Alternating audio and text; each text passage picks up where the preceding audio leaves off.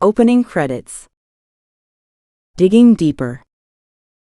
Sam Harris Adventure Series, Book 6. By P.J. Skinner. Narrated by Google AI. Chapter 1. Diamonds are a girl's best friend.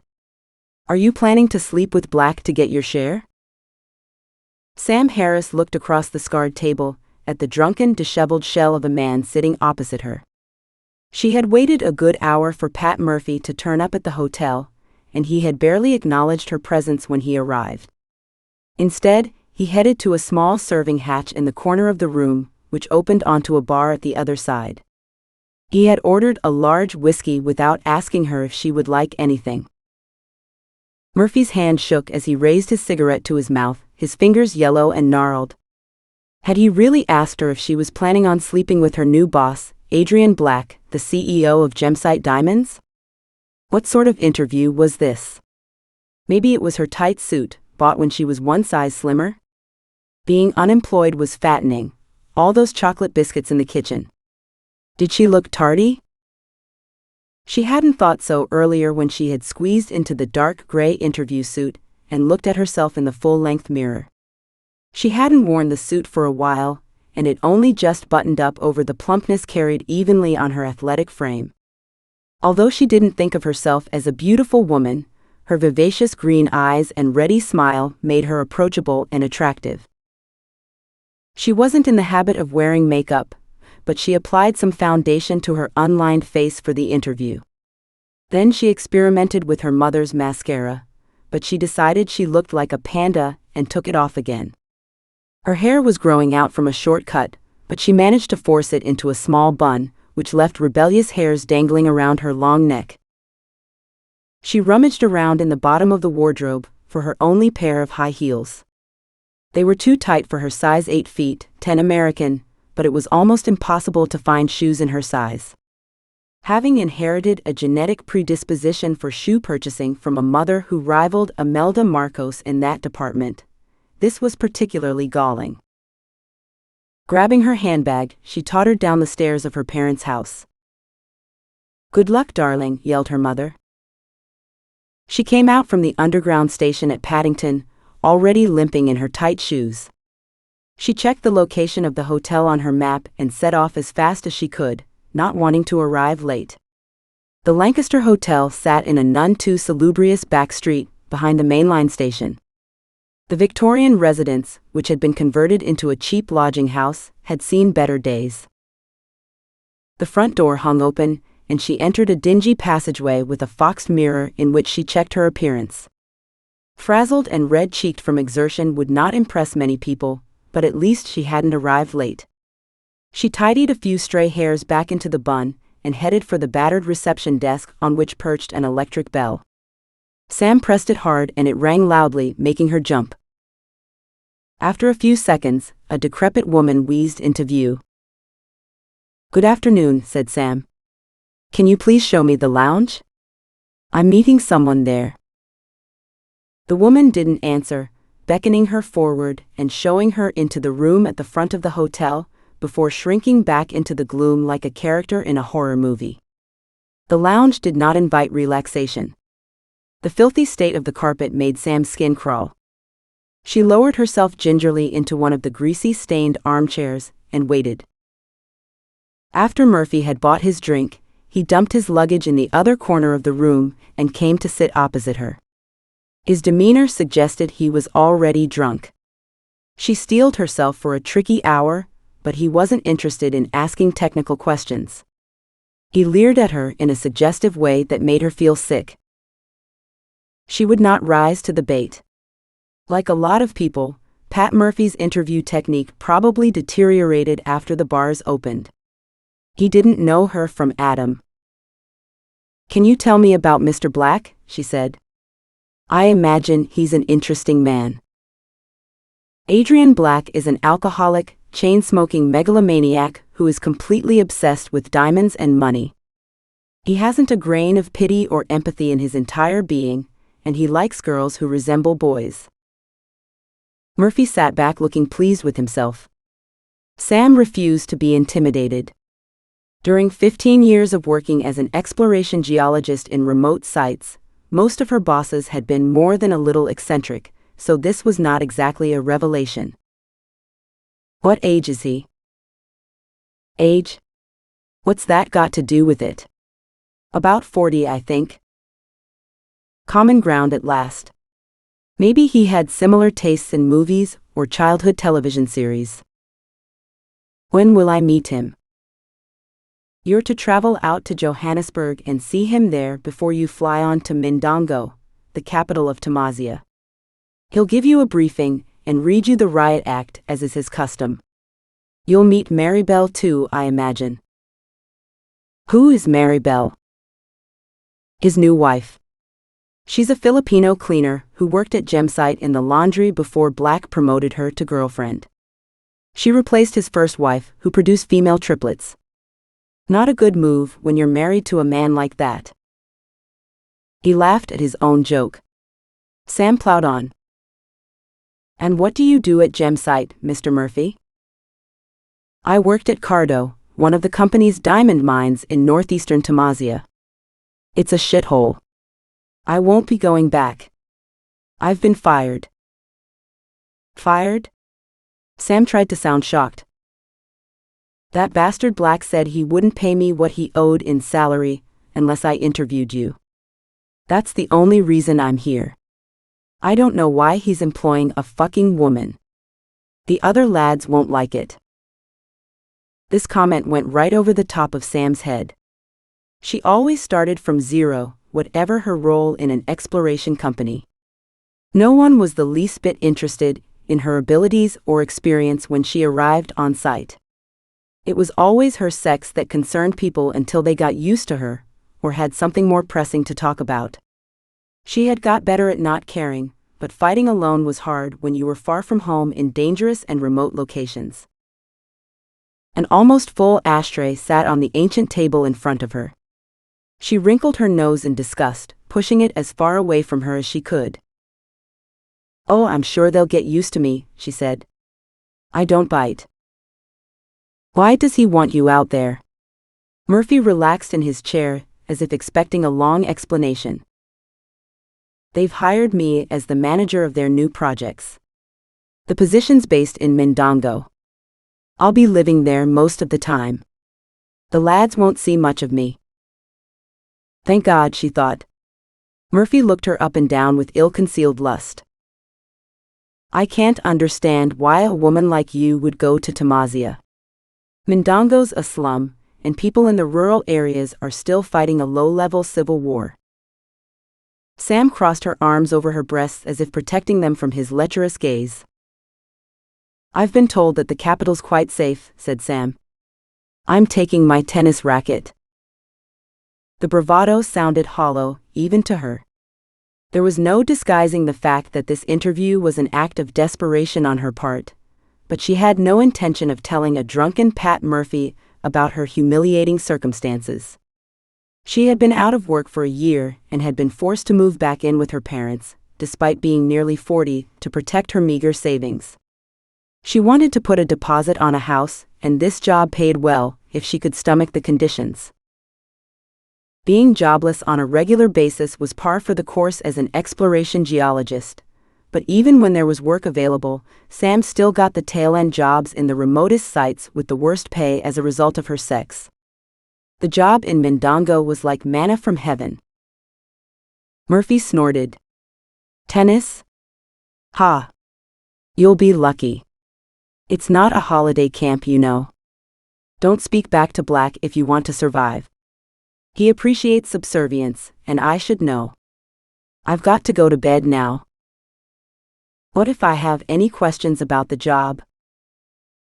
Call the London office. They'll know most things. He threw a filthy business card on the table and staggered out of his seat over to the bar, dismissing her without a backward glance.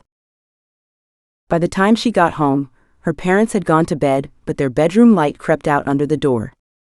They would want a report on the interview. She gave the door a light knock and went in. Her parents were both sitting in bed, reading glasses balanced on the ends of their noses. They both peered at her over the top of them like quizzical owls. "How did it go?" said Bill Harris. "You were there for ages." Well, the man arrived an hour late," said Sam. "Honestly," said Matilda Harris. "What is wrong with people these days? Was his plane delayed?" "He didn't say. His manners left a lot to be desired, to be honest. And I think he was drunk." "That's annoying. Do you think there was any point to you going?" said Bill. "Apparently I have the job," said Sam. "I don't know whether to be thrilled or horrified." "That's great, darling. A job's a job." "How can you say that?" said Matilda. "It sounds like Sam will be working with another bunch of rude drunks to me. And even worse, in a country approaching civil war. I need the money. I promised to do 6 months and come home. I can always leave if it gets too dangerous." "That's the spirit," said Bill. "You should be able to look after yourself by now, after all those other jobs you've had." Sam smiled. Her parents had been fed a severely censored version of her working life. There didn't seem to be any point worrying them about stuff that had already happened. Anyway, as her mother had said, she could come home any time she wanted. Chapter 2. Before going to Tamazia, Sam flew to Johannesburg to meet her new boss, Adrian Black. Normally she would have been buzzing with the prospect of starting a new job, but she had been unable to shake the feeling that working at Gemsite would be an ordeal, especially if the other expatriates resembled Murphy. She traveled to a country at war with itself, but this represented only one of the pitfalls to the job. None of these had been apparent when she first replied to the advertisement searching for a new projects manager for a diamond mining company in Africa. This was not a new dilemma. The initial conundrum hadn't changed since she had first graduated. Whenever she tried to stay in England, she felt out of place. No matter how hard she tried, she just didn't fit in. She would rather take a dodgy job with the chance of adventure than sit in a suit at a desk, mute with the fear of alienating yet another person. How many pubs had she lurked in, dying to tell her companions about the time someone put a snake in her bed, knowing that to do so would not make things better but worse. The ability to trump anyone's story did not qualify as an advantage. It made her a pariah. So she always took any job they offered her because, despite the casual misogyny rampant in remote sites, at least she could talk freely in the company of other misfits like her, people who had years ago forsaken a normal life to have an adventure instead. Being a woman complicated matters, and she always had to fight for recognition as one of the team, but she was used to it. She lived for the day when her sex would be irrelevant, but she loved her career. Working on remote sites was the lesser of two evils, as far as she was concerned. A hand touched her tense shoulder, making her jump. The stewardess placed a plastic tray in front of her. "I'm sorry. We only have chicken left." "What would you like to drink, madam?" she said. "Can I have an apple juice, please?" said Sam. The aircraft landed on such a thick blanket of fog, she wondered if she had gone to the Antarctic instead of Johannesburg. The chilly morning air sat damp on the airport tarmac. It was winter in South Africa. Have I got the right gear for Tamazia? She had tried to find out from the London office, but they had been vague about the climate, unwilling to commit themselves.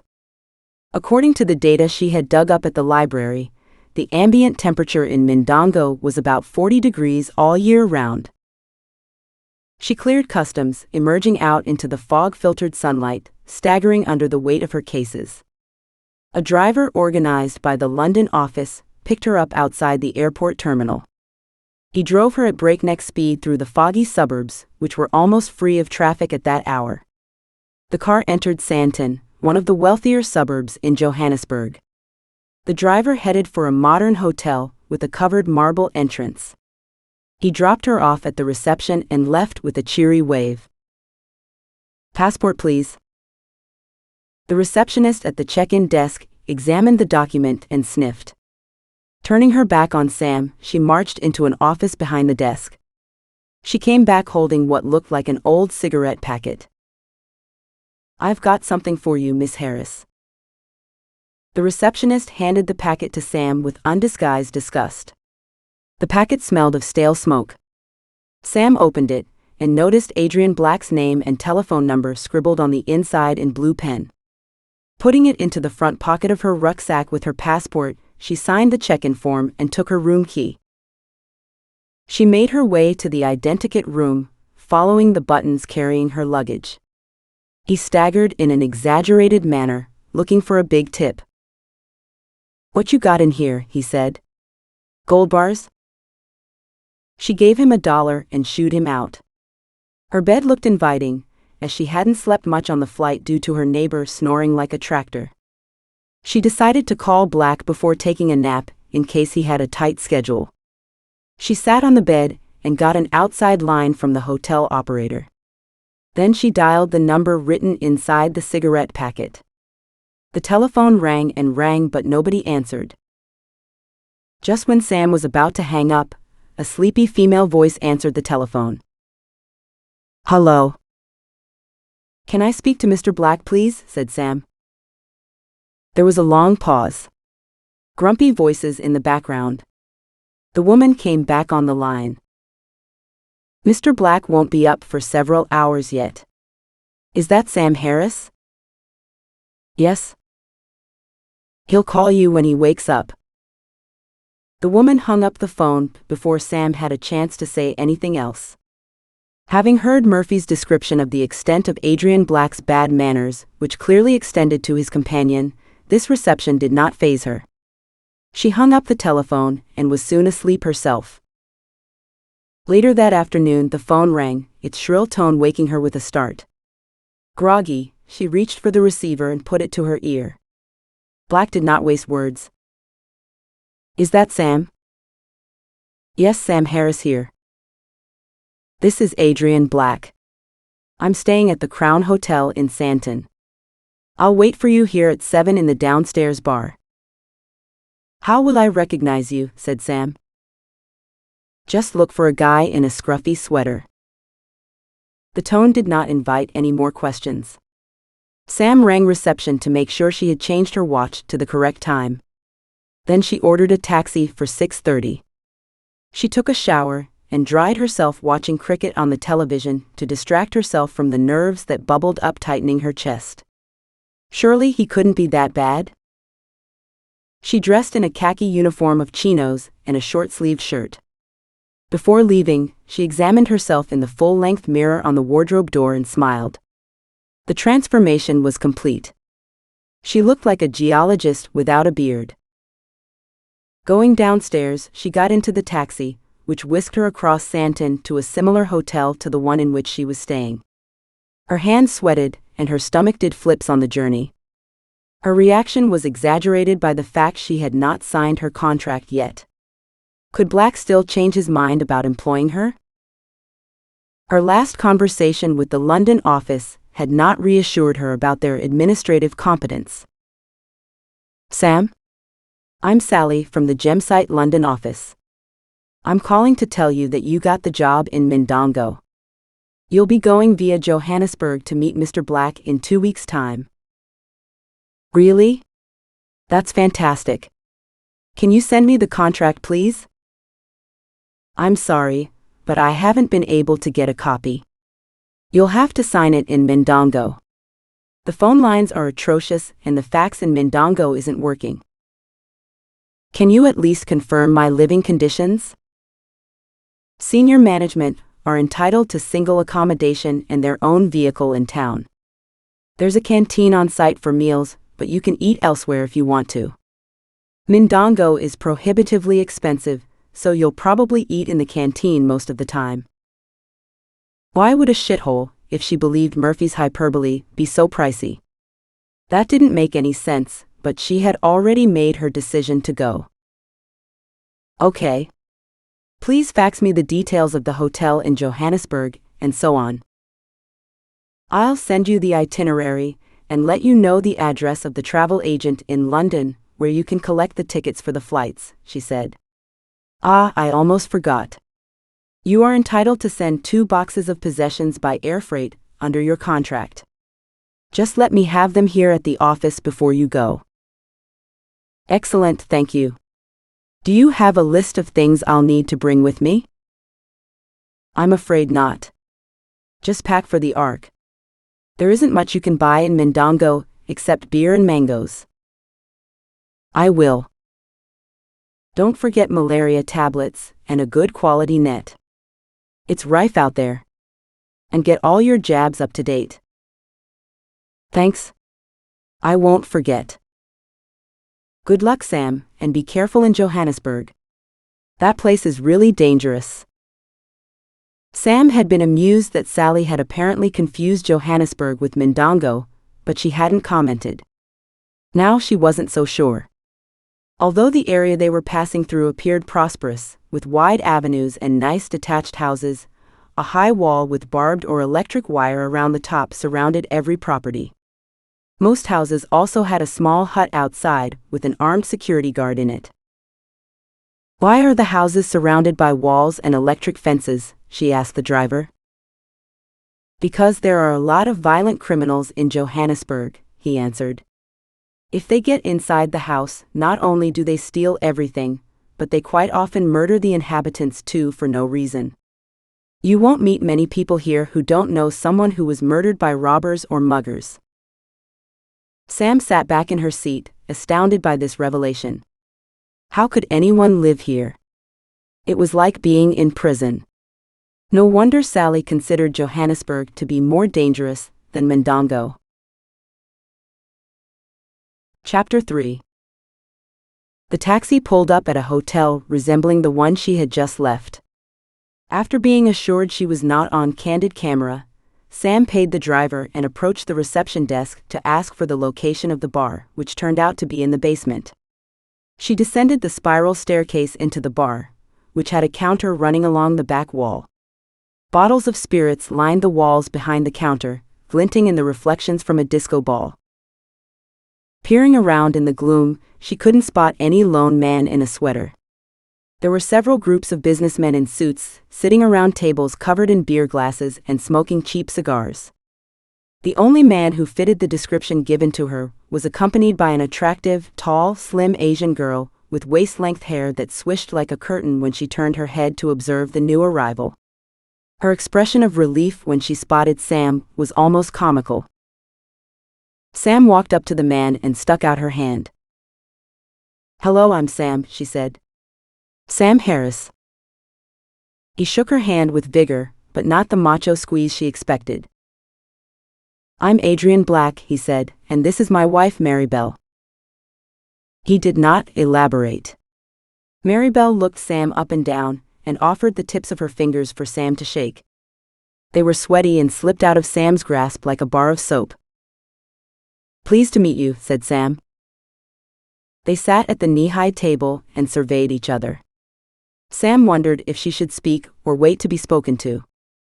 The table dug into her knees as she leaned forward in anticipation. Before they could start a conversation, Black's mobile phone rang. He stood up and walked across to the far side of the room, gesticulating to Sam and mouthing "Mindongo office." Whatever they had to say, it did not please Black. He shouted into the brick-like cellular phone, a harangue that went on for about 15 minutes. Swearing punctuated every sentence, and veins bulged on his forehead and neck. Sam took the opportunity to inspect her new boss at close quarters.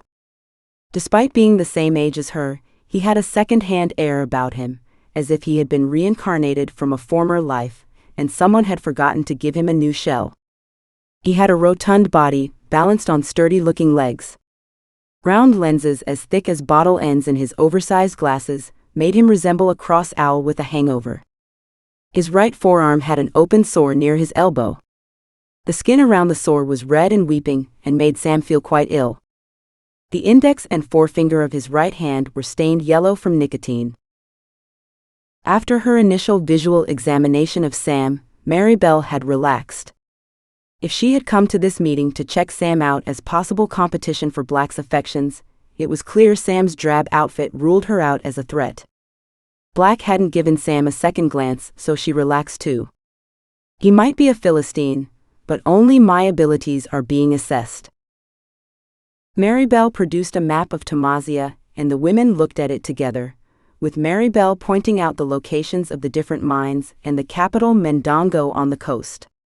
She had a stoned air about her. With a big sleepy smile she directed at Black's shouting figure from time to time, like a mother tolerating a toddler's tantrum.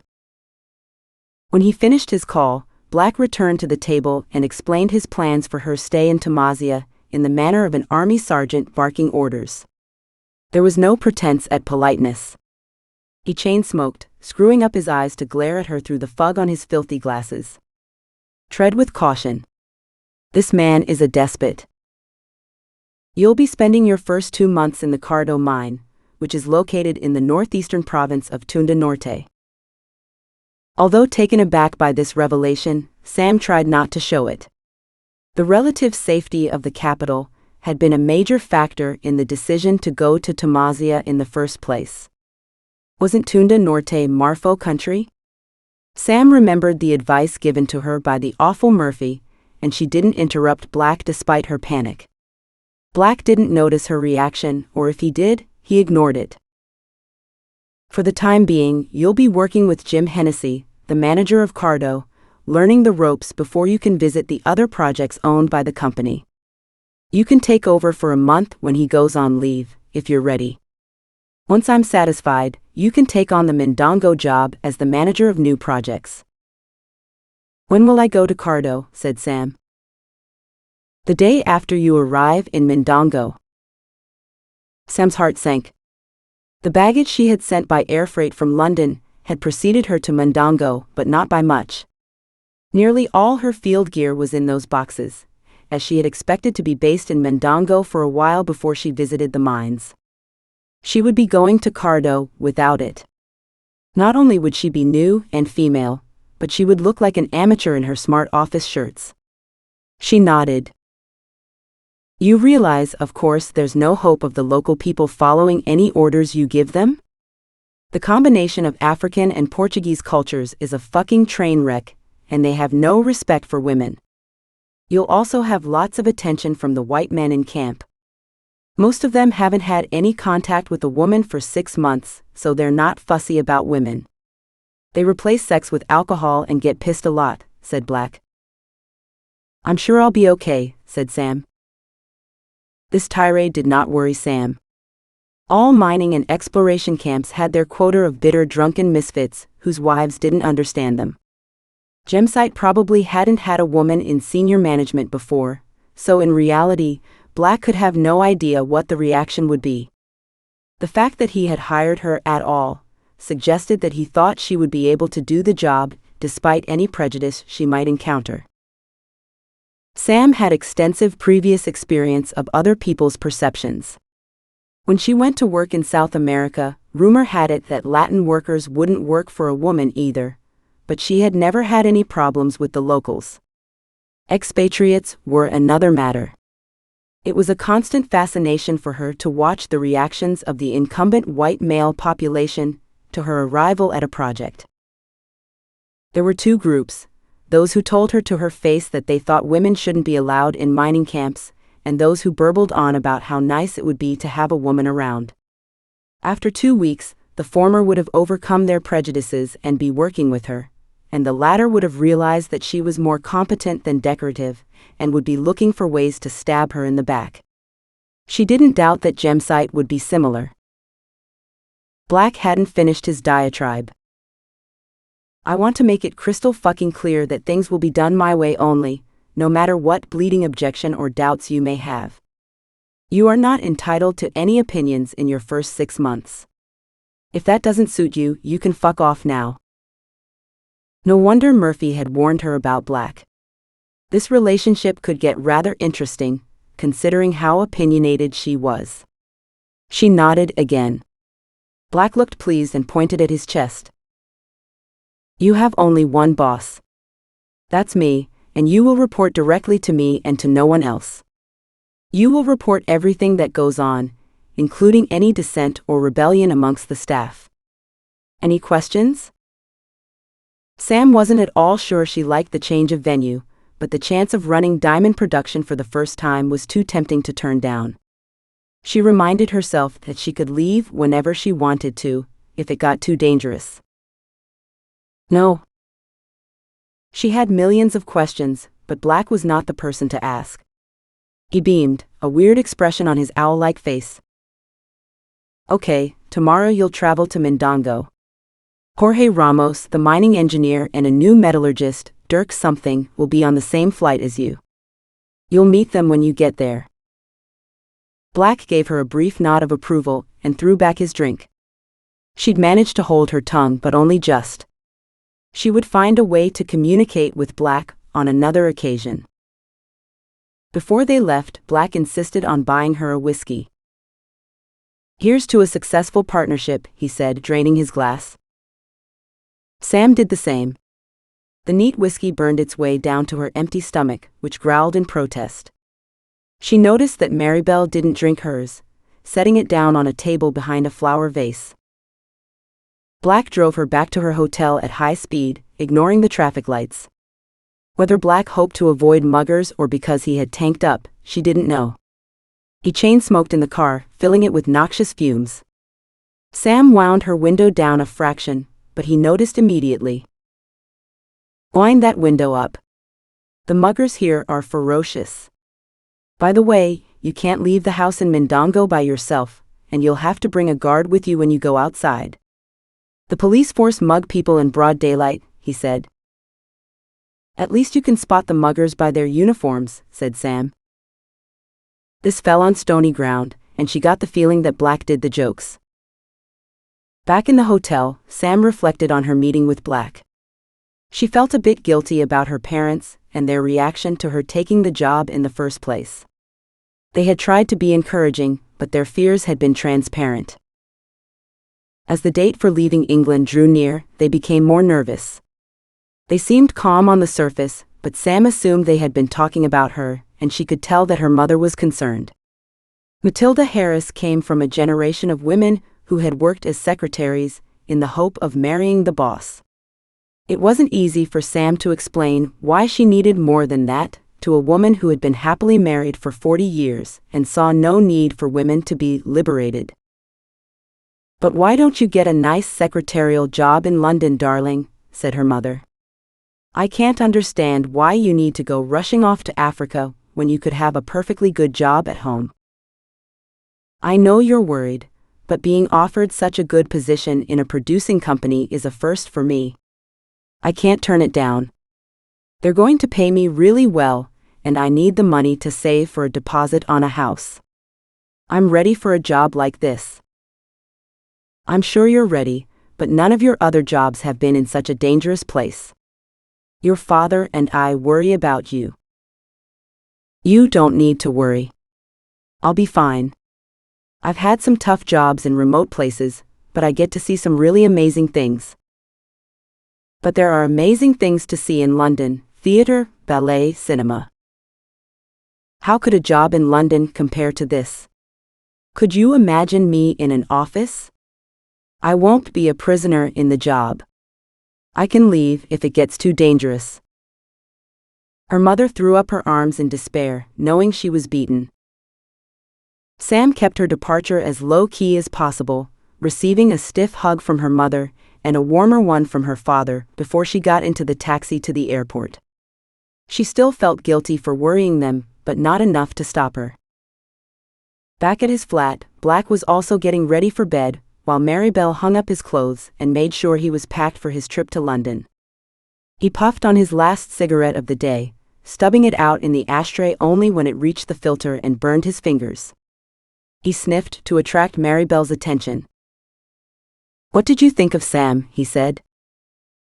"She's pretty ordinary looking, isn't she? Did you see what she was wearing? What a frump. She certainly hasn't got any dress sense," said Maribel. Black grunted irritably. "That's not what I meant. What did you think of her as a person? Did she leave any impression on you?" She's quite clever, I think. But she didn't say anything. She smiled. That's what I meant. Chapter 4. Sam rose at dawn to go to the airport. She loaded her luggage into one of the hotel taxis, and the driver set off through the silent streets in the soft light. As with her arrival, check-in was quick, and she spent a pleasant hour or so drinking tea and reading the newspapers in the business class lounge. Several Europeans waited there with her, some of them middle-aged women in Laura Ashley flowery dresses. The dresses looked old-fashioned compared to the chic clothes worn by some other occupants of the lounge, but there was something reassuring about the unflappable colonial relics. These expatriate wives turned up all over the world and organized drinks parties and house harriers, more drinking but with running, for the foreign communities in remote or developing countries. Some of Sam's apprehensions melted away. If they were going to Tamazia, it couldn't be that dangerous. The flight to Mindongo took about 3 hours. She tried to sleep, but lurid images of rebels and robbers invaded her thoughts whenever she shut her eyes. The in-flight magazine contained an article about some actress she'd never heard of, and her perfect life with her film star husband in their ideal home. She snorted. He was probably a womanizer, and she looked like she hadn't eaten for a month. Suddenly self-conscious about her plump stomach, she pulled her khaki shirt down and smoothed it out. She came out into the arrival hall, pushing her overloaded trolley and squinting in her effort to find her welcoming party. Nervous again, her heart rate increased when she couldn't spot anyone from Gemsite there to greet her. Crowds of passengers and families thronged the terminal, making it difficult to spot anyone holding a card with her name on it. Taxi drivers tugged her sleeve looking for a dollar fare. Sweat ran down her back in the sweltering heat. After searching the inside of the arrival hall twice, she went outside. Maybe they had parked nearby and couldn't leave their car. Stepping through the airport doors, she was hit by a wall of heat and laser-bright sunshine. Blinded, she fumbled around in her rucksack for her sunglasses. As her vision returned, she examined the vehicles parked at the curb for a logo or some sign that they belonged to Gemsite. They were just the normal mixture of taxis and family cars, surrounded by people with luggage, and beeping their horns in frustration at not being able to get in or out of their parking spaces. She tried to disguise her nerves and keep an eye on her luggage, glancing at every new arrival. An airport security guard lounged against the wall, smoking with his eyes closed. "Excuse me, sir," said Sam in her rusty Portuguese. "Do you know a company called Gemsite? They are supposed to meet me here." The guard opened his eyes and blew smoke in her face. "Gemsite, of course, everyone knows them. The driver's gone to eat. He'll be back soon." He shut his eyes again and took another drag of his cigarette. Taken aback by this piece of news, Sam sat disconsolately on her luggage outside the terminal. She didn't think much of the driver's casual attitude. "I've arrived in a war zone, and no one has bothered to meet my flight." The Gemsite driver turned up after about half an hour and found her still sitting on her suitcase. "Hello," he said. "Are you Sam?" "Where have you been?" said Sam. "I thought you had forgotten me." "I'm sorry. They should have warned you. I was collecting lunch for some of the airport staff. They get tiny salaries, which are often paid late. We need to help them if we want them to help us." She had misunderstood what the security guard had told her. It was a good reminder of how rusty her Portuguese was. She had only worked in Brazil for 3 months, and while she found it easy to understand, as Brazilian Portuguese had many similarities to Spanish, the Tamazia accent was different. It was a good lesson. She would try not to jump to any more conclusions. The driver showed her to the Gemsite minivan. He gave her some brochures to read from some loony Christian sect, so beloved of many Africans she had met. This one appeared to be searching for handmaidens for the high priest. Not the sort of job description she craved. "I'm going to look for Jorge Ramos, the Cardo project engineer. He should have been on the same flight as you." He should be with the new metallurgist, who is also arriving today, said the driver. He disappeared back into the heaving airport, leaving Sam melting in the heat. She tried sitting in the van, but it was even hotter in there. A tiny patch of shade, under a balcony in the airport, welcomed her into its warm embrace. It was over 40 degrees in Mindongo, and Sam could feel the damp waistband on her trousers digging into her stomach. Her t-shirt clung to her back, and her bra straps were too tight in the heat. Those damn biscuits had a lot to answer for. The driver emerged almost an hour later, accompanied by two men, one much younger than the other. By then Sam was pretty sure she didn't want to join the Church of St. John of the Virgins, or contribute any of her hard-earned cash to their cause. Sorry about that. One of the bags was delayed by customs and they wouldn't let any of us leave, said the driver. Sam shook hands with the two men. Hello, you must be Sam, said the older one. I'm Jorge Ramos. I work at Cardo with Jim Hennessy. He shook her hand with a broad smile, and struck her with his open, honest manner. Hi, said the other younger man. I'm Dirk Vetter. This is my first shift at Gemsite. I'll also be working at Cardo. Where are you based? Blond with a lantern jaw, which didn't detract much from his handsome face, his sturdy muscular body also caught her eye.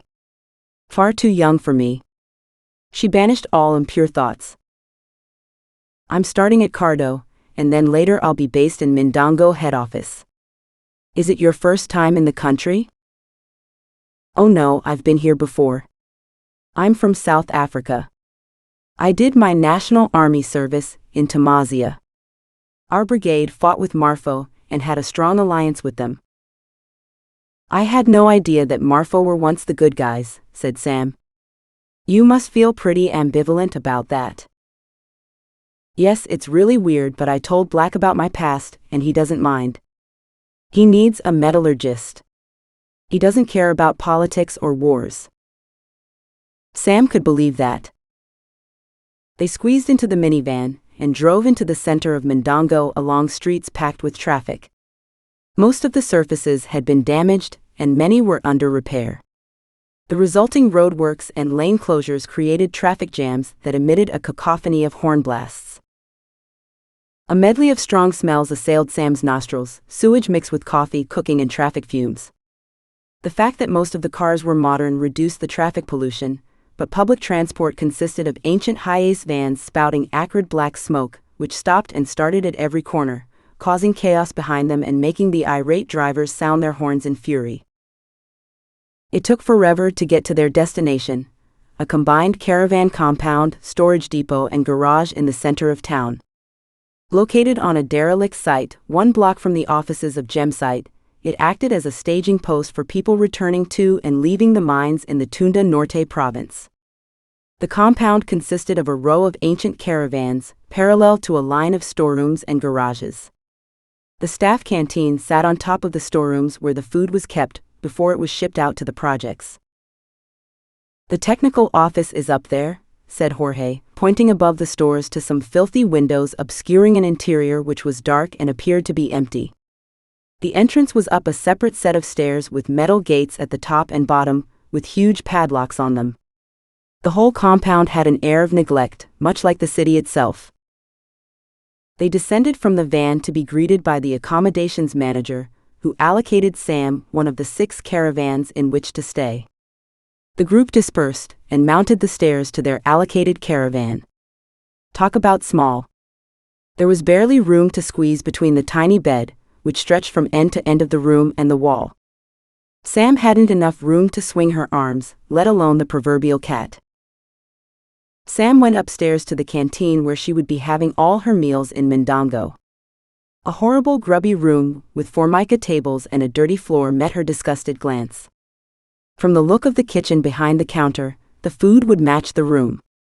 She drank a cup of vile coffee in the canteen. I'll take you down the street to the Gemsite office, said the accommodations manager.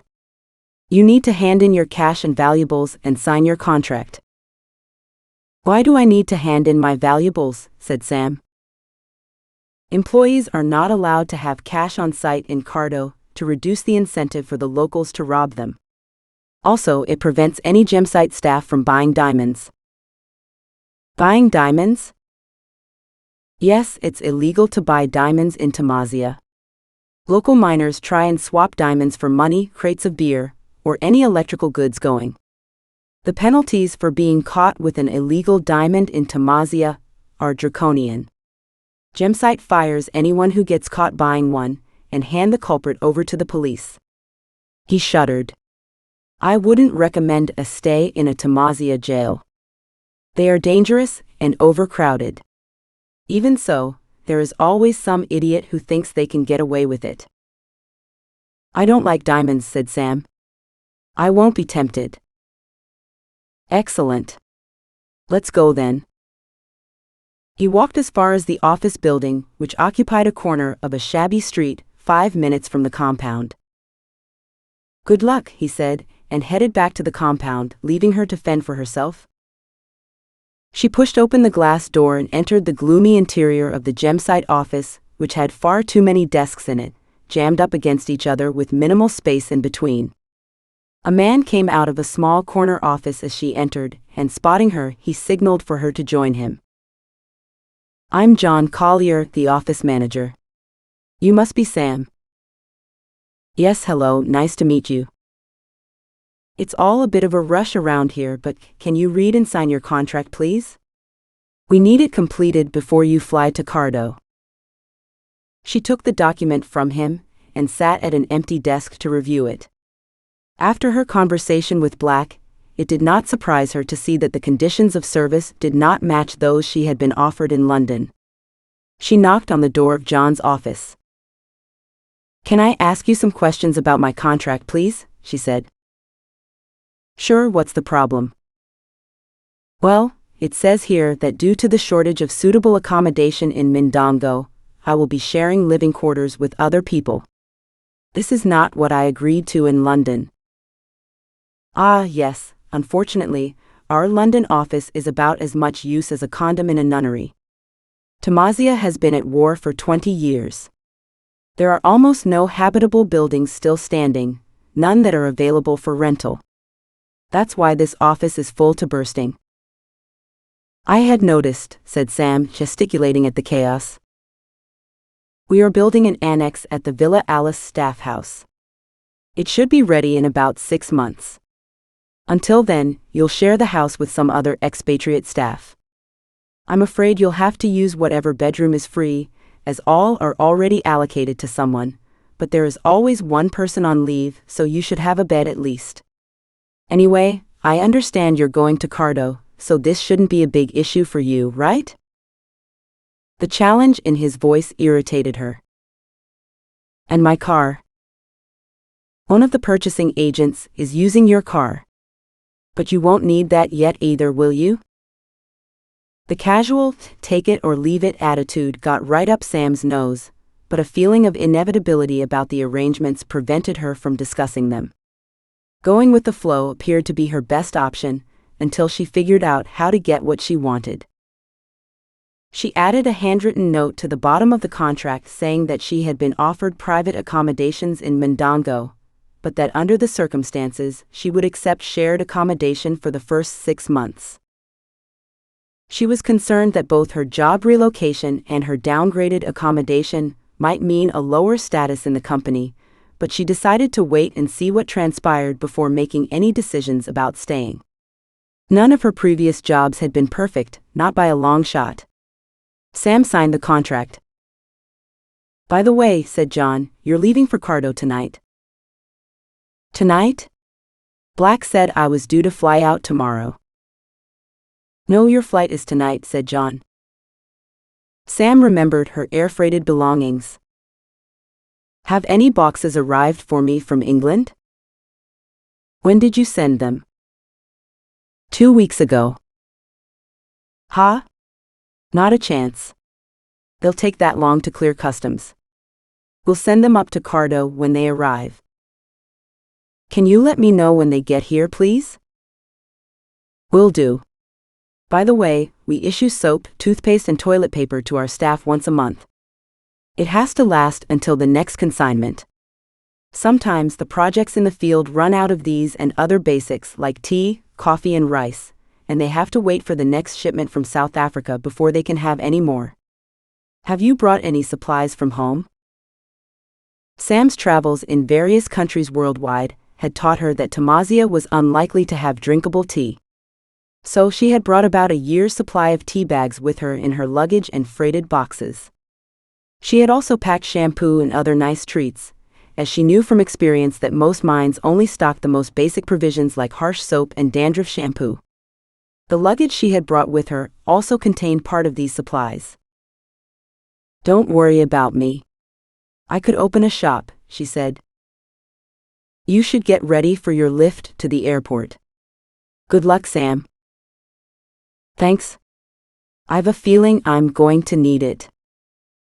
As evening fell, Sam left for the airport with Jorge and Dirk, who were also going to Cardo, and despite her uncertainty, her anticipation rose. It was like being in one of those old Hollywood films where the stars set out on safari. She half expected that Clark Gable would get on the flight with them and drink dry martinis. The speed of events had been startling, but she was glad after all that she didn't have to hang around in Mondongo. When they got to the airport, a tall, dark, handsome man approached the minibus. Maybe Clark Gable reincarnated? "Hi guys," he said when they drove up. "I'm afraid the flight has been canceled and the flight crew has gone home for the night." "Is there any chance we'll be flying tonight?" said the driver. "No chance. I'll advise the office around midday tomorrow when we get new flight times." Her feelings of anticipation evaporated and were replaced by one of anticlimax. They turned around and drove back to the compound through the glacier-paced rush-hour traffic. "Does this happen often?" said Sam. "All the time," said Jorge. They went to the canteen for dinner, but Sam took one look at the food on offer and returned to her caravan without eating. She hung her mosquito net over her bed and got underneath it. Lying in the darkness, listening to the whining and buzzing of thwarted insects, she mulled over her luck. What had she done to deserve this? Why couldn't she get a job with a major mining company and stay in cushy hotels with room service and cable television? Chapter 5. The next morning, breakfast started early and the rations were sparse. The bread was so stale it could have been used as missiles for Marfo. Sam dunked her bread in her tea and hoped this was not an example of the general standard of Gemsite cuisine. Breakfast was essential to Sam's humor and drive. Without a decent one, she would be toast for the rest of the day. She hung around all morning in the office with Dirk and Jorge, waiting for news of their flight and getting in the way in the confined space. "Do you want to borrow a car and driver for a trip down to see the bay and beaches of Mondongo?" said John Collier. "You won't be leaving for a few hours yet." "Yes please," said Sam. The driver is South African, so he speaks English. "Can I come too?" said Dirk. "Sure." "Jorge, do you want to come with us?" said Sam. "No thank you, Sam. I have to do some paperwork in the office." "Okay, let's go then." The streets of Mondongo were lined with decrepit old colonial houses, painted in faded pastel colors like ghosts of their former selves. These were interspersed with the same breeze-block houses with zinc roofs that made South American cities so ugly. Here and there, Sam spotted Art Deco buildings with fantasy ironwork on their balconies. Gaps in the streets were filled with makeshift accommodations such as shipping containers. Pools of green sewage festered in the large gaps between the pavements. The seafront buildings also suffered from neglect, the central bank of Tamazia the only exception to this. It stood on the boardwalk, huge and magnificent with a palatial entrance and cupola. Newly painted in pink and white, it made a striking contrast to the decrepitude all around it. All of the legally mined diamonds passed through the doors of the bank, and the bank profited from its association with them. The car swept them along the promenade in black, pink and white brick that lined the edge of the bay, crossing a bridge to a long, thin strip of land running parallel to the shore, creating a lagoon between itself and the town. The white sands running on both sides of this thin sliver of land made up the main beaches at Mondongo. There were 2 ugly oil rigs standing in the lagoon. "This part of town is known as the island," said the driver. "It is joined to the mainland by the bridge we just crossed. The huge oil rigs in the middle of the lagoon might spoil the view, but they provide millions of dollars of revenue for the government." At the far end of the island, there were a couple of half-decent cafes and beach bars. Many people had set up small stalls consisting of an umbrella shading a cooler box, with a few cans perched on top. Small bossy boys directed the parking and fought over the tips. Rich Tamazians of all races slumped in deck chairs, sporting huge gold chains and tiny bikinis. The town of Mondongo was originally built for a population of 500,000 inhabitants. Before independence in 1958 and the subsequent abandonment of the country by 90% of its skilled white workforce, Mondongo was known as the Paris of Africa. Now 4 million inhabitants, mostly refugees from the fighting in the countryside, have stretched the infrastructure past breaking point, and huge slums sprawl out in all directions from the central part of the city, said the driver. Despite this, the old heart of the town still retained a genteel air and a Mediterranean feel, and Sam relaxed as they drove around in the dry heat with the windows down.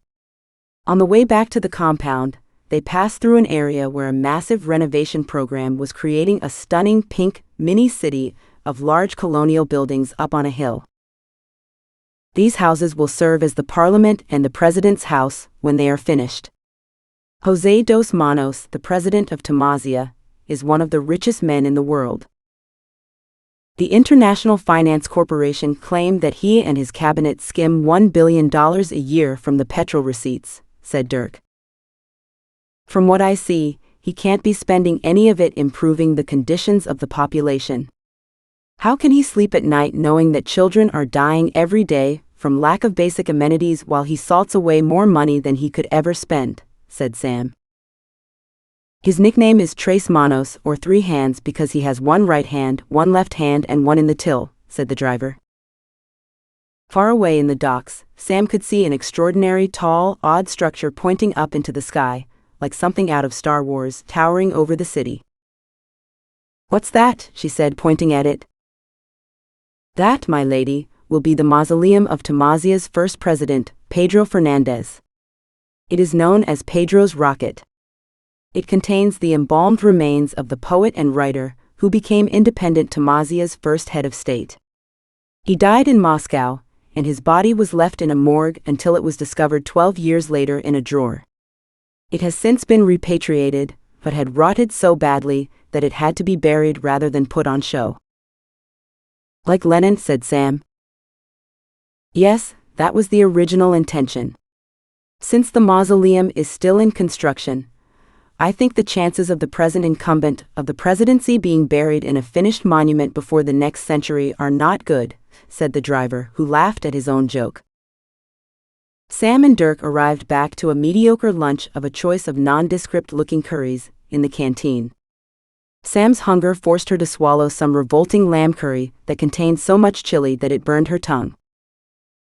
She went to her trailer to read, but Pedro, the handsome man who had talked to them at the airport the night before, turned up in his car and leaned out of the window.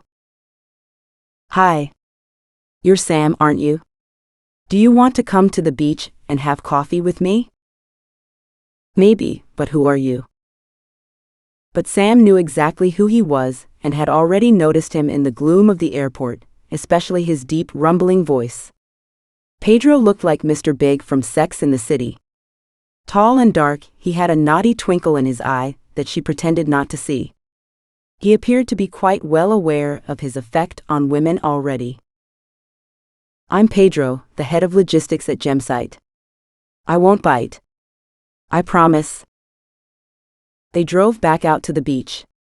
Sam didn't bother telling Pedro that she had just been there. They sat at a cafe drinking strong Portuguese coffee, and she had a custard tart, which restored her good humor as the sugar entered her bloodstream. Relaxed and charming, he offered the possibility of fun times when she got back from her training period at the Cardo mine. "I've worked with the company for 5 years, but I don't know how much longer I'll be here," he said. Oh, and why is that? Have you got another job? Said Sam. I punched someone from the accountant's office, and I'm on my last warning. I might be more careful if you are going to be around for a while. Sam blushed. She wanted to know why he had punched the accountant, but she didn't want to break the mood. It had been a while since she'd had a handsome man all to herself. Boyfriends and long rotations away from home didn't mix. She changed the subject. Is the food in the canteen always revolting? I don't think it's revolting. I mean, is the food always curried? I hate curry. Yes, it is. The chef at the Mindongo canteen is Pakistani, so 2 or 3 of the 4 choices in the canteen at mealtimes are always curries. However, it is not because he doesn't know how to cook anything else. He's an expert at using the strong flavors of the spices to cover up the rotten taste of the meat. Why is the meat rotten? Don't they have fridges? The meat's rotten because all the food for Gemsite is imported from South Africa in containers that sit in the port for days, waiting to clear customs. Mindongo's average temperature is 40 degrees. The combination of the 2 factors mean that most of our meat is eaten rotten. Why doesn't John Collier buy meat in Mindongo instead? The civil war in Tamazia has obliterated the agricultural and food industries. The presence of so many landmines has put a stop to any farming activity, and the lack of working infrastructure prevents any produce from reaching the capital. He simply isn't able to buy enough produce to feed the mines, and Black won't let us pay bribes to get the food out of customs. Isn't that your job? Said Sam. To rescue the food from customs? Pedro stiffened. You have no idea how difficult it is to get anything out of customs. Besides, the officials do it on purpose. They hate Gemsite because we won't pay them any bribes. They do everything they can to delay the food until we get desperate and have to negotiate. Once I get it released, any food that escapes the clutches of customs sits in freezers prone to power cuts. That's why you have to eat curry every day. I was kidding, said Sam.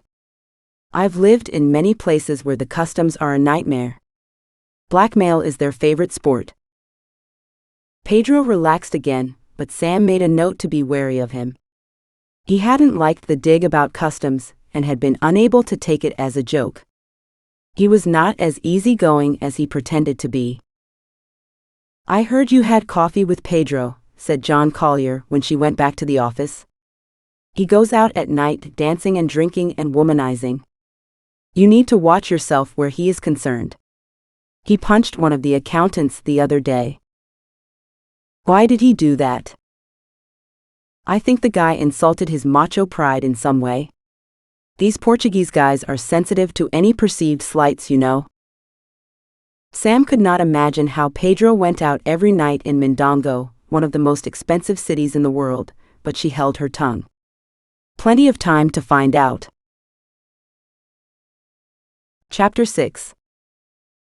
The driver turned up to collect the cargo passengers in the late afternoon and loaded them into the minivan to take them back to the airport.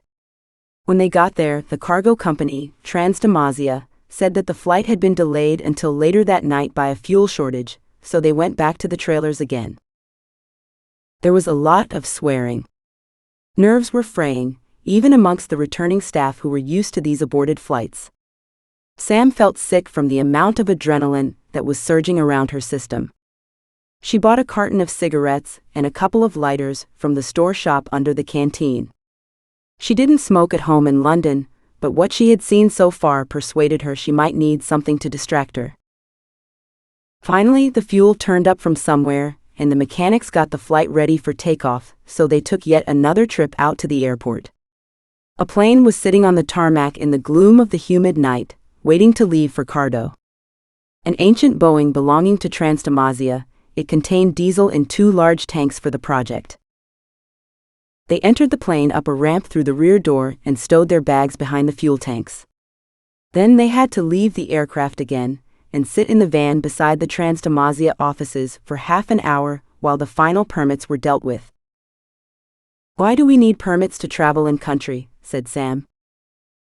Anyone traveling in Tamazia, especially expatriates, have to fill out all sorts of papers and permits for each journey, said the driver. How long do the permits last? I'm afraid that they have to be renewed each time you want to travel. They like to make things difficult in Tamazia. More chances to demand bribes. Since Gemsite used the cargo section of the airport, there were no departure halls for the passengers. They sat in the car on the tarmac beside the plane and waited. It was dark, and various officious types rushed around with a gun in one hand and a clipboard in the other. Thank goodness their driver dealt with all the paperwork involved. Sam didn't fancy her chances of getting through the red tape alone. When the passengers were finally allowed onto the plane again, they climbed up the ramp at the back of the aircraft and into the gloomy, oily cargo bay. They filed down the fuselage on a narrow walkway between two large fuel tanks. The floors of the vessel were slick with diesel, and the dim lighting flickered, illuminating the filthy, ancient seats in a row at the front of the cargo bay. Sam, Jorge, and Dirk strapped themselves in with oily seatbelts. So much for the dry martinis. Sitting in front of the huge diesel tanks, Sam felt as if she were strapped to a liquid bomb. The cabin went dark and the plane took off at last. The noise in the aircraft threatened to split their eardrums. Some dim lights came on after the plane leveled out, but no one spoke. It would have been pointless, as it was impossible to hear anything above the din. As they rose to cruising height, the temperature in the cabin plummeted, and Sam shivered in her cotton shirt. She made a mental note to bring a jacket next time. They flew in silence for an hour and a half, alone with their thoughts. Sam felt tempted to chicken out and demand to go home, but she was more afraid of being thought a coward than facing whatever awaited her in Cardo. The presence of the other two men reassured her. Why would they be going back if it was that bad? Suddenly the plane started dropping down into the blackness. The cabin lights went out again, and the passengers sat in the pitch dark. There were some tiny filthy windows in the fuselage, but nothing was visible through them. Sam couldn't see a runway, and the plane landing lights had not been switched on. They sat in the blackness, falling through the air in their flammable torpedo. There was something more than a little bizarre about the way they just sat there, and no one said anything. Sam had seen many movies in which the women started screaming, and the men leapt out of their seats in the same situation. In real life, passengers sit there in grim silence and hope it's not the last thing they do. Just before plane hit the ground, the engines throttled down and the pilot turned on the outside lights. Simultaneously, the runway lit up only tens of feet below the plane. It landed in the same instant with a kidney-crushing bounce. It's lucky I have good sphincter control. The plane came to a full stop, grinding to a halt on the gritty red runway. Sam turned to Jorge, who was calmly undoing his belt. Why did the pilots land like that? Was there a problem? She said. There is always a problem with landing in Marfo territory. Blacking out is done to avoid being shot down by a shoulder-launched missile. The guerrillas need a visual on the plane to fix an approximate direction for the heat-seeking missile to home in on its target, so the plane has to land blind. What on earth have I got myself into? The level of danger had risen to the point where Sam had serious doubts about the wisdom of accepting her changed job description and coming to Cardo. There wasn't much she could do about it at 2 a.m, so she kept her thoughts to herself. Deafened and shaken, they tottered down the steps of the plane onto the gravel and carried their bags across the sandy apron to the customs post. The airport buildings consisted of a zinc hangar for aircraft, with a brick hut attached to one side which served as the arrivals area. Drunken customs officials caroused with local girls in its shadowy interior. Sam staggered into the hangar with her heavy bags, her rucksack sliding down her arm and impeding her progress. Papers, please. All visas and flight permits must be shown, said a jaundiced-looking security officer. He fussed about, trying to find something wrong, but his heart wasn't in it. Eventually, the lateness of the hour defeated him, and the Gemsite workers were allowed to leave with minimum hassle. They got aboard another high-ace van and drove to the compound. Sam's spirits rose as they entered Cardo Project and drove down a road lined with sturdy brick bungalows with zinc roofs. The streets were empty, and all the houses had padlocked outer doors. Huge mango trees weighed down with swollen fruit grew between the houses. Sam loved mangoes. "This looks pretty civilized," she remarked to Jorge. "Yes, it's a bit run down, but it's not bad. It's a Portuguese mining village from the 1950s, arranged on a grid system." "Who lives in the bungalows?" "Those are for senior staff like you, Sam." He laughed at her expression. "The more junior staff members live in prefabricated housing blocks, contained in the same grid. The more junior the position, the more people there are to a room." The driver dropped Jorge and Dirk off at one of the nicer-looking prefabs, and then Sam was taken to one of the bungalows near the canteen. "This is Murphy's old house," said the driver. "I understand you met him." "I had that pleasure," said Sam, trying not to laugh.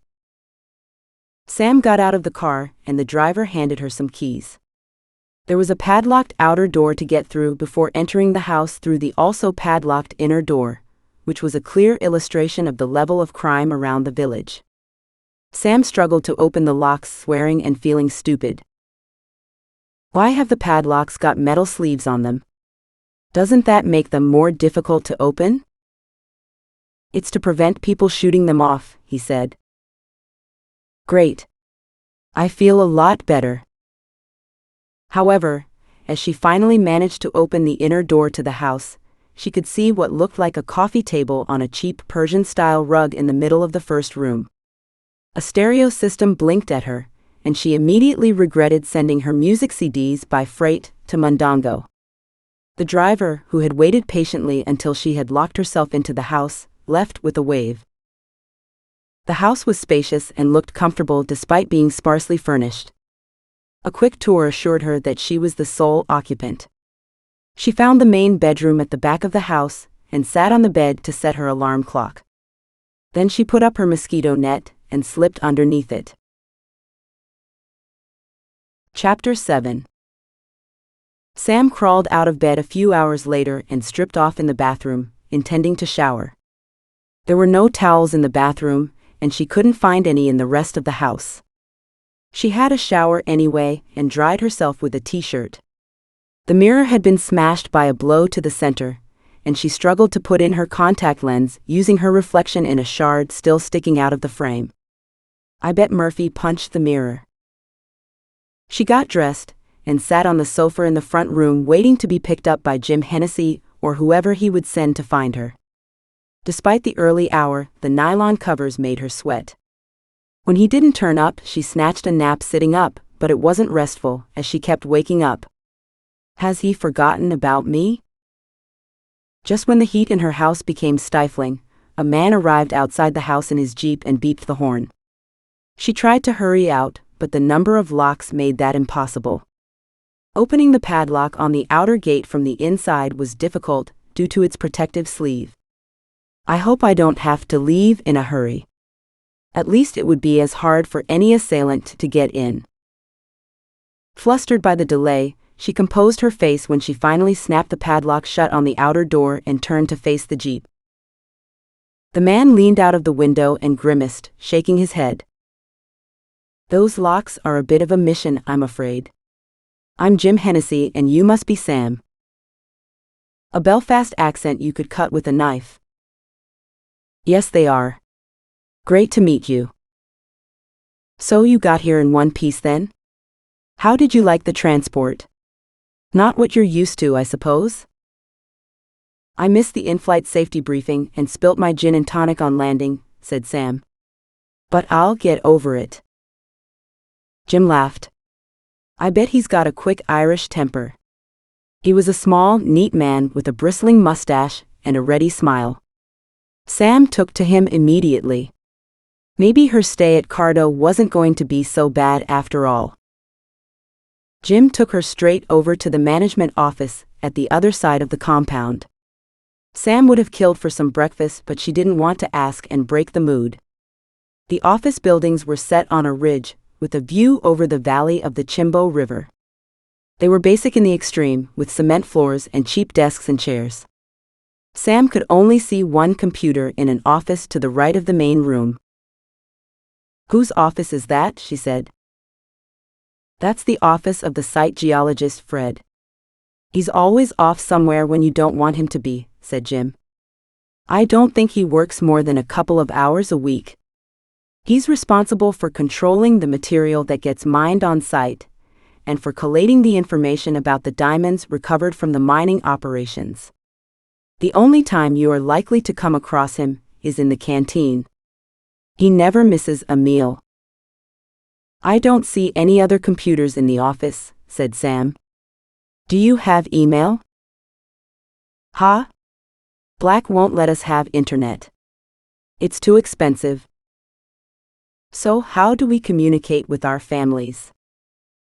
"You'll have to book time on the satellite phone if you want to make a call. You get 30 minutes a week on a line that cuts off every 2 minutes." "Is there any television?" "Yes, there's one in the staff room where we get the sport channels on satellite television. Apart from that, the only news of the outside world comes from the Mindongo office or on the BBC World Service radio." Several of the senior staff members had already arrived at the office, but Jim left her standing in the middle of the room and wandered off without introducing Sam to them. To make it worse, none of the men left their desks to introduce themselves or even appeared to notice her wavering. Shy by nature, Sam forced herself to make an awkward circuit of the desks, shaking reluctant hands and trying to catch mumbled names. "Hi, I'm Sam Harris." "Bob Norton, Engineering." "Sam Harris." "Brian Lynch, Security." She got the distinct impression that they weren't happy to see her. The only person unaffected by this reluctance was Jorge. He arrived at the office shortly after her and shook her hand effusively, chatting in Portuguese and beaming at her. He was not a handsome man, but he was attractive in a healthy, swarthy way. He struck her with his open manner and the way he accepted her at face value. Sam noticed the sullen looks their conversation was causing and asked Jorge in his language, "Am I the only manager who speaks Portuguese?" "Yes, no one else can be bothered. Some of them have worked here over 10 years. "I see," she said. "Well, I'm happy to practice with you as I'm not fluent yet. We can speak Portuguese whenever you like, if you don't mind my mistakes." Jim reappeared at Sam's elbow. "Let's go then." "See you later," said Sam to an office of unsmiling blank faces. "They are just waiting for me to step out so they can discuss me." No sooner had Sam, Jorge and Jim set off for the diamond fields than work in the office came to a halt. "Well, there you go, lads. There's the new spy. Black must think that we're a bunch of complete tossers. I couldn't believe it when Pat Murphy called me and said that Black had hired a woman to spy on us. Do you think she's for his own personal use? Don't be an arsehole all your life. Black doesn't like fat women like that. He likes them more like boys, Filipino style." "I wouldn't say she was fat. She didn't seem too bad. Maybe it's not true about her spying for Black. Murphy isn't the most reliable source, you know. He's bound to be paranoid with all the booze he puts away." "Of course it's fucking true, you moron. Don't go soft on me at this early stage. Didn't you see her showing off and speaking Portuguese to Jorge? We were told she had a job in Mindongo. Instead, she's here to spy on us all and report back to Black. It's up to us to force her out as soon as possible. She won't last a month by the time we've finished with her." The first stop on Sam's tour of the Gemsite project was the small headquarters of Gray's security force, where Potty, the aptly named head of the regional security unit, gave Sam a safety briefing. "Gray's patrols the license area and keeps the Marfo rebels away. It's a Mindongo-based joint venture company run by General Fuego, a famous Tamazian soldier," said Jim. "General Fuego's a hero of the Tamazian Revolution and their independence from Portugal. He played football with Eusebio at Benfica Football Club in Lisbon, before running away to Cuba to join Che Guevara and Castro, said Jorge. Why did he leave Benfica? Said Sam. The police came to arrest him for involvement in conspiracies to separate Tamazia from Portugal. He fought in the Cuban Revolution as well. After Tamazian independence, he was nominated as the head of armed forces and the lead negotiator on the peace agreement with Marfo. He's Tamazia's U.S. ambassador and has a house in Washington, said Jorge. He set up Grays to profit from the precarious security situation in the diamond mining areas. He hired several South African mercenaries who work at Cardo. They are ex-South African Army and fought alongside Marfo in the early days, but now they are fighting against them, said Jim. No wonder Marfo thought that the West had betrayed them, if their former allies were now fighting against them. Sam inspected the mercenaries as they went about their business in Gray's compound. Most of them were large, handsome South African men with broken noses, brutal eyes and shark smiles. Our job is to patrol the area and prevent incidents with garimperos, the illegal diamond miners, and Marfo. We used to shoot garimperos, who tunneled under the gravel to steal diamonds from the concession. The government decided we should stop killing them unless we had to, even though it is quite legal to do so, said Potty. Potty's detachment was chilling. He talked about shooting people like it was an inconvenience. You need to be ready to leave at a moment's notice at all times. Have you prepared an emergency rucksack? Said Potty. No, I'm afraid I haven't. I didn't realize I would need one, said Sam. You must do it tonight. The rucksack should contain emergency supplies of water, malaria tablets, a mosquito net and repellent. You can add other things if you like. I put chocolate in mine. Okay, I will do the same. And some tins of tuna. Don't overdo it. You may have to carry it miles if anything happens. He indicated a fat, bald fellow with strands of yellow hair stuck across the top of his head, and a beer belly on which she could have balanced a couple of pints of beer. If there is an attack, Frick here is your designated security man. He will find you and take you to safety. You must always have your emergency rucksack ready. You won't have time to pack if something happens. My luck with men even extends to this. Could this man run at all? He'd be impeded by his stomach. She made herself a promise that if he couldn't keep up, she wasn't waiting for him. She smiled at Frick and said, "Excellent. I feel safe knowing that." Frick beamed. Potty nodded and went back to work. After the visit to Gray's, Sam, Jorge and Jim drove through the village of Cardo, which was built along the road into the compound. The tattered mud huts with roofs made of palm leaves followed the local road until they petered out into the red dust. "What's the pipe for?" said Sam. "That's our water supply," said Jim. "Where do the villagers get their water from?" she said.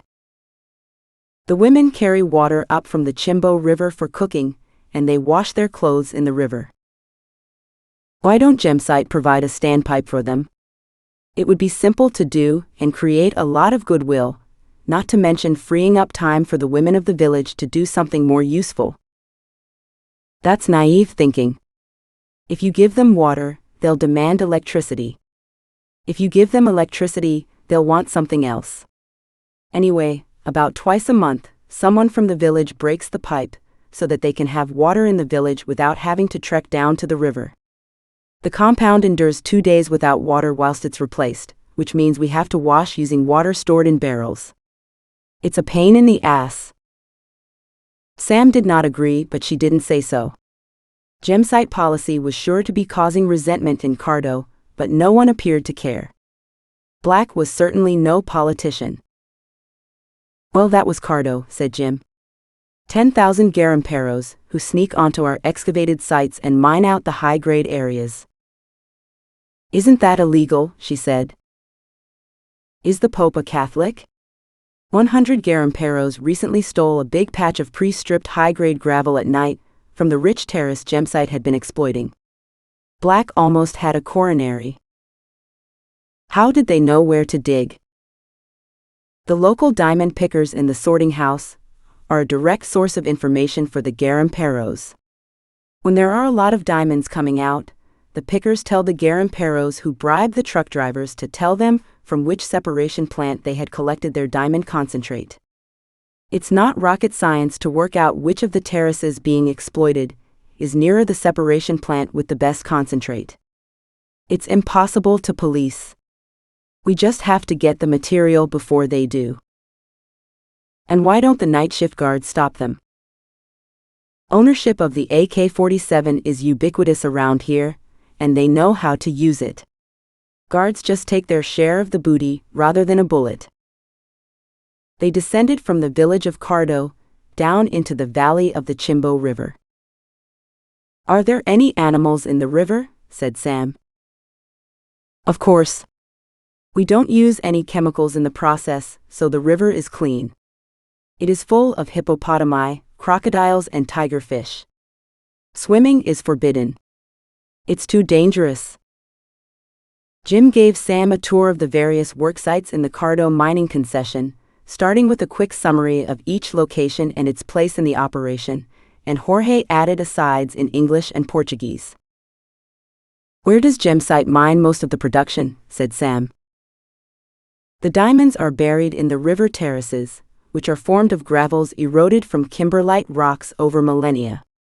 The terraces are mined using excavators and trucks, and the richest hauls tend to be at the base of them. That's why only vehicles and people who work for Gemsite can use the roads within the concession boundaries, said Jim. To stop the villagers sneaking in and stealing the bottom gravel at night. But I've seen several women on the road carrying large baskets on their heads, said Sam. The women of Cardo are an exception to the rule. The company has tried to prevent them from going to the river on the pretext that they were stealing the diamonds, but this was ludicrous and untenable, so we allow them in and out without a fuss. They plant cassava tubers, which are the staple diet of their families, all over the concession area. They come at dawn, carrying their laundry on their heads in big metal basins. At the end of the day, they walk out again with the basins filled with clean laundry, firewood and cassava. They can carry the most extraordinary weights balanced on their heads, but the hard work ages them. Those tiny old ladies who you'll see tottering into Cardo in the evenings are only about 50. Fresh material and footprints around some of the garimpero pits in the terraces where they were walking indicated that the illegal miners were close by. This was not a comforting thought. Standing exposed on a mound of gravel in bright sunlight, Sam wondered just how easy a target she was for a disgruntled garimpero with an AK-47. The sun roasted the terraces from a crystal-clear sky. Sam struggled to adjust to the punishing temperature. Puce and sweaty, strands of her hair escaped from her bun and stuck to her pink cheeks. She sucked water from a 2-liter bottle, trying to stay hydrated. The local dirt roads were covered in a thick layer of fine red dust. Jim's car had a severe mechanical problem and slid from side to side as it shot down the shimmering roads at speeds reminiscent of a rally. In some places, the car lost all power as it plowed through the dips in the road filled with this red flour. There was no air conditioning in the battered Jeep, so they drove with the windows down. Soon all of them were coated in the red dust. Are we in a hurry? Said Sam in the vain hope of alerting Jim to the fact that he was driving too fast. Even Gloria, the original manic driver, would have been impressed. Ah, the speeding. We all drive this fast believing if we drive fast enough over a landmine, it will blow up behind us. In reality, more expatriates die in car crashes than by landmines, which defeats the purpose somewhat. He grinned at her. Hardly reassuring. What landmines? There are landmines on the roads? Well, not during the day. The rebels bury them in the night, and the security services hunt for them and dig them up at dawn. There are some roads on the concession that aren't used often. You need to ask for these roads to be reviewed by security before driving down them. The security patrols check constantly in case a new landmine has been laid, but sometimes they miss one. Why do they do it? To kill us, of course. They're trying to force us to leave. Sam tensed each time the car went over a bump. How could she get used to it? What happened when security missed one? What am I doing in this place? Chapter 8. Sam and Jim visited the work sites along the length of the river, covered by the mining concession. The countryside had a blanket of predominantly red soil and dried-out vegetation, which looked as if it were dead, but during the rainy season, the slopes would turn verdant and the roads to quagmires.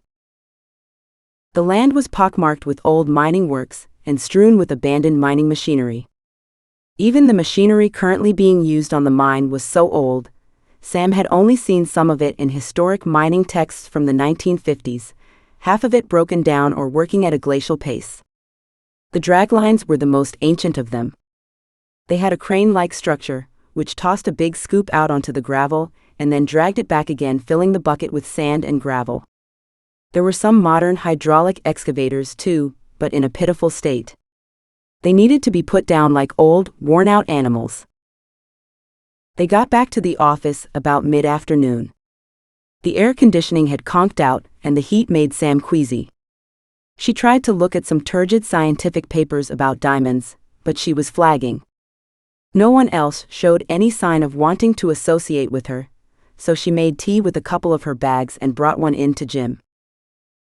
Tea? Where did you get that? It's like gold dust. I brought some with me. This is a free sample, but you'll have to pay me in kind. I'm going to need some help. Have you worked in a diamond mine before? Said Jim, catching Sam unaware. Risking ridicule, she told him the truth. I've worked on alluvial gold projects before, but I don't have any diamond experience. I'd be grateful for a summary, in case there are any major differences I should know about. Jim raised an eyebrow. If you have any questions, it would be better if you come to me, or Ramos. We all had to start somewhere, but the other lads are not as understanding. They didn't seem too enthusiastic to have me on the team. No, well, they're a difficult bunch. Give them time. Let's start with the basics. Alluvial diamond mining's a simple process once a deposit containing diamonds has been located.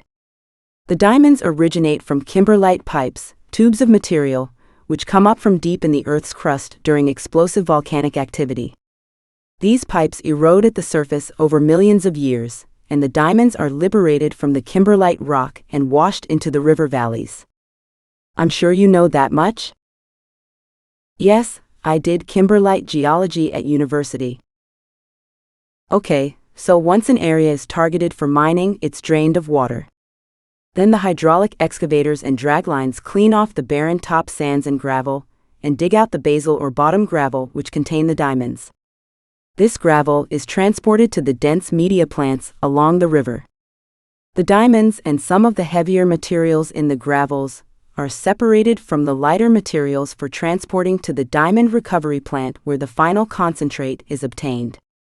The diamonds are hand-picked from the final concentrate in the picking cabinets. Where's the recovery plant? Said Sam. It's just outside Cardo. I'll take you there soon so you can observe the picking process. I'd love to see that, said Sam. I didn't see much geology going on in the office. Is there a separate building for that? Jim gave her a pitying glance and laughed. We don't have one. All of the production is done on the basis of the old Portuguese geology maps. Black doesn't believe in exploration. That's not great news for a geologist, said Sam. I'm one too. I feel your pain.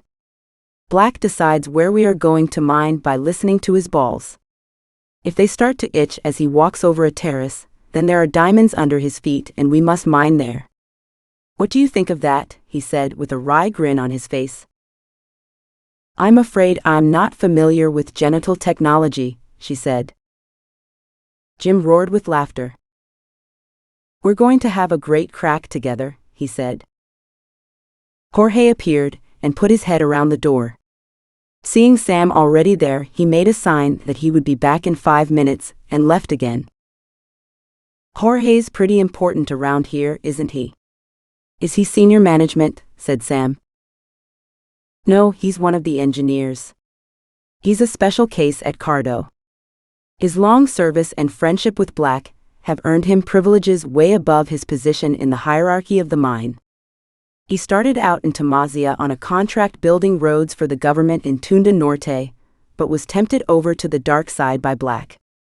Jorge's coming up to retirement, and his wife's desperate for him to come home to Portugal. Black is trying hard to make him stay." "How long have you been manager of Cardo?" "I started as a geologist, but I caught Black's eye. He promoted me after 6 months. I'm now acting as interim general manager because Murphy was fired by Black. You met Black in Johannesburg, didn't you? What do you think of our Lord and Master?" he said. Not sure she could trust Jim yet, Sam tried to be diplomatic. "I don't know yet," she said. He laughed. "Have you had the 'you must follow my orders to the letter' lecture yet?" "Yes, I have." "Did you notice that sore on his arm?" said Jim. "Yes." "What happened?" "It's self-inflicted. A mosquito bit him and it became infected, but he never let it heal and he chews on it when he's agitated." Sam made a face. If the comment was calculated to make her shudder, it had the desired effect. "That's disgusting." Cardo was located close to the equator, so it was dark outside by 6 o'clock. Jim dropped her back to the house, and she had a closer inspection of its contents. She found an old washing machine in the back room and filled it with dirty clothes.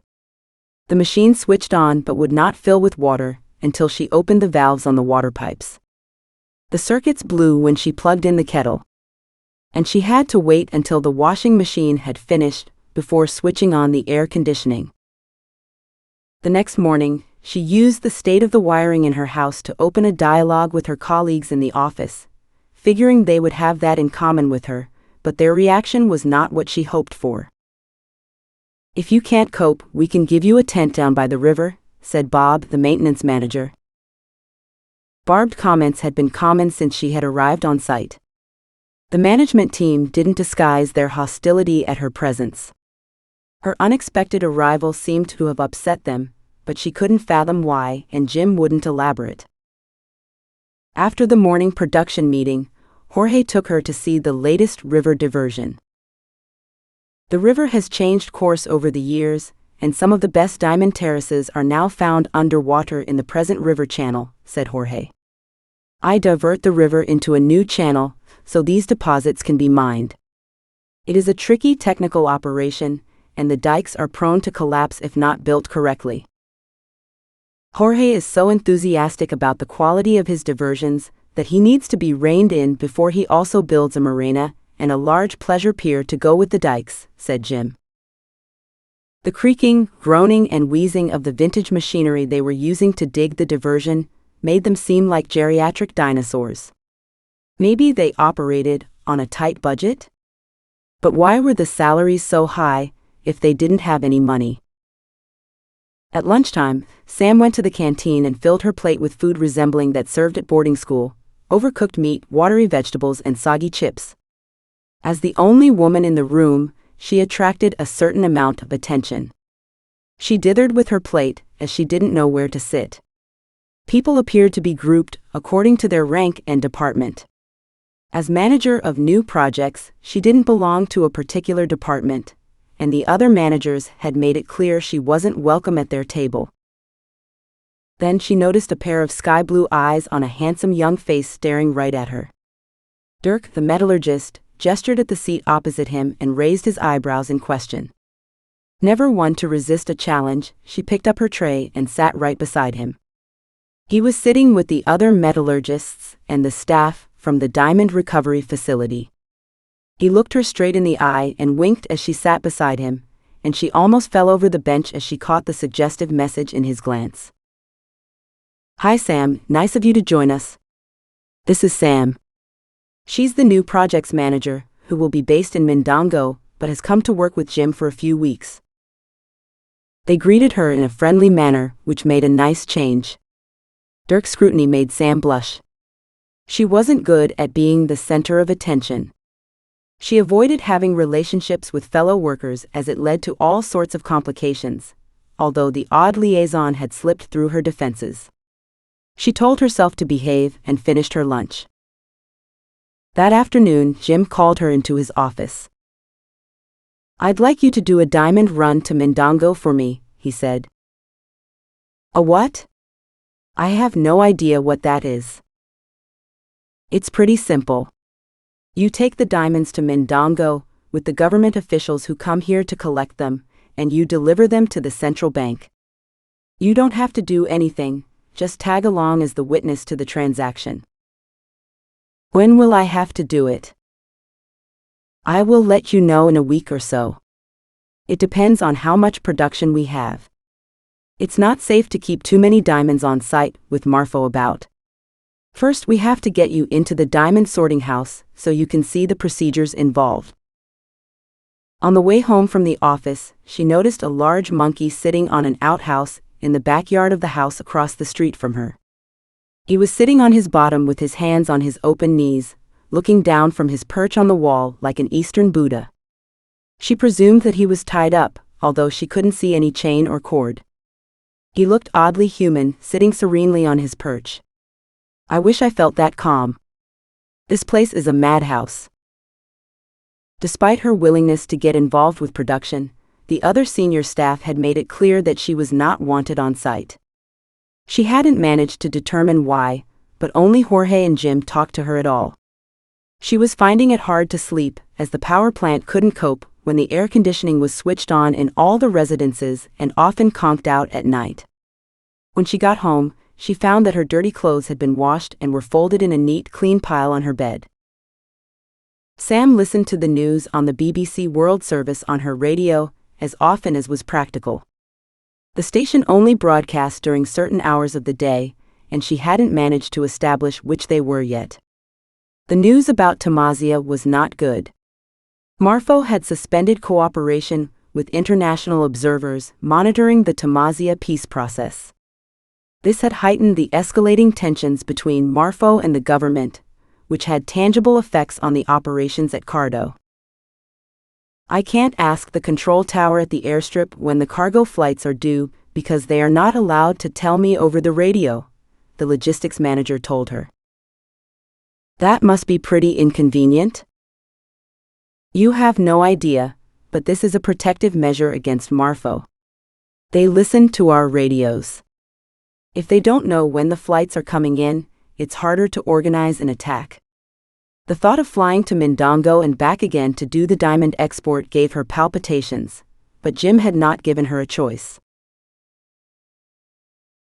Chapter 9. As part of her training before moving to Mindongo, Sam had to spend time with Fred Allen, the geologist, to learn how the diamond data were entered into the computer.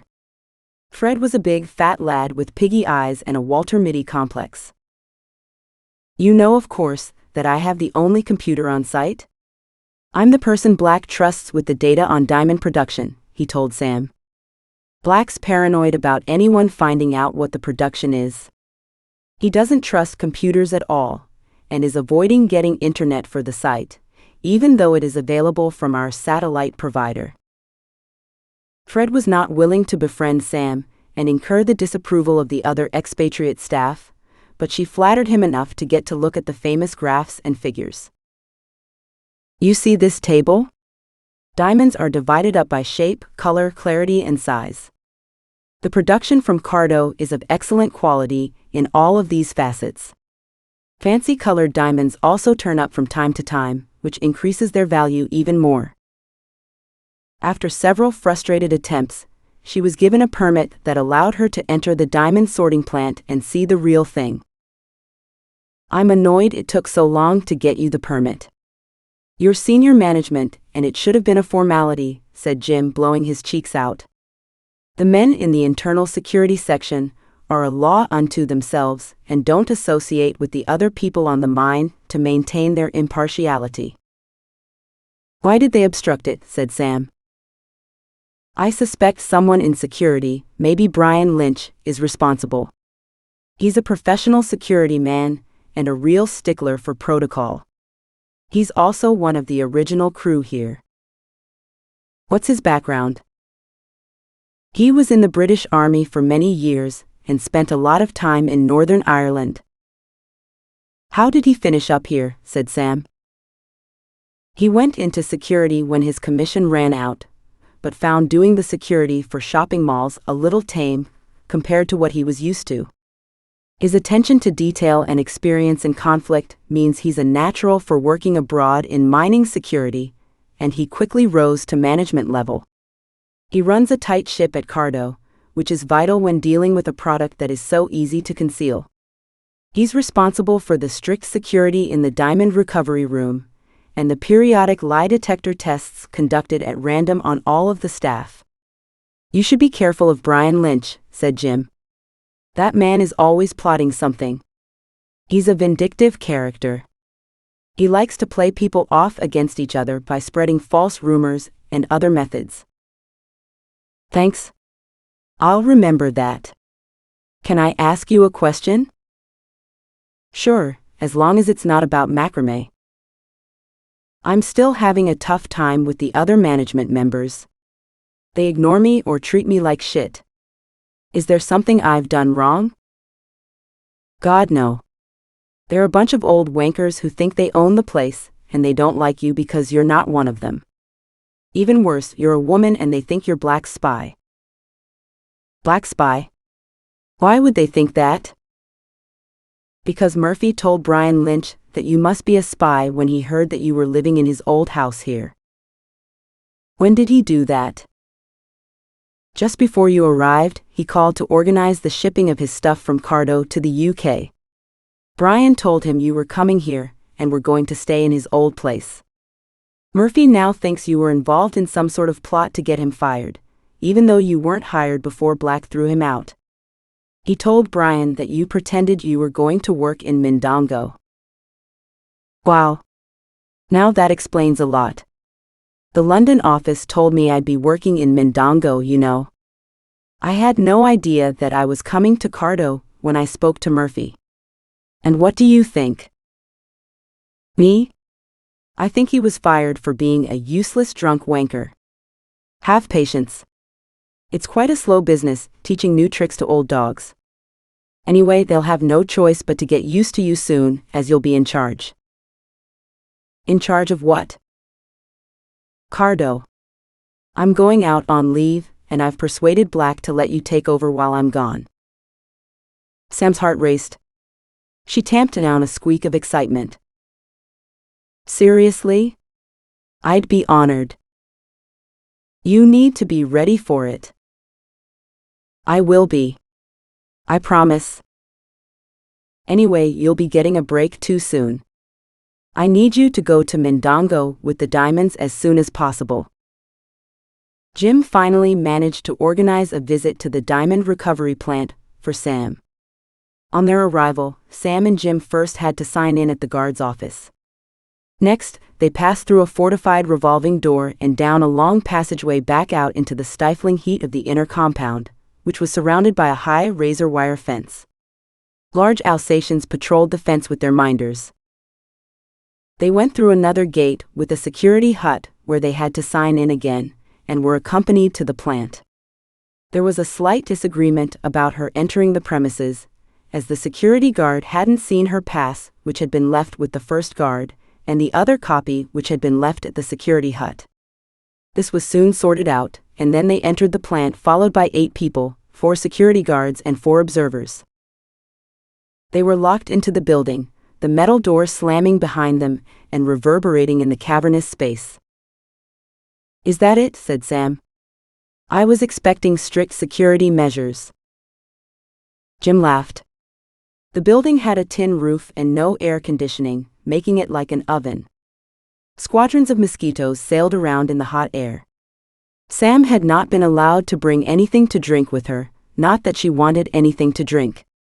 There were no toilets that she could see, and she had not been warned about the lack of facilities before drinking 3 cups of tea in the office.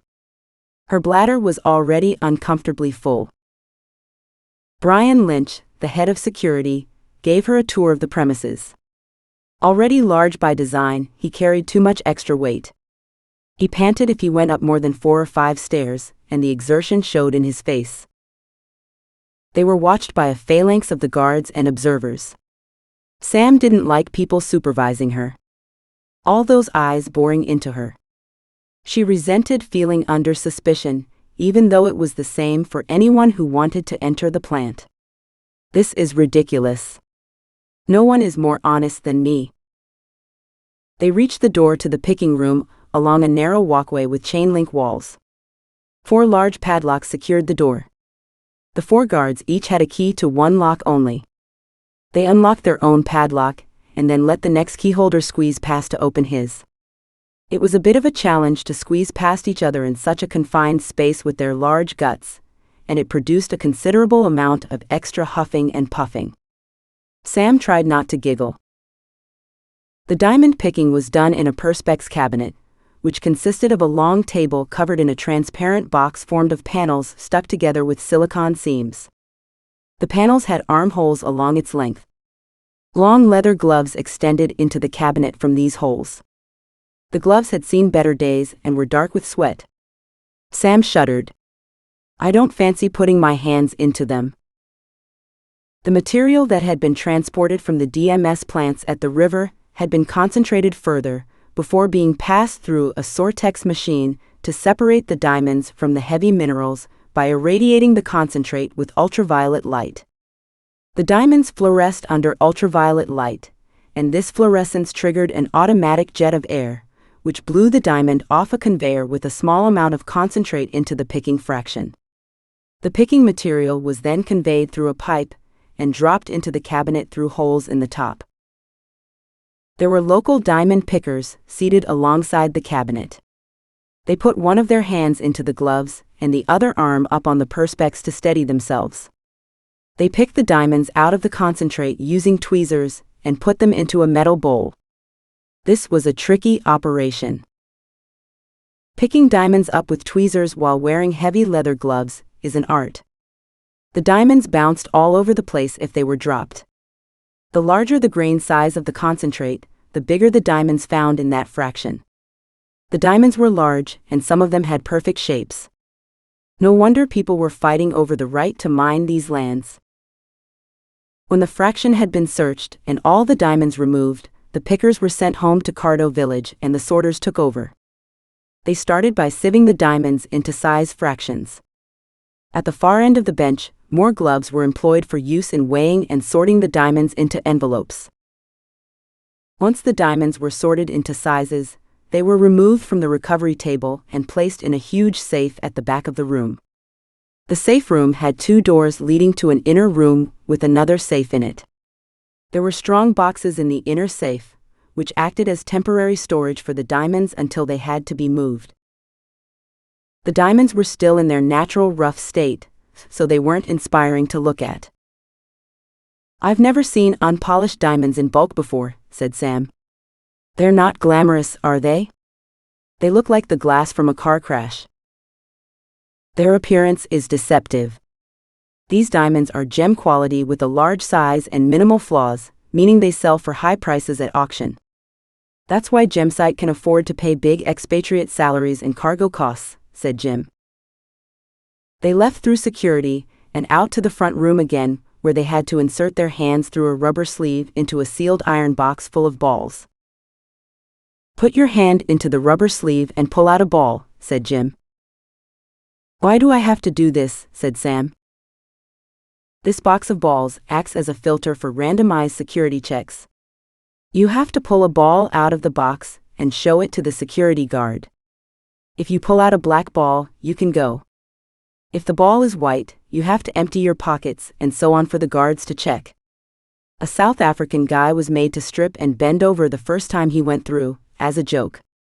He was on his own and didn't know any better. Sam was glad that she wasn't alone. She was relieved to get a black ball and leave with her dignity intact. The next day, they returned to the diamond plant to re-weigh the diamonds and bottle them in hydrofluoric acid, HF, for cleaning. After boiling the diamonds in ceramic saucepans to give them an initial clean, they were decanted into plastic bottles. HF was poured into the bottles on top of a table, in a small, unventilated room full of observers and security men. Sam found it bizarre to see HF handled with such abandon. It was a corrosive acid, and if spilt on skin, caused a horrible death by eating through the flesh. It could not be washed off with water. Only special creams prevented it from burning right through flesh, and she could see only one small tube. They didn't use the fume extractor, located at the back of the room. When Sam studied geology at university, she couldn't use HF at all. Only trained technicians were allowed to employ it for dissolving rocks. Since no one asked her to handle the acid, Sam kept her worries to herself. With landmines buried all over the concession by Marfo, HF was obviously not considered dangerous in comparison. She also knew that people would sneer at her if she voiced an opinion, so she swallowed her objections. The idea of Brian Lynch getting a nasty burn was not such a bad option. Sam was looking forward to running the mining operations when Jim went away on leave for a month at the end of August, but she had to be ready to take over the operation by then. Jim had been generous with his technical information, and she was absorbing it all like the proverbial sponge. Perhaps if I work hard enough, the barriers preventing my entry to the management team will begin to crumble. She had acclimatized to the heat and dust, but the isolation was harder to take. Mondongo might be fun when she returned there. She quite fancied a long, flirty lunch with Pedro. A loud bang somewhere in the house woke Sam around midnight. Her heart almost shot out of her mouth and thundered against her ribcage for hours afterwards. She grabbed her emergency rucksack from beside the bed and sat there hugging it. She was supposed to wait for Frick, the security guard, and to run off into the bush and hide with him for a couple of days to avoid being raped or murdered by Marfo forces. Knowing her luck, she would get eaten by a crocodile before she was rescued. She sat in bed forcing herself to be logical. The sound was coming from the kitchen, or maybe the laundry room. Why would someone be thrashing about in the laundry room? There was nothing to steal there. She got up despite her terror and forced herself to go and look. She switched the light on in the kitchen and shoved the laundry room door open. The main pipe from the outside water tank to the laundry had burst free from its bindings and was swinging around in a circle, bashing the washing machine and walls and filling the utility room with water. She looked around the kitchen for the key to open the padlock to the back door. Finally finding it, she opened the lock and the door. The water rushed out into the dust. The pipe was still spraying gallons of water all over the electric circuits of the hot water tank, washing machine, and pump. Something would short. This normally happened at the slightest excuse, but when she wanted something to happen, it invariably didn't. She tried to reattach the pipe and was saturated with cold water. Then she spotted the switch for the water pump. Praying not to get an electric shock, she pushed the switch. Nothing. Again. Nothing. She grabbed a big piece of wood and poked the switch box hard. No result. She couldn't leave the water running all night, so she threw on some clothes and, after negotiating the padlock, ran out into the road. She didn't know what else to do. Despite being senior management, Sam had not yet been allocated a radio because they were in short supply, and she always drove around with one of the senior team who all had radios. The internal phone service didn't work and looked like it hadn't worked for years. She had no idea where anyone lived. They disappeared from the office at the end of the day or went to the bar beside the canteen. Apart from Jim and Jorge, who was nice to everyone, no one had shown the slightest interest in working with her or talking to her. She ran to the prefab that housed the Filipinos at the back of the canteen, ringing the doorbells of several houses on the way that went unanswered. She found two nonchalant Tamazian security guards having a cigarette on the steps of the prefab. "Excuse me, there's a water leak in my house. Can you help me please?" said Sam. They failed to grasp the urgency of the situation and carried on smoking and chatting and ignored her. She went right up to within inches of one of them and tried again. "I need you to go inside the prefab to wake up a plumber and an electrician who can come to the house and fix the damage." One of the guards turned around and looked her up and down. She glared at him as fiercely as she could. "Okay, wait here," he said. 5 minutes later, Sam was walking back to her house with the electrician and the plumber, a couple of jolly Filipinos who didn't seem at all fazed to be dragged out of bed in the middle of the night. "They should have told you about the washing machine," said the plumber. "That place is a death trap," said the electrician. It took them an hour to fix the problem, and for Sam to sweep the rest of the water out of the kitchen and utility room. She was shattered and grumpy by the time they left. To her amazement, she managed to get to sleep again, but she woke up knackered. "Oh, that's always happening," said Bob, who as the maintenance manager was in charge of fixing that sort of thing, and resented it for taking him away from the heavy machinery. The ancient wiring and plumbing in the compound caused constant problems. Sam wondered why Bob couldn't figure out a way of preventing it from happening if he had so much practice, but she didn't comment. She spent the afternoon out and about with Jorge and Jim. That night she slept like a baby but turned the water off at the mains just in case. Chapter 10. On her way out of the canteen after lunch the next day, two small boys, who looked like brothers, begged her for food. They were thin almost to the point of emaciation and covered in red dust. The older boy held on to the younger boy to stop him from reaching out and touching Sam. "I haven't got any food today," she said in Portuguese. They appeared startled to hear her speaking in their language. The smaller boy tugged his brother's t-shirt and whispered in his ear. Sam smiled reassuringly, but just then Fred lumbered into view and stepped towards them shaking his fist. They cowered from him under the eaves of the canteen. "Bugger off. Go on," he said. "Those little bastards are always trying it on. We're not allowed to give them any food, so don't go getting all bleeding hard about it." "Message received," said Sam.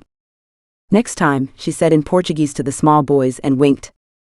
They ran off giggling and glancing back at her with their huge brown eyes. "You've got to make more of an effort to fit in," said Fred, sighing.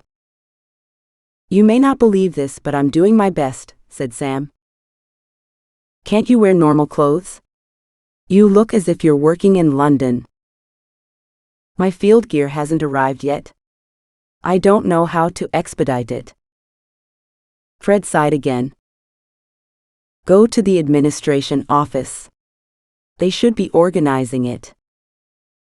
Before she had a chance to thank him, he had turned on his heel and headed for his accommodation block. It wasn't as if she wanted to wear her silk shirts in the field. No one in the laundry at Cardo has ever seen silk before, and they had thrown Sam's shirts into a normal wash. They now looked as if they were used for field work after all, as they were faded and streaked. Still, she would be able to afford new clothes if she survived 6 months in Tamazia. She went straight to the administration office to inquire about her air-freighted luggage. "Your luggage? Oh yes. I believe it arrived in Mindongo Airport a few days ago," said the clerk. "Has anyone been to collect it yet?" "No, I don't think so. Are you waiting for anything in particular?" Sam bit back a complaint. "Well, not really, but the laundry here is ruining all of the silk shirts that I had intended for office wear in Mindongo. All of my field clothes are in those boxes. I would be really grateful if you could organize their collection before my office clothes are ruined forever. I know this is a trivial request, but I would be so grateful." "I am busy, but let me see what I can do," said the clerk. "Thank you," said Sam, giving him her best smile. As if by magic, she got news from Mindongo on the flight which arrived at Cardo a couple of hours later. Dirk was the bearer of the glad tidings. He arrived at her house with a couple of tapes that had arrived on the flight from Mindongo. He had obviously offered to bring them so that he could see her. He was standing on the steps outside, shifting from foot to foot. "Hi, Sam. Someone sent you these tapes from Mindongo." "Really? There's a note, I think." "Yes, here it is." Sam read the spidery writing. It was from Pedro. Her luggage had been collected from customs in Mindongo Airport and awaited her in the Villa Alice. Perhaps begging had its place. "Thank you," she said. "Do you want to come in?" "Sure, it would be nice to hear some new music."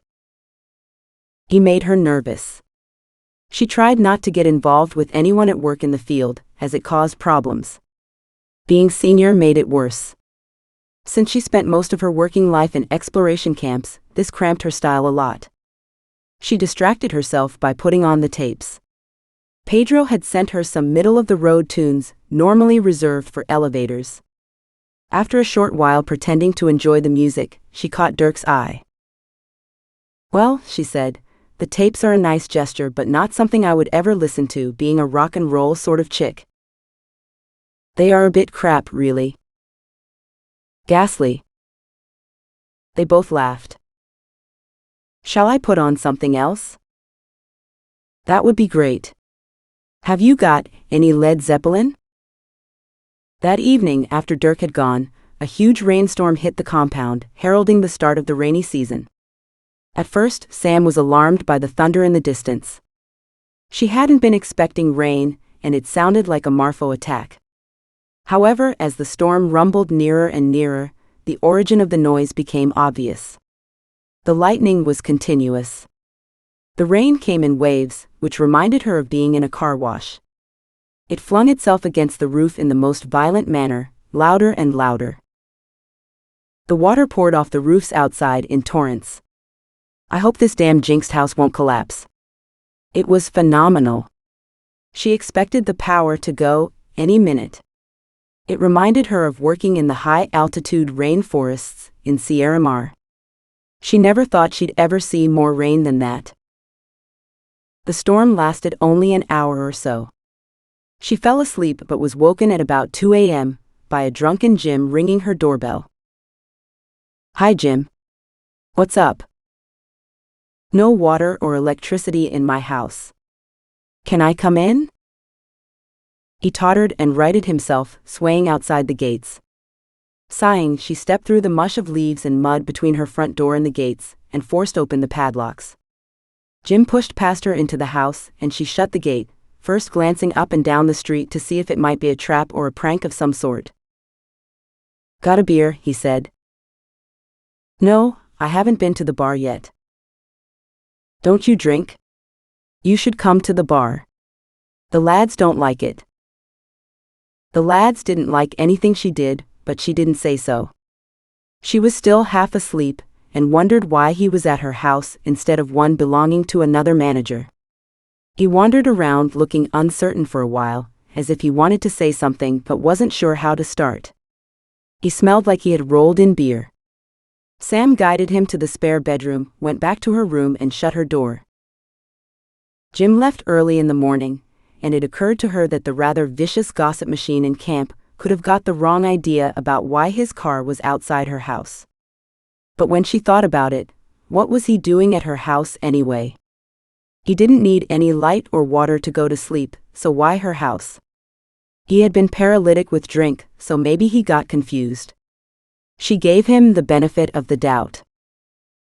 Anyway, living in remote sites for long periods away from their families was tough. She had seen even the most faithful succumb to the temptations offered by all the nubile young local women throwing themselves at expatriate wallets in other companies where she had worked. The fact that these women were not fussy about who they slept with had its own problems. They didn't have access to condoms, and they were riddled with venereal disease, including HIV in some cases, which put some of the more intelligent men off. This also meant that any non-local woman was bound to get lots of attention, whether they wanted it or not. Sam the spy was an exception. Aside from Sam, there was only one British female in camp, Jean, who worked in the canteen as the assistant administration manager, and was going out with Bob. Half a dozen girls from the Philippines washed the laundry and ministered to senior management. Black's girlfriend Mary Bell had graduated from their ranks. The girls got transferred from camp to camp as their boyfriends got bored and made a swap. Following this incident, Jim Hennessy became irritable with Sam. He blanked her and made her feel even more isolated. He could be seen scowling and muttering. Was it something to do with his drunken visit to her house? She hadn't been welcoming, but then he hadn't been forthcoming either. She decided to try and find an opportunity to ask him. The other members of the management team seemed only too pleased that he had joined them in ostracizing her, so she was surprised when she was invited to join them for a drink in the bar one night. She didn't like beer or enjoy drinking in the bar, but she did understand that drinking was an important part of life for these men, and in order to fit in, she had to drink too on occasion. Maybe the ice was melting a bit after her frosty reception. She walked to the bar and mounted the steps to find the whole crew had arrived before her, and they were standing up chatting in a big group. "Get yourself a beer," said Bob. She went to the bar and signed a voucher. Taking a deep breath, she turned around smiling and approached the group. Almost imperceptibly, they moved closer together, forming a tight circle. She stopped about 2 meters away, her smile frozen on her face. She stepped forward, and they shuffled closer together. Nobody looked at her. She stood there with the cold beer in her hand, condensation dripping onto the floor, trying not to get upset. A couple of metallurgists, who were not in the group, looked up from their table and looked back down again. She went back to the bar and sat down on a stool with her back to the group. She gulped down a sob. The barman looked like he might be about to say something, but she gave him a shake of the head. She forced herself to drink the freezing liquid and put her glass down on the bar. "Thanks," she said. "Enjoy your evening." She walked out as slowly as she could bear. She felt the rush of gloating laughter follow her out of the bar, and she could hear their jeering as she stumbled down the steps. By the time she turned onto the road, tears were streaming down her face. Drowning in the misery of the rejection implied by the planned ambush, she ran home and struggled with the padlock on the outer door, swearing and crying and kicking it. She got through the 2 doors into her house and sat down in the dark, swallowing hard to muffle her sobs. She stayed like that for a long time. Back in the bar, the men were congratulating each other on the success of their plan. "That'll teach the stupid bitch," said Brian. "Who the fuck does she think she is anyway? Did she really imagine we wanted a drink with her of all people? Black did it on purpose. He shouldn't have sent a fucking woman in here to spy on us," said Bob. "Fucking bitch," said one of the engineers. "We'll break her soon." "No one can take this for long," said Brian, who knew a thing or two about breaking new recruits. "Let's liven things up a bit. Why don't we take bets on her? On her leaving." "No, she'll be leaving soon, that's too easy. Let's bet on who will have her first. She'll be looking for comfort after tonight. Someone should cozy up to her and pretend to like her. You can bet on someone else or on yourself." "Brilliant. I'm in." "Me too, but I'm betting on Dirk." "I'm occupied," said Bob. "Jean wouldn't be happy if I was seen flirting with Sam." He also had a grudging respect for Sam, but he wouldn't have admitted that to any of these men. He didn't like to stand out from the crowd. "Me too." Dirk is a good bet. Maybe we should all bet on Dirk and how long it will take him. I've seen her look at him." "That's not a work-related glance, lads," said Brian, who prided himself on knowing all about women and their needs. "Fucking right. Okay, I'll run the book. You tell Dirk he's nominated." "What if he won't play ball?" "He's new. He'll play ball if he wants to be one of the lads." "Brilliant. That'll be a bit of fun. Whose round is it anyway?" "Get them in, Bob. It's your turn." They went back to the serious business of getting drunk. Chapter 11. Sam struggled through the next few days at Cardo. The management office went quiet every time she entered, and no one replied to her greetings. Jim still imparted his wisdom about mining alluvial diamond deposits, but he too seemed distant. It had become a battle of wills, not one Sam intended to lose. They won't force me out. Someone will break ranks eventually. The only bright spot had been her growing friendship with Dirk, who, being new and relatively junior, did not belong to the clique. She sat beside him at most mealtimes, and he came to sit on her porch for a beer in the evening. She confided in him about her failure to break into the team, and he listened in silence without giving her advice. He told her about his home in South Africa and his interest in parrots. This prompted her to tell him about the African grey she had indoctrinated in Simbako, making him roar with laughter. The discovery of a new pothole raised everyone's morale, and Sam came into an office full of smiles and excited conversations. They even forgot to give her the cold shoulder for once. They found a big pothole in the riverbed of one of the new diversions I engineered, said a jubilant Jorge. Jim slapped him on the back. You found it, Jorge. Is that the same as finding one in an alluvial gold deposit? Said Sam. Exactly the same. These potholes can act as diamond traps because diamonds have a high specific gravity like gold. This means that they tend to sink to the bottom of the river gravel and into any crevice or pothole that exists on the riverbed. The best news is that finding a pothole often means a production bonanza and 100% bonuses all around, said Jim. I'm supposed to be thrilled. The bastards in the management team are getting massive bonuses? At least that includes Jorge. Well, that's great news, she said. The bad news is that the quantity of diamonds being extracted means it's time to move some of them to Mindongo. I need you to do the export tomorrow as you aren't vital to production, said Jim. Not vital to production. That summed it up. She tried not to mind, and instead concentrated on the upcoming experience. She was unsure what she was required to do as diamond courier, except to be there as a witness. As with other procedures in Gemsite, it was all word of mouth. They assumed she knew what to do, and she didn't want to invite more ridicule by asking in front of them. On the positive side, she needed to get away for a day or two after her humiliation in the bar, and this was ideal. It would be a relief to escape from the nasty management team and have some fun. Her boxes of freight were another incentive to go to Mindongo. The thought of all that chocolate made her mouth water. No problem, she said. Glad I can do something useful for once. Jim smiled in relief. Be outside the recovery plant at 5. When Dirk turned up at her door that evening, she sent him away, but not before he made her promise to bring him a carton of cigarettes from Mindongo.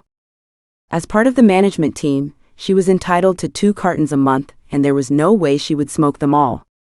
He gave her a kiss through the bars of the outer gate and winked. She watched him walk away, dying to call him back, but knowing it was a bad idea. Sam got up before dawn and struggled to the plant half asleep and starving. The canteen didn't open until 5:30, and no mercy was shown to earlier risers. Sam and the security officers were outside the plant at 5 o'clock sharp, but they had to wait over an hour for the SDM delegation to arrive from the airport. The men from SDM, the government diamond agency who supervised all transport and deposits of diamonds in Mindongo, had arrived on a special flight. Their plane stayed on the runway waiting to take them all back to the capital with the diamonds. Crabby and jumpy, Sam kept quiet, as she didn't want anyone to know how nervous she felt, or to subject them to verbal diarrhea as a result. When the men from SDM arrived at the plant, they all went through the usual routine in the dark passageways and entered into the gloom with the managers and the team from MLS, the Tamazian partners in the concession. The diamonds were still being soaked in hydrogen fluoride for cleaning, so they needed to be taken out of the acid, washed and sorted into size fractions for weighing and counting. They had to be weighed 3 times, first by the Gemsite management and then by SDM and by MLS. Sam tried to look interested, but her enthusiasm soon flagged, and she counted mosquitoes to keep her awake. She yawned, and one of the SDM men did too.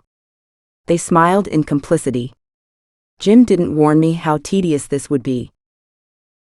After the checking process had been completed, the diamonds were loaded into a portable safe and then placed in the boot of a new Toyota Jeep, which had been driven to the door of the recovery plant. Jim came up to Sam and shook her hand.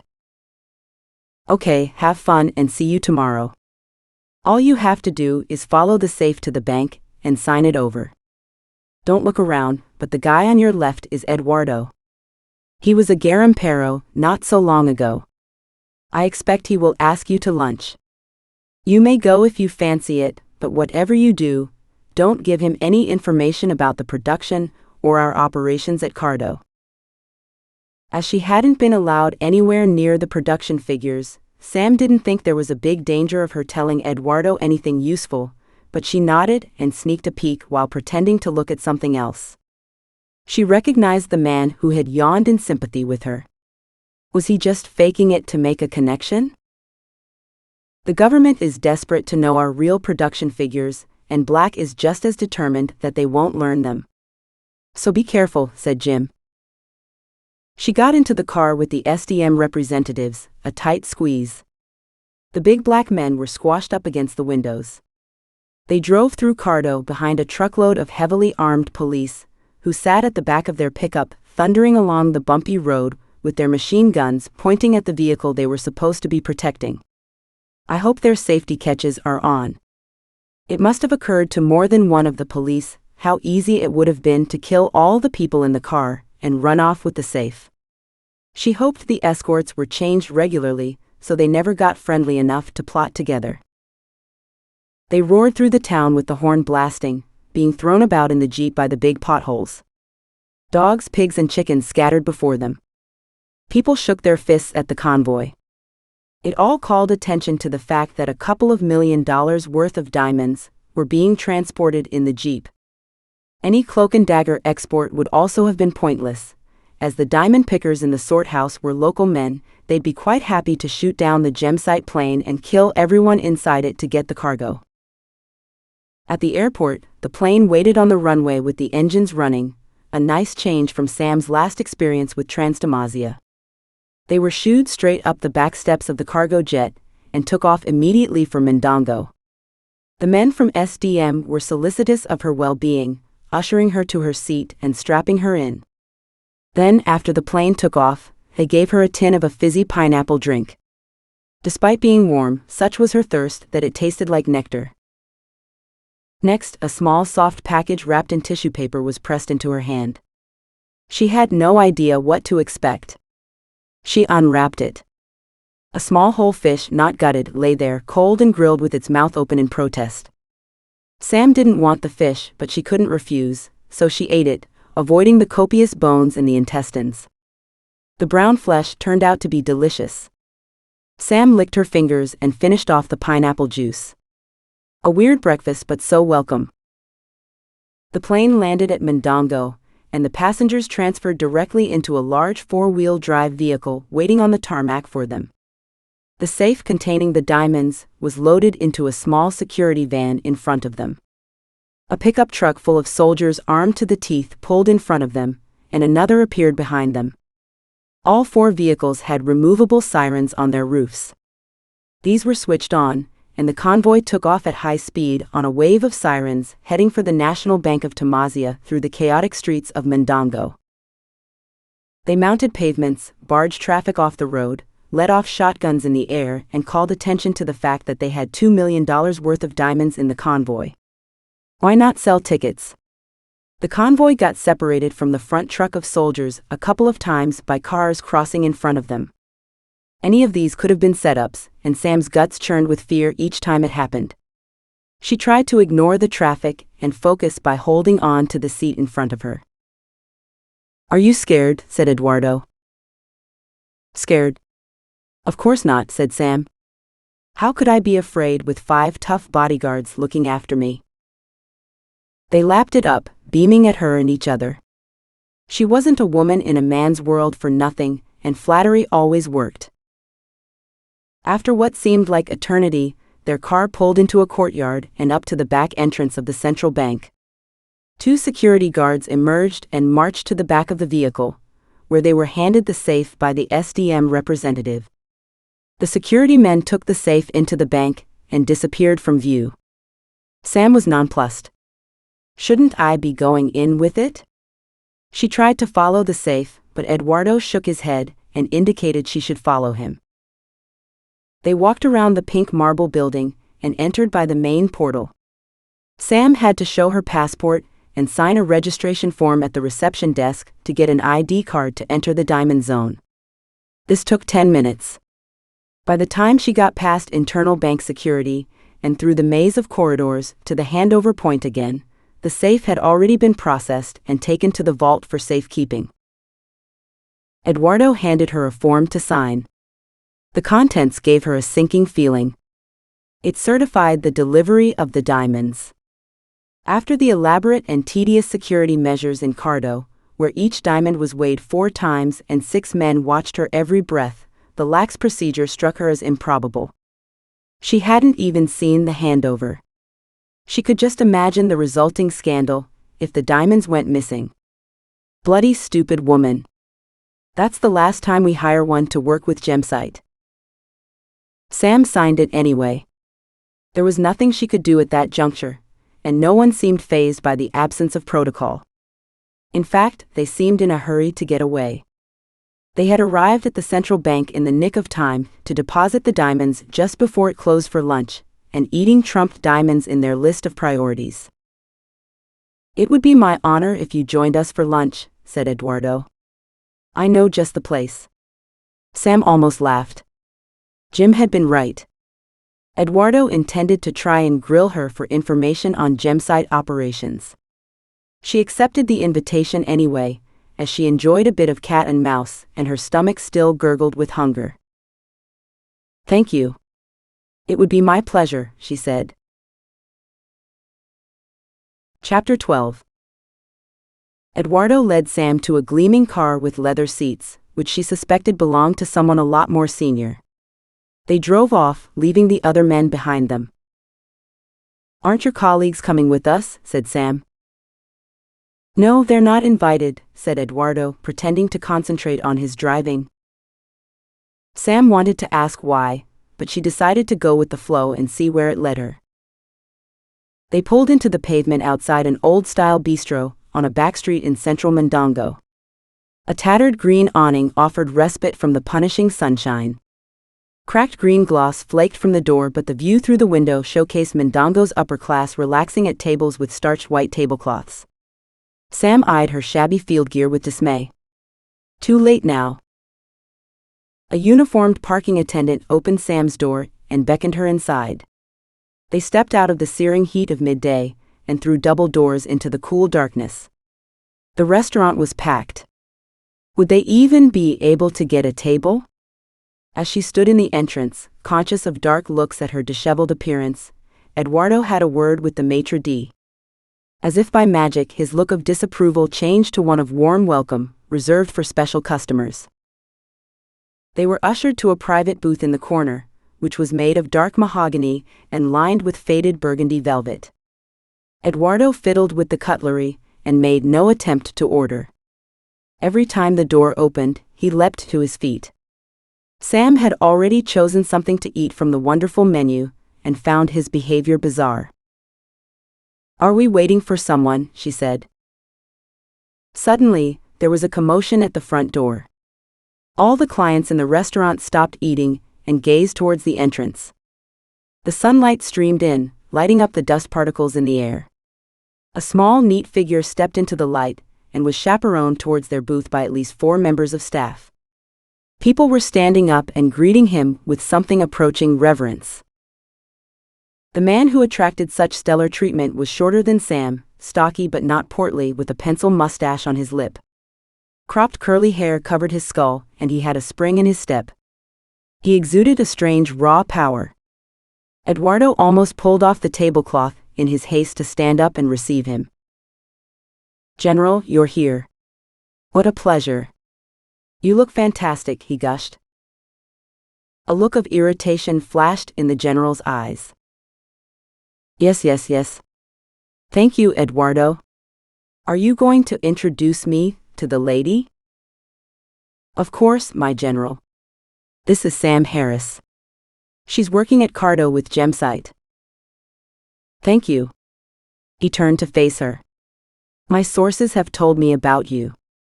My name is Antonio Sanchez Magallanes, although I am better known in Tamazia as General Fuego. Sam's jaw dropped. Was this the General Fuego she had heard so much about at Cardo? He held legendary status in Tamazia.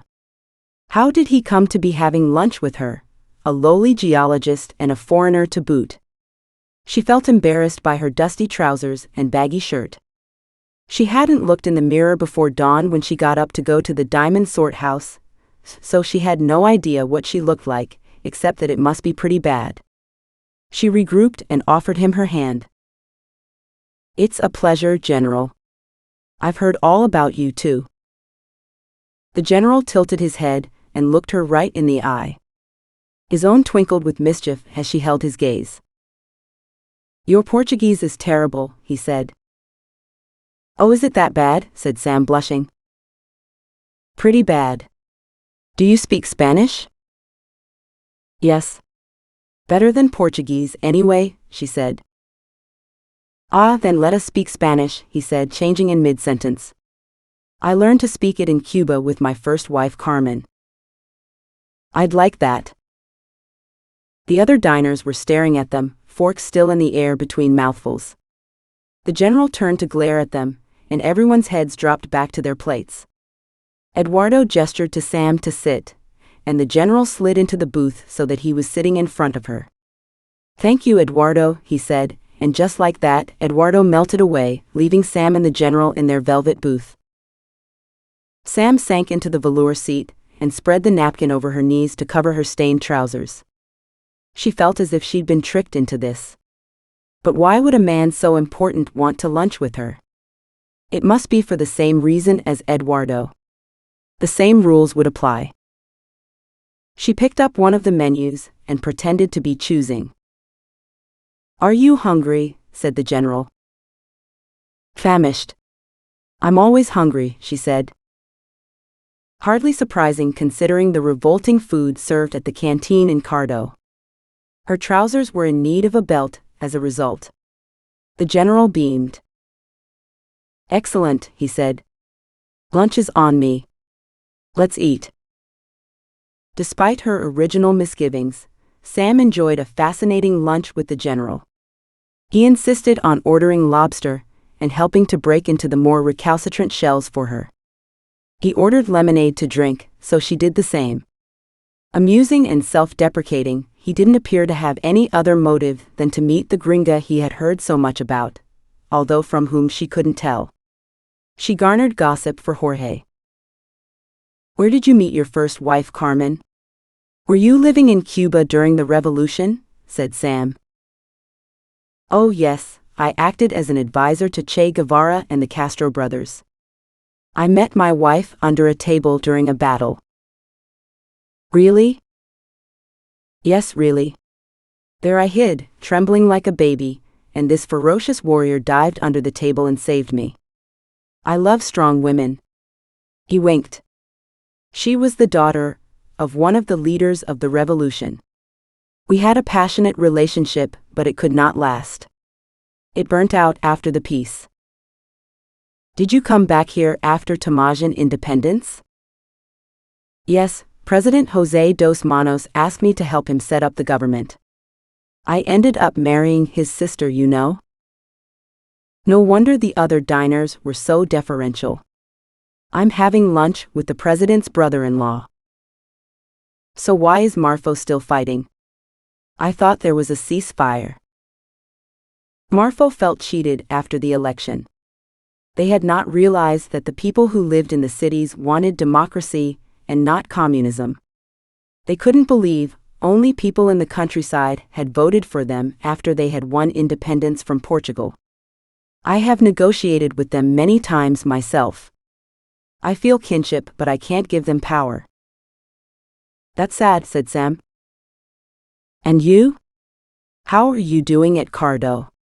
I imagine it's pretty tough down there.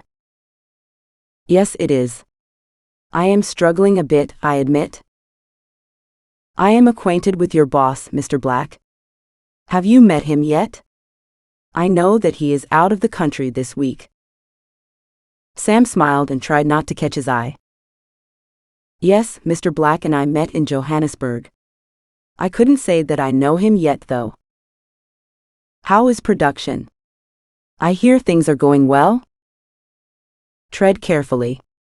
This is a fishing expedition. I really have no idea, said Sam. I haven't been there long enough to find out yet. The general looked thoughtful, but didn't inquire further. Long after most of the other clientele had left, the general continued arranging salt cellars and breadsticks across the table to demonstrate the battles he had fought with his men in the fight for Tamazian independence. Every now and then he would shout "boom" to the consternation of the waiting staff. His exuberance and charm enchanted Sam. I wonder if all generals are like this. Probably not. Finally, the general looked at his watch. Oops, he said. Can't keep the president waiting. As they stepped outside, Sam noticed Eduardo waiting for her. Had he been there the whole time? She turned to thank the general, but he was hurrying to his car with a bodyguard at either side. Thank you, she called. He turned and beamed at her. See you, he said, and then soon, I hope. And he was gone in a flurry of doors and dust. General Fuego was driven to the presidential palace, where he was ushered straight through to the president's private apartments. The president waited for him with undisguised impatience, his hands twisting in his lap. Cuñado, bom dia. Bom dia, Senhor Presidente. How are you and your family? Well, thank you, and yours? Good also. How was the meeting with the gringa? Can we use her? The president's abrupt manner indicated to General Fuego that the usual niceties were not going to be observed. He was a man on a mission. Yes, Mr. President, I think we can. She responded well to my irresistible charm. He looked the president in the eye and smiled mischievously. Don't lose focus here, Fuego. We need information on the real production numbers at Gemsite. I don't trust Black. I am sure he is cheating us out of tens or even hundreds of thousands of dollars in tax revenue. I want you to liaise with the Minister of Mines and keep him informed of anything that you learn. We have to find out how much those filos da puta are taking out of the ground up there. I need taxes. General Fuego admired his brother-in-law, but couldn't imagine why the president needed more money, seeing as a rumored $1 billion of petroleum income went missing annually, and he knew the president had first dibs. However, he was not unhappy with his new assignment, and had indeed been quite taken with the spiky young woman. It would be no hardship to have to spend some more time with her and her nice round bottom. Chapter 13. After Eduardo had dropped Sam at the Gemsite office, John Collier came to see her. Do you want some cash? He said. I thought I wasn't allowed any, said Sam. Not for Cardo, but as an official member of the Mindongo office, you are entitled to take out salary advances while you are here for your expenses over and above those provided. Most people eat out quite a lot. So that's how Pedro funded his exploits. Not surprising given the standard of the canteen. Somehow, she had ended up without a fixed workplace, but with the benefits of both. It made her laugh to imagine how annoyed the Cardo clique would be, if they knew. She didn't need much money, as she was going straight back to Cardo the next day, but she signed a chit for $20 in local currency, and she went with one of the drivers to try to buy postcards to send home. Chaos reigned in Mindongo. Armies of street hawkers besieged pedestrians and drivers alike.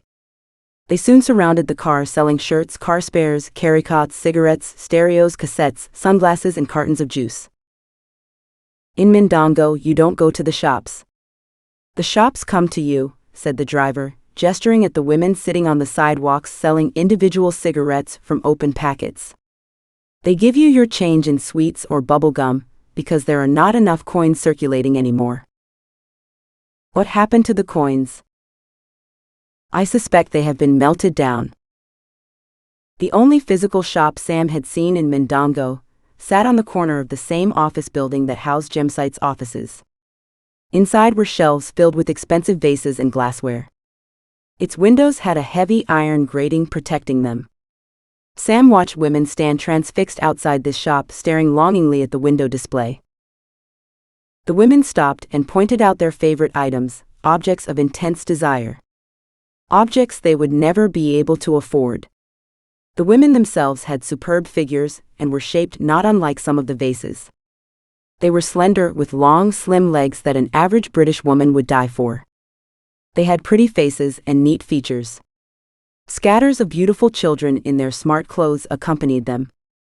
Even the poorer women stood out in their tight wraparound skirts. The men were also slim and quite striking.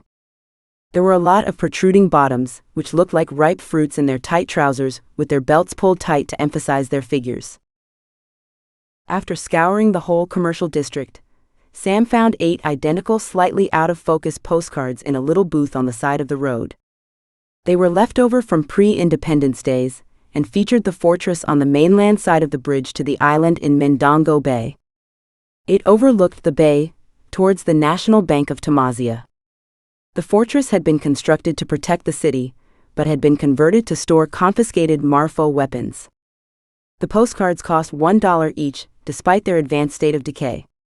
She wrote some lies to her family about having a good time, and gave them to the secretary at the Gemsite office so she could put Tamazian stamps on them. Would they ever arrive in England? After buying the postcards, she was driven to Villa Alice, where she would stay the night before returning to Cardo.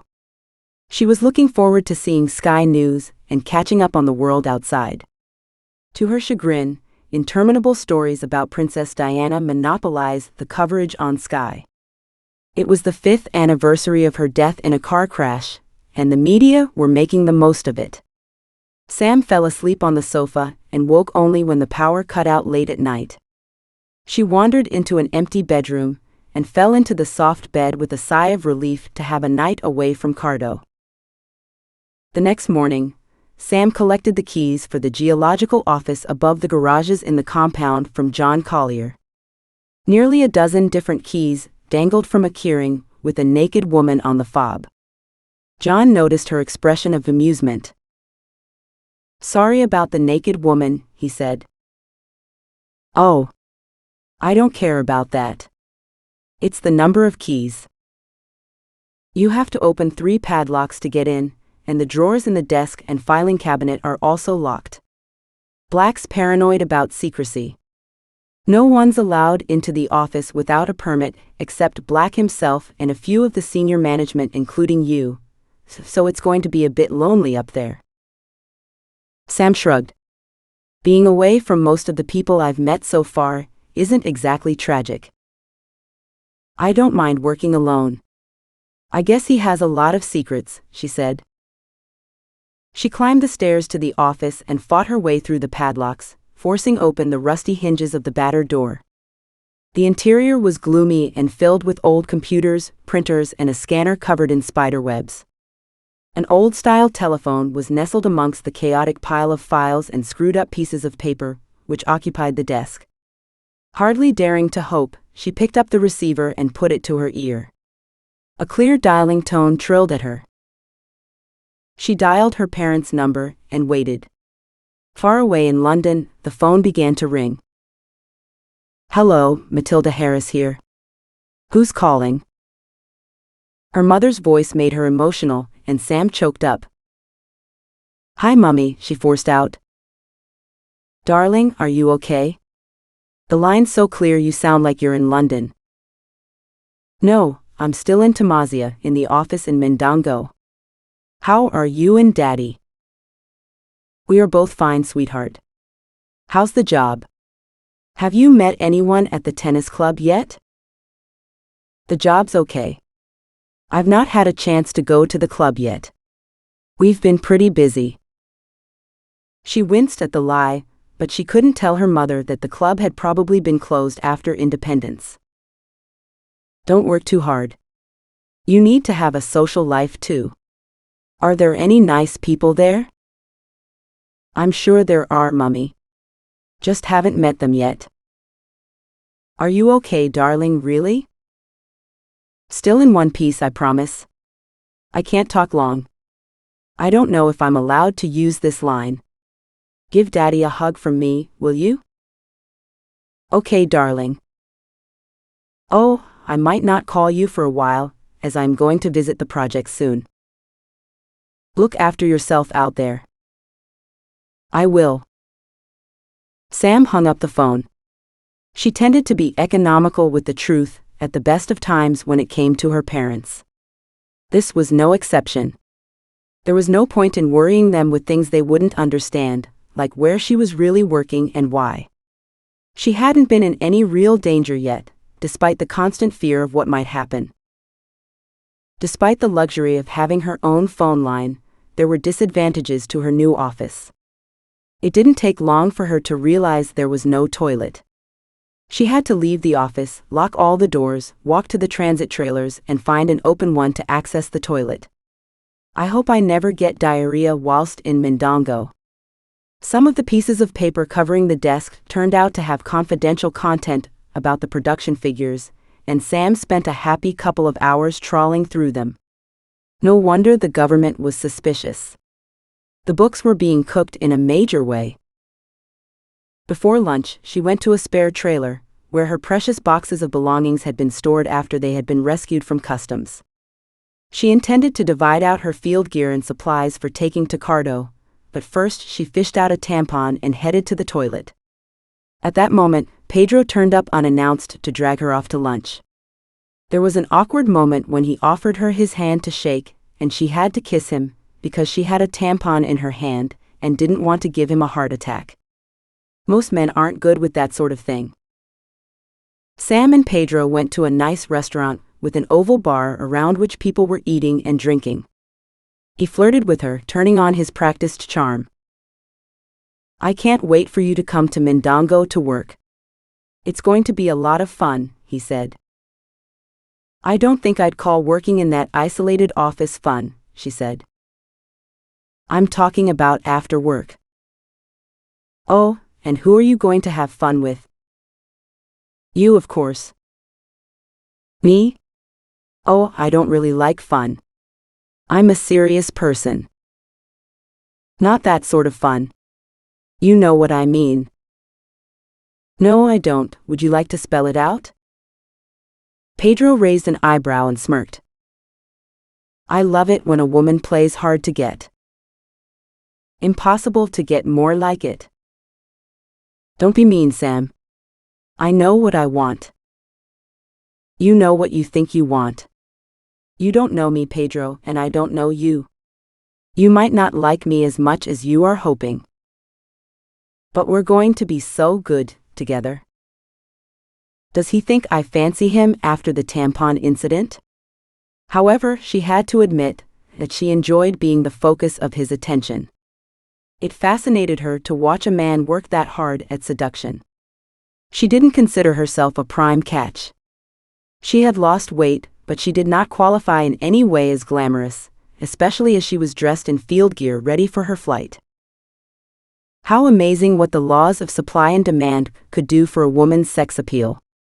Foreign women were like gold dust in Mindongo, and were fought over by single and not-so-single expatriate men. Pedro had the Latin man's belief that no woman could resist him. He didn't seem to realize that just because he fancied a woman, it didn't mean that it was reciprocal. Sam didn't feel immune to Pedro's charms, but the assumptions he seemed to be making about the ease of the conquest in her case made her uncomfortable. She had no doubt she could outlast his enthusiasm, but it might be fun to play along until he got bored. Later that afternoon, she did a round of polite handshakes in the office, and then she went to the trailers to get her boxes of goodies. Pedro dropped her at Villa Alice to sort through her things and select the stuff she needed for Cardo. She was sharing the house with 2 other people besides Pedro. Before he left for the office, he gave her a tour of the building site behind the house that would be her bedroom when it was finished. The annex that was being constructed looked like a prison cell. It had no windows except for a tiny one, about 3 meters up in the bedroom. Not much of a view. In its favor, they were installing an ensuite bathroom, so at least she didn't have to wait for anyone to shower in the morning before she got a look in. Also, it would give her some much-needed privacy. The sitting room in the main house had been tacked onto the back of the original house, and they hadn't bothered to brick up the bathroom window that overlooked it. The window did not have curtains, which meant she had to sit down below the window to wash herself, or provide more interesting entertainment than the morning news. The lack of privacy embarrassed her, but Sam had been refused many jobs during her career due to the lack of women's facilities, so she wasn't about to start fussing now. She stuck a black plastic bag across the window in the bathroom with sticky tape, and solved the issue like a Tamazia. Sam watched the news and sorted through her belongings. Most of them would remain in Mindongo. The items she really wanted to take to Cardo with her this time were her music and books and her vital supplies of tea and chocolate. She resealed the boxes containing her Mindongo articles and put them in a storage room she found at the back of the kitchen. When she was ready, she radioed Pedro as arranged and asked him to get someone to pick her up and take her back to the transit trailers for her flight to Cardo. He came personally, which surprised her, and then drove her to the airport when he must have had better things to do. On the way there, he said he'd miss her while he was on his leave. So smooth she almost believed it. How could he miss her after one lunch and a cup of coffee? "Oh, I'm sure you'll get over it," she said. Pedro was not put out. "Did you know that all the gossip about you has been heating up the airwaves?" he said. Sam did not want to be drawn into a discussion on the false rumors that might be floating around. Bored people invented all sorts of rubbish about people they didn't know. No doubt she'd find out soon enough. "It can't possibly compete with the stuff I've heard about you and your reputation," she said. "Perhaps you should stay away from me if you don't want to make it worse." John Collier had told her to watch out for Pedro. She considered the advice carefully. Pedro could turn out to be entertaining or dangerous, there was no way of knowing. She would take her time to make her own mind up about him. And then there was the general, a complete surprise package. She might have made an unlikely conquest. She decided not to tell Jim or the paranoid Black about her lunch. It was probably a one-off after all. The flight back to Cardo was uneventful, and the same hair-raising landing routine failed to arouse many emotions this time. She found it peculiar how quickly the terrifying became normal. To her surprise, Jim sat in his Jeep at the airport waiting to drive her to the compound. "So how'd the trip go then?" he said. "Any Garimpero trouble?" Sam mumbled something non-committal, but he didn't appear to listen to her answer. He drove her back to her bungalow, chuntering under his breath and sighing. A man who wanted to talk. She invited him in for a beer, which he accepted with alacrity. He quaffed the first in one, still standing up, and opened the second before sitting down on the sofa, head in hands. "Jesus, Sam, you have no idea how hard it is to work for Black. He's such a bastard. I don't know how I put up with it. I work my hands to the bone here, but all I get is grief. What does the man want?"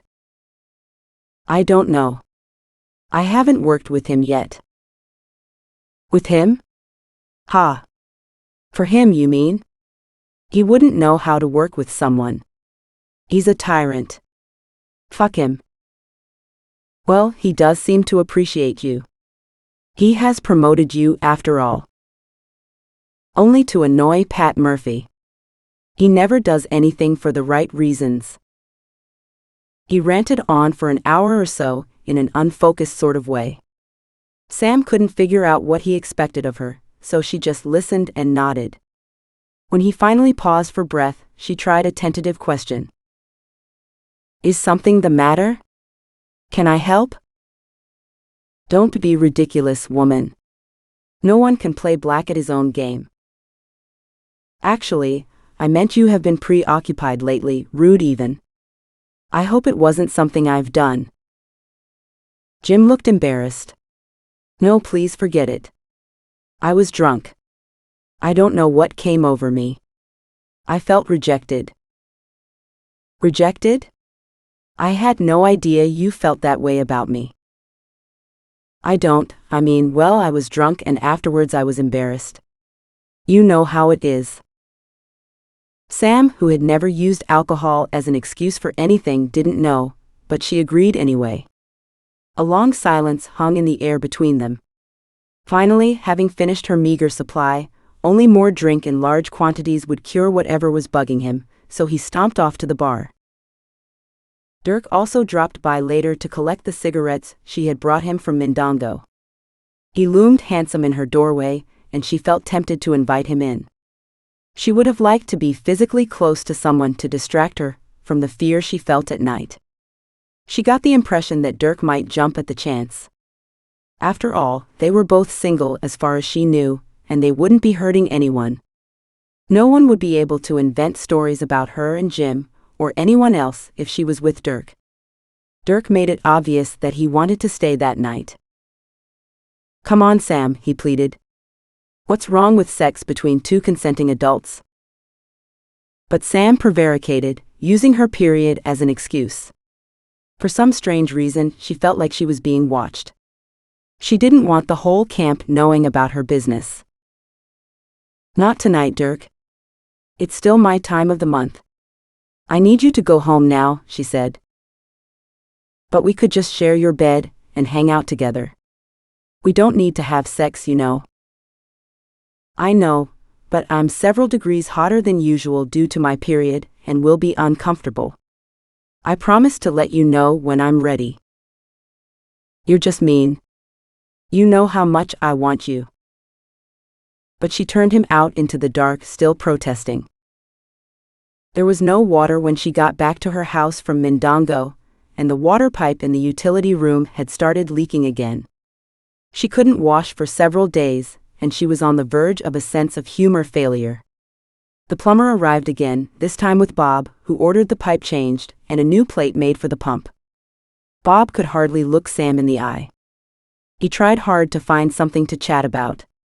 He appeared determined to bridge the gap that loomed between them since the incident in the bar, but Sam was not in the mood. The plumbing arrangements are a bit Heath Robinson, he said. No kidding.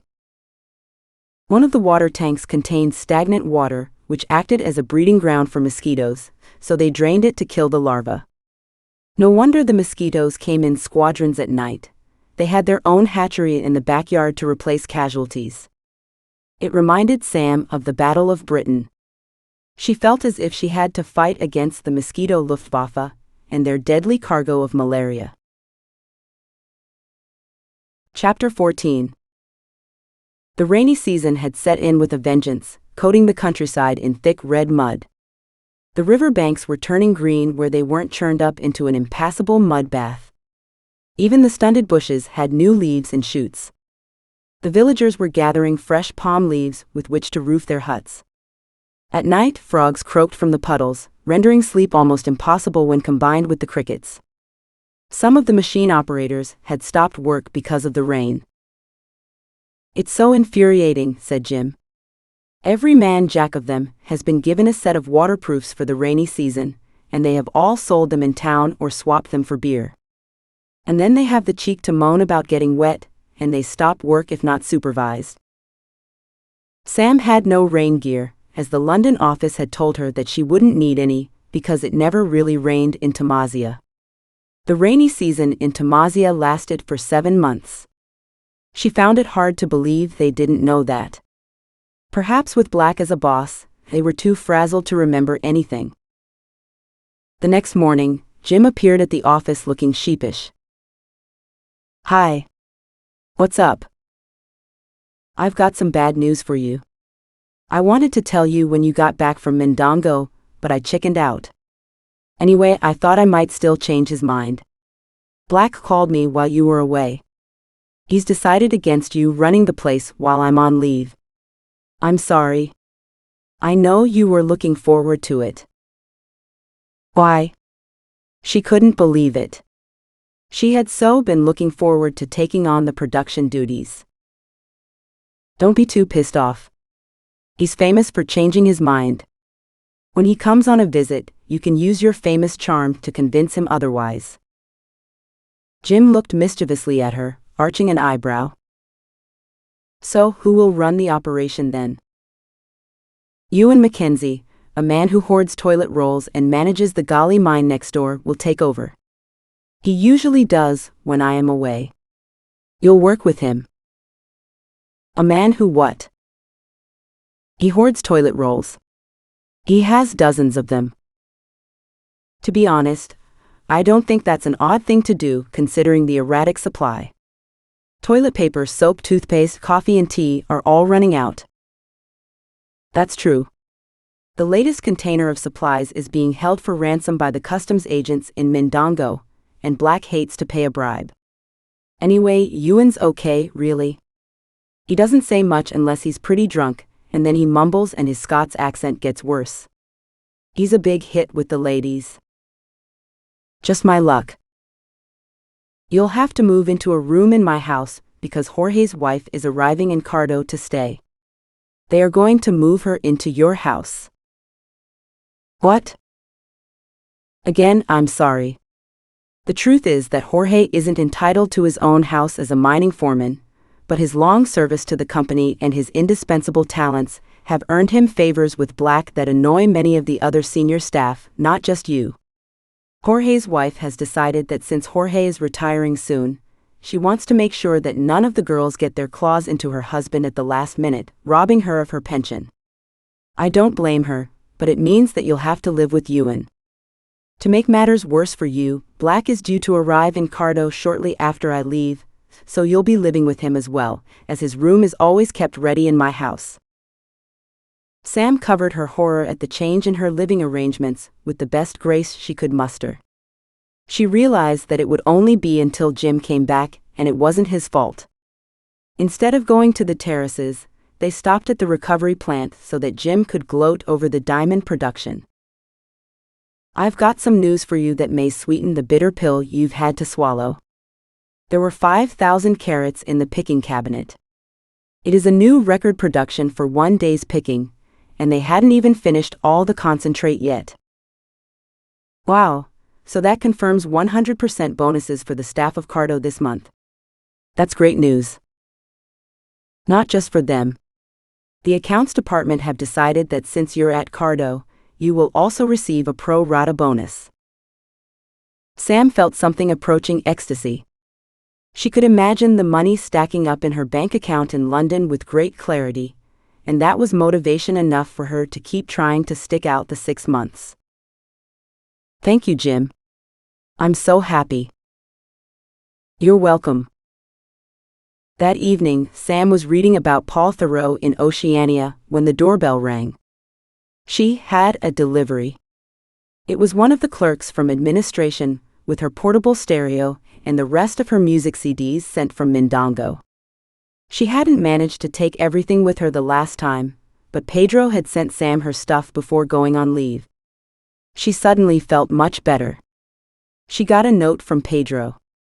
He said he'd miss her while he was on leave, again. Okay, Pedro, 1 brownie point for the stereo. Lying on the sofa listening to music that evening, she got her first mosquito bite.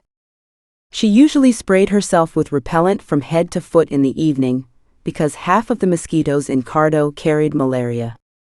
She berated herself for forgetting. The prevalence of malaria in the town was evidenced by the number of working days lost to it. No one else at Gemsite took any precautions against malaria at all.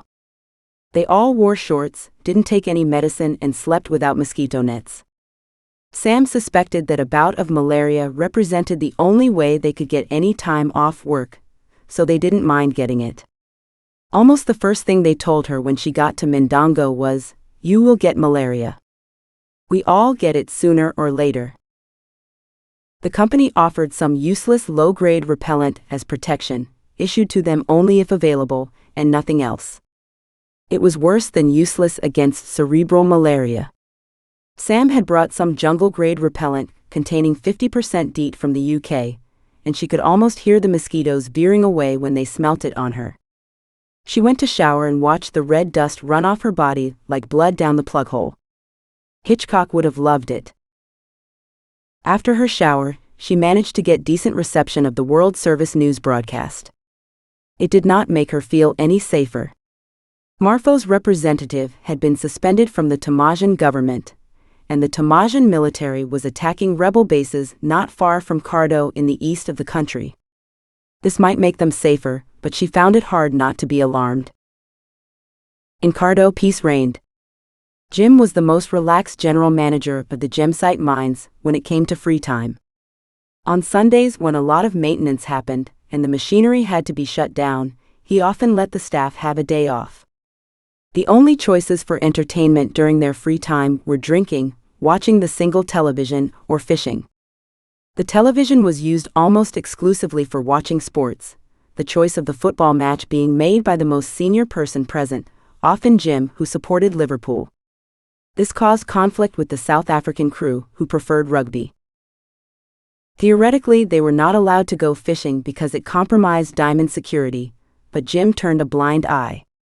Fishing parties always contained members of the internal security personnel, so it was unlikely anyone would try to look for a diamond with that sort of supervision.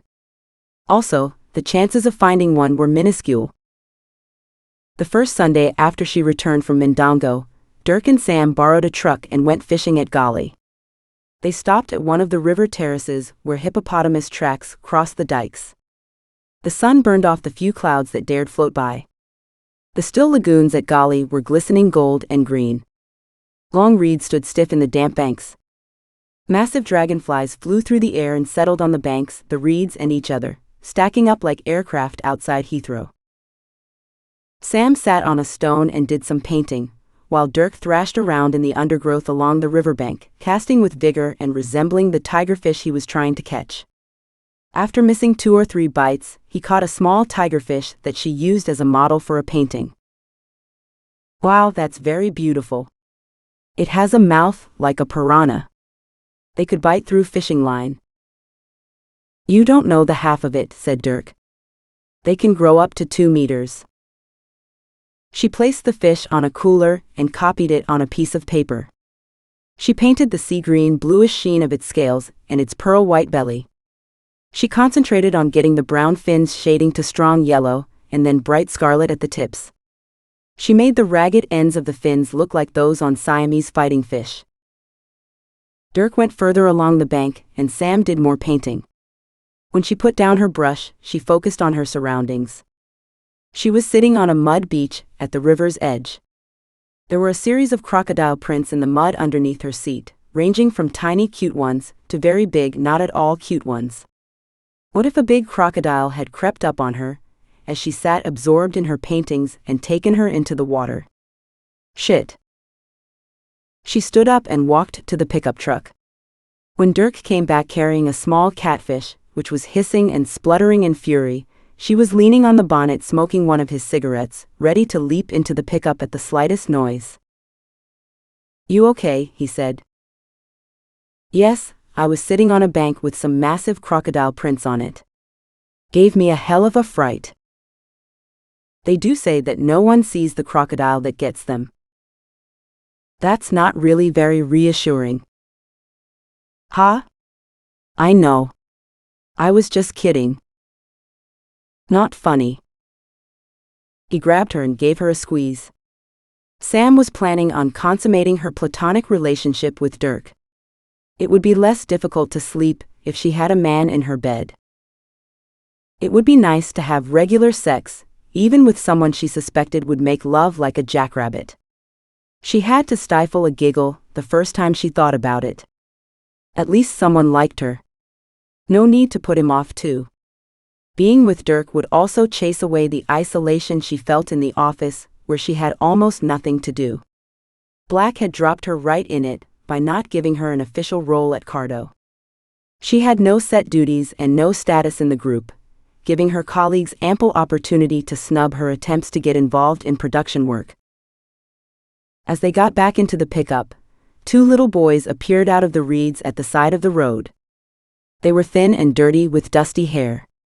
She called out to the boys, who were standing frozen in panic on the red dirt track. "Bom dia." They both chorused it back, flashing big, scared smiles, but they looked like they were ready to run away at any moment. The smaller boy was tugging at the larger boy's arm in agitation. Sam now recognized them as the boys who often stood outside the canteen and begged for food. She had developed a habit of dropping food by mistake as she left after lunch. She knew they recognized her too, but they showed no inclination to approach. "What's wrong with them?" she said. "Nothing. Just scared." "But why?" "They can get beaten for being on the concession area." "What are they doing here?" "Jorge told me that the adults use them for mining the vertical tunnels or shafts into the bottom gravel where the diamonds are. The shafts bell out at the bottom to take the maximum gravel possible out of the same shaft. Being small makes it easier to excavate the gravel out to the sides of the vertical shaft and under the barren gravels." "Jesus! Isn't that incredibly dangerous?" "The tunnels collapse all the time. Sometimes the kids manage to scramble out, and sometimes they're buried alive." "Poor little buggers. That's dreadful. They look so thin. Give me the fish." "Black doesn't like us to feed them. We could get in trouble." "I'll take the blame. Remember, I'm an ignorant newcomer and have no idea we can't give food to the locals." Dirk took the fish out of his bag and handed them to Sam. They had lost their color and didn't look very appetizing. The small catfish was still alive. It squirmed and hissed and almost wriggled out of her grasp. She proffered the fish to the boys. They looked suspiciously at them and took a couple of steps forward. "For you," said Sam in Portuguese. The larger of the boys darted forward and grabbed the fish. They ran off a short distance and then stopped and looked backwards. She beamed at them and waved. "Obrigado," yelled the older boy, and they scampered off, their bare feet flapping in the muddy road, sending streams of red mud up their skinny legs. Chapter 15. In Mindongo, General Fuego had been summoned for a drink at the president's house. They met in the president's study, with a view of the city stretching out below the window. The brothers-in-law sat in leather armchairs, which had been designed for bigger men. They sighed in appreciation, even as they both struggled to reach their glasses of whiskey perched on the oak coffee table between the chairs. General Fuego was the first to break the convivial silence. "So, how can I help you, Mr. President?" "I still need those diamond production numbers from Cardo. I want you to get me information about Gemsite from that woman. I'm sure she knows what the numbers are by now. She's a geologist, isn't she?" "Yes, I believe so. I'm having a lunch party next weekend at my beach house. My sources tell me there is an export on Friday. Perhaps I can invite Sam to stay at the beach?" "Now that's more like it. I don't know what possible objection she could have to staying at a nice house with high-class people and eating delicious food. It'll be a lot better than the muck they eat at Cardo. That's for sure. I know she likes lobster. I'll buy some fresh ones." "And pour drink down her throat, Fuego. Flatter her, seduce her, I don't care how you do it. I want to know what those bastards are hiding. There is nothing honest about our Mr. Black, and I want to know what's going on. If Sam comes on Friday, I'll get Eduardo to pick her up from the bank when she deposits the diamonds." "Excellent. So how about another whiskey? My wife has made some excellent cod stew for us too." The Cardo employees held a production party at the prefabs where the workers lived, to celebrate the 100% bonus earned for the diamond production achieved in August. Gray's security had run over a large crocodile which had crossed the road in front of them at Tunda the night before. They had to shoot it due to its injuries, so there were crock steak sandwiches in the bar that night. When faced with the choice between a tender if ripe fillet steak and fried onion buddy, and a tough overcooked piece of ancient crocodile, Sam's hunger got the better of her curiosity. There were plenty of takers for the crocodile. Some people were still chewing when they went to bed. The Filipina girls were organizing silly games, including one in which they snatched carrots tied around the men's waists in a rude version of musical chairs. Everyone got drunk, and Dirk started to get jealous and grumpy when some of the drunker members of the management team forgot that they had to all intents and purposes sent Sam to Coventry, and started flirting and trying to get her to dance with them. Sam called Dirk over and started to whisper in his ear. She was feeling horny and had decided they had procrastinated quite long enough. Dirk cheered up, and a smug expression appeared on his face. He tried to kiss her, but Sam moved out of the way. Public displays of affection were definitely taboo. She had started to feel good, all of a sudden. Dutch courage, no doubt. Jorge had been watching her from one of the tables, and came over in a determined manner. "I need to talk to you. Now?" Sam sighed. Jorge's timing couldn't have been worse. She had absolutely no intention of discussing work, instead of seducing Dirk. "For God's sake, now is not a good time. Let's do this tomorrow, okay?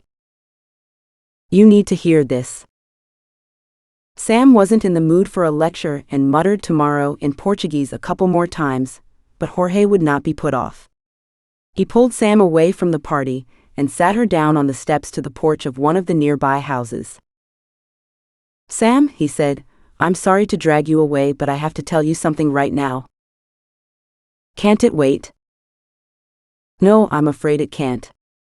I wanted to tell you sooner, but I wasn't sure how far it had gone." "How far what had gone? What are you talking about?" "It's Dirk. Have you slept with him?" "No, but I was about to when you got on your high horse." "You mustn't. It would be a mistake." Sam was not sober, and she totally misinterpreted Jorge's motives. "I like Dirk and I don't like you. Not that way anyway. You can't stop me. I'm a grown-up." She tried to flounce off. Jorge grabbed her arm. "No, you don't understand," he pleaded. "I'm trying to stop you from getting hurt." "Hurt? I don't think it's any of your business." "Oh, it is. I have a bet on you." "What did you say?" "They're running a book on who will sleep with you first, and when. Dirk stands to win a lot of money if he sleeps with you. He doesn't really like you. He just wants to win the bet." Sam froze, and Jorge waited for her to talk. She sat down again, hard. She looked up at Jorge, tears filling her eyes. "He has a bet on himself?" "Yes, and he expects to win it tonight. He's been telling everyone who will listen." Jorge could hardly look Sam in the eye. Her hard-won confidence evaporated away like the water off a boiled egg. She stood up, wobbling with drink. "Thanks," she said. "Nice to know who your friends are. I'm going to give him a Glasgow kiss." "A kiss?" "Not that sort of kiss, Jorge. You'll see." Sam stomped back across to the party. She pushed her way into a throng of people near the drinks table. Dirk was standing there talking to one of the local girls. He looked up, and a lazy smile crossed his face. He stumbled over to Sam. "Are you ready to go now?" Sam tried to headbutt him, but swayed at the crucial moment and hit his shoulder with her forehead. "Ow!" he shouted. "What the hell? You bastard. I thought you were my friend." He looked dazed. "But I am." "No, you're not. You're a pig like all the others. I hate you." "But what have I done?" Then the expression on his face turned from surprise to remorse just when Sam was wavering. "Bastard," she said again, and dredged up the dignity to leave the field of battle without another word. Her withdrawal didn't cause any comment, as everyone was too drunk to notice what had just happened. Feelings of betrayal wrenched her guts. I really fell for that old trick? What an idiot. One thing was for sure now. She did have a friend in Cardo, but it wasn't Dirk. They won't ever defeat me. Never, ever, ever. Chapter 16. The next morning, Sam felt as if she'd been hit by a train. The combination of the drink and the shame was not ideal, as she had to get up before dawn to go down to the recovery plant to do the diamond export to Mindongo again. She did not have much to do in Cardo, so sending her to Mindongo with the diamonds prevented one of the security men, who were in short supply, from going instead. She had to do whatever was necessary to stay in Black's good books. Everything she did got back to him. She also needed to get out of camp to avoid seeing Dirk. Jim, I'm a bit shattered. Do you think that I could take Saturday off in Mindongo to see the sights? She said, as they hung around waiting for SDM. Sure, Jim laughed. And you won't need a whole day for that. He said. Off with you then, and don't do anything I wouldn't do. Sam didn't think there was much chance of that, seeing as her only hope for a bit of entertainment, Pedro, was on leave, and she didn't know when he would be back. However, the prospect of a nice day at the beach with some of the Villa Alice boys cheered her up. The SDM representatives arrived on time, and they finished the weigh-up and put the diamonds in the small safe for transportation to Mindongo. They all got into their respective vehicles in the convoy and shot off to the airport with the usual pandemonium ensuing.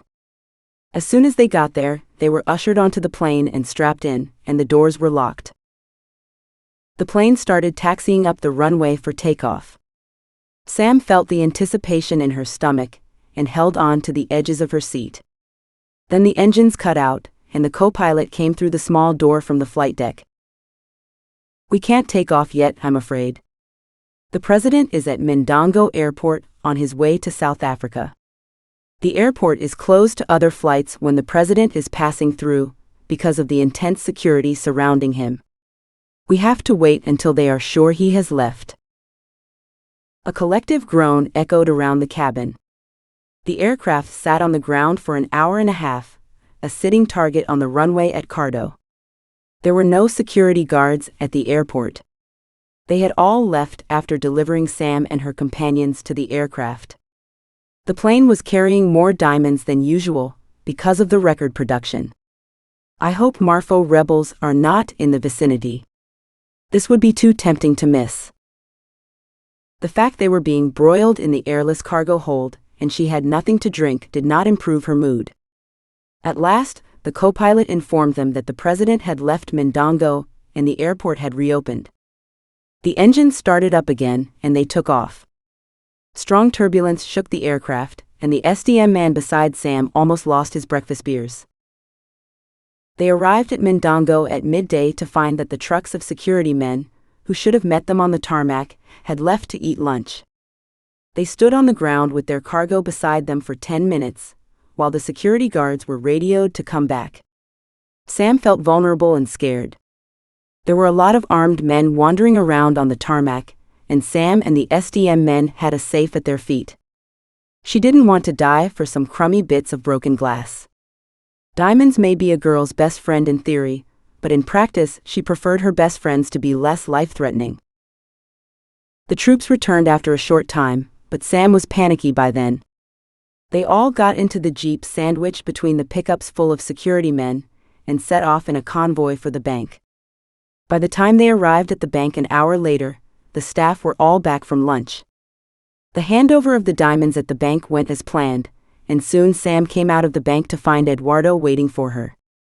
He greeted her and said simply, "The general is waiting for you on the island.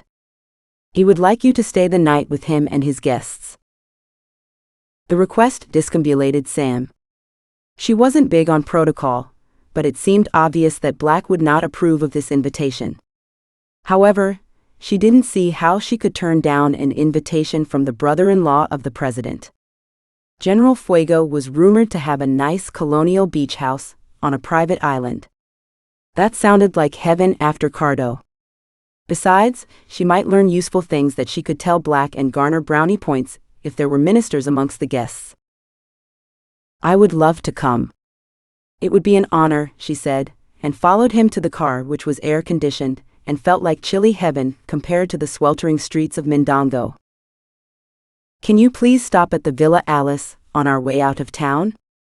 I don't have any suitable clothing in my bag for a social weekend, she said. Of course, my lady. Anything for you, said Eduardo.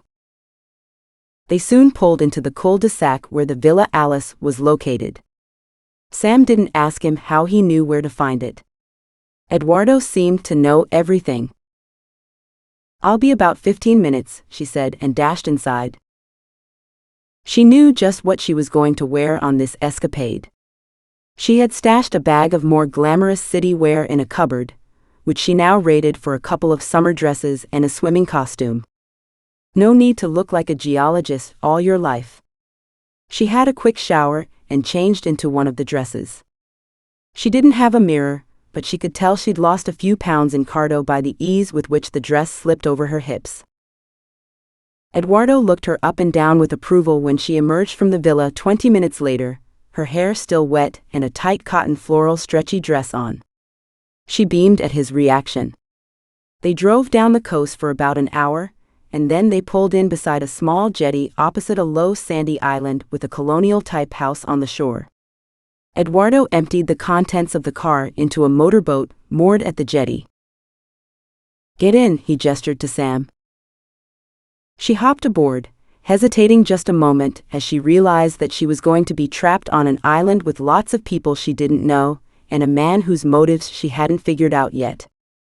However, having worked with men-only crews most of her life, Sam knew how to hold her own in a house full of testosterone. The lure of decent food was too much for her, having seen a lot of fresh produce being loaded onto the boat.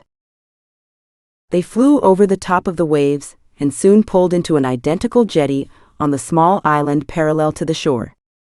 Some members of the general's staff were waiting to help her up from the boat and show her to the house. The general stood on the steps to the porch, smoking a fat cigar. He gazed at Sam with her windswept hair and flowery dress like he was trying to recognize her. A twinkle appeared in his eye. Don't they feed you in that place? Not much that I want to eat. I hope we can tempt your palate this evening. I know you like lobster. I bought 3 fresh ones just for you. 3? 3 for me? I don't think I can eat 3. I thought you were matcha. Don't let me down now. I'm counting on you. Sam laughed. A diet of lobster and flattery was just what the doctor ordered. The ministers for mining and petroleum are here, and they have both come with their wives. 2 of my daughters are also with us, so you should have fun. She beamed at the thought of having some friendly women to talk to. The monosyllabic conversations she was having in Cardo, despite all her efforts, were wearing her down. The general told one of the members of his staff to show her to her room, and left to entertain his guests. Dinner turned out to be a blast. Sam sat down at the women's end of the table and joined in the banter with the daughters and wives. The husbands all sat at the other end of the table, trying in vain to have a sensible conversation, but failing as the women made merry and flirted with them. Sam managed to eat 2.5 small lobsters, which elicited a round of applause. After dinner, the general invited Sam to have coffee with him at the end of the front balcony looking out over the sea. He offered her a Cuban cigar, which she refused, and a cigarette that she didn't. They sat looking at the waves breaking on the beach. So how is work? Said the general. Oh, pretty tough and lonely, replied Sam with a big sigh. She remembered with horrible clarity how close she had come to humiliation with Dirk, and the nasty sneering the night they shunned her in the bar. I don't think they like me very much in Cardo, she said. Her voice broke and she started to cry. Despite her embarrassment at this unexpected turn of events, she couldn't stop. The dam had burst. The general reached out and put his hand over hers, and waited until she managed to control her sobs. Then he handed over an immaculate handkerchief, its pristine whiteness a testament to the quality of his laundry staff. Sam blew her nose into it. "I'm so sorry," she said. "I wasn't expecting that." "Neither was I. My charm does not often have such a catastrophic effect on young ladies. Do you mind if we don't talk about Cardo?" Sam missed the fleeting look of irritation that passed over the general's face. "What would you like to talk about?" "Well, I hope it's not an imposition. You told me that you were in Cuba with Castro and Che Guevara. Do you mind telling me about it?" "Not at all.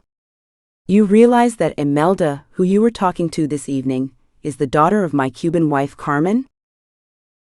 "No, I didn't know that." The general excused himself for a minute and returned with 2 large glasses, a bottle of scotch, and some more cigarettes. "We may be here for a while," he said. Chapter 17. The next morning, Sam stayed in bed and was served a sumptuous breakfast with some coffee that she could almost stand a spoon in. She had no hangover, perhaps due to the quality of the whiskey or all the food she had eaten. The Minister of Mines had been pretty impressed that she spoke Portuguese, even if her grammar was a bit ropey. She had noticed that he kept trying to steer the conversation around to the production in the mine, but Sam had been careful to keep her answers vague like Jim had told her before. The truth was that no one knew about production figures except Black, Fred, and Jim. Only Black knew about the bottom line.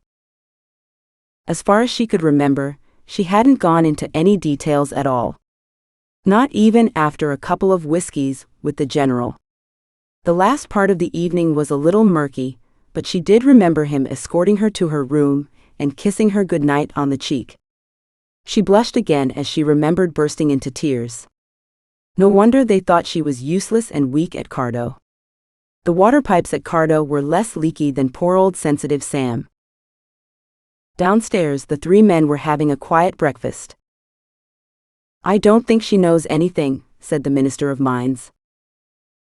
"I'm sure she doesn't know anything about diamond production," said the Minister of Petroleum. "Did you get anything out of her, Fuego?" The Minister of Mines snorted. General Fuego ignored him. "No, I didn't. She burst into tears when I tried to find out more about the Cardo operation. Perhaps she's not as senior as we imagined. I thought she was Black's direct employee. How come she doesn't know anything about the diamond production numbers? I'm sure she must see the figures." "Gentlemen, as we are well aware, Mr. Black is paranoid. I don't think his girlfriend knows his first name." "What is his first name?" "I don't know," the general deadpanned. "So did you get anything out of her or not, Fuego?" "I don't know what you mean," he replied and winked. Both of the other men guffawed. "You dog, Fuego, I knew you weren't interested in production. She is kind of cute though, in a gringa sort of way. The president is going to kill me." They all mused on this as they drank their coffee. The general crossed from the island with Sam in the boat, and insisted on driving her back to Mondongo by himself at a never less than hair-raising speed. Sam tried not to notice, but she could see Eduardo wincing in the back of the car. When they reached the center of town, they stopped at a little coffee shop near the Gemsite office, and Eduardo stayed with the car. The site not only had milky coffees made from UHT milk, but also Portuguese custard tarts. The general ordered 6, telling Sam that if they didn't eat them all, she could take one on the flight as a snack. He asked her how she came to work for Gemsite, and proved himself such a good listener that Sam found herself telling him about the Dirk debacle. She was so desperate for someone to talk to, and she didn't think talking about Dirk was a betrayal of confidence. The general waited for her to stop speaking, and smiled gently at her. "Ah, my dear, you have made the mistake of choosing a younger man. In my opinion, you should look at someone a little more mature. You mean vintage, like a good wine? Yes, that's exactly what I mean. He gave her a mischievous smile and told her that he had to go. Sam refused a lift to Villa Alice and kissed him goodbye. See you soon, he said. After the general had left, Sam walked around the corner to the office where she would find someone on duty. She needed to know when the flight had been scheduled to take off for Cardo. To her surprise, Pedro opened the office door. Annoyance darkened his features when he spotted her, surprising Sam, who thought he would compliment her on her dress. So Pedro, welcome back. Did you enjoy your break? I see you've been busy while I've been away. Busy? What do you mean? Are you the general's whore now? Purple-faced with rage, he quivered with the fury of a man who imagined himself scorned. What? How can you even ask me that? Are you on drugs? Don't play the innocent with me. I saw you cozy up to him in the cafe. We were having a coffee, and I didn't cozy up, not that it's any of your business.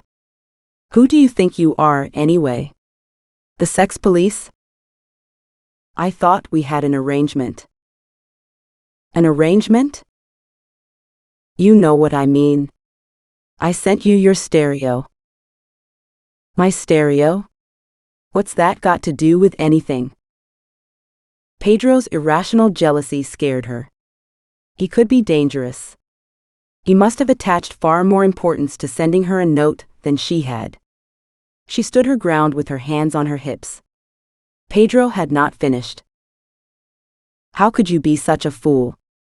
Do you really think a five-star general has the slightest interest in a two-bit gringa like you? Are you an idiot? Your only value to him is as a spy. Black will be livid when he finds out. You'll be fired for sure. I haven't done anything wrong. I don't have any access to that sort of information. Anyway, he didn't even ask me anything about diamonds. Why would Black want to fire me? But even as she said it, she knew he was right. She had been very foolish to accept the invitation. But the temptation of good food and company had been too strong after the weeks of misery at Cardo. She didn't have any information for them. But why else would they invite me to the island? It's not like she was a friend of the family or anything. The ministers did seem to ask a lot of questions she couldn't answer about production and operations at the mine. The general had even engineered that private chat with her to talk about Cardo, but she had ruined his plans by bursting into tears. The setup became pretty clear to her now. Another humiliation for Sam. Was she so naive when she thought no one would mind if she went to the island if she didn't have anything to tell? She decided on damage limitation. What are you going to do? You're the only one who knows. Please don't tell anyone. I don't even like the general. I thought you liked me. I did. I do. I didn't feel I had any choice. I was practically kidnapped.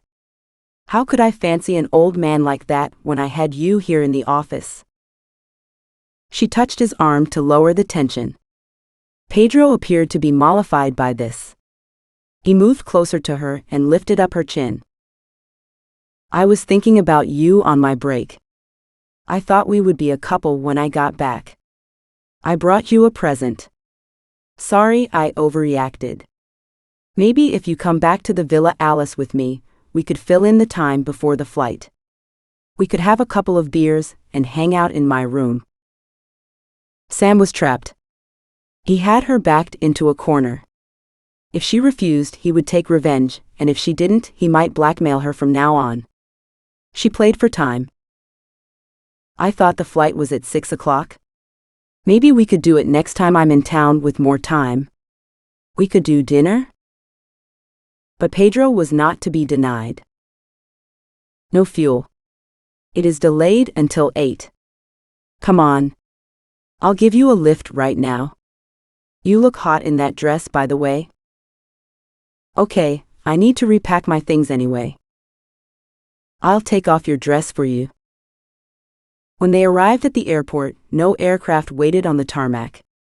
One taxied up half an hour later, and they filled the tanks with diesel for delivery to Cardo.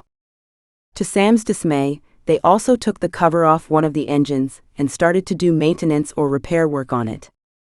She sat in the minivan with Pedro, in a cloud of mosquitoes, waiting until late evening when the cover went back on. There was no point trying to drive back to Villa Alice, in the appalling traffic jams that characterized Mondongo's evenings. Sam avoided speaking to Pedro by pretending to sleep through all this, but on leaving the minivan, she had to kiss him goodbye. "See you soon, I hope," he said. "Not if I see you first," she muttered under her breath, as she got on the plane, clutching the lurid pink teddy bear that Pedro had given her at the house, which proved that he had no idea who he was dealing with. There was nothing Sam hated more than fluffy toys, above all pink ones. Sam had plenty of time to think on the cold cargo plane to Cardo. She felt dirty and used. How could she get herself in such a horrible situation? It was bad enough feeling forced to have sex with Pedro, who fucked her like a battering ram with about as much emotion. Pride restored, he could afford to be magnanimous and drove her to the airport. Aside from that horrible memory, which she would expunge as soon as she could, she knew in her heart that Pedro had read the situation correctly. What would a general want with someone like me? A mere geologist? What had I been thinking? Why am I so useless at reading people's motives? Another disaster to chalk down to her naivete, and she wasn't sure she could trust Pedro to keep it to himself. She didn't want to imagine the sort of fit that Black would have if he found out. Perhaps he would have a stroke and die? Unfortunately, there was not much hope of that. Pedro needed to be manipulated and kept at arm's length on her next visit to Mondongo, with the likelihood that he might again demand payment for his silence. This job was a bloody nightmare and getting worse and worse.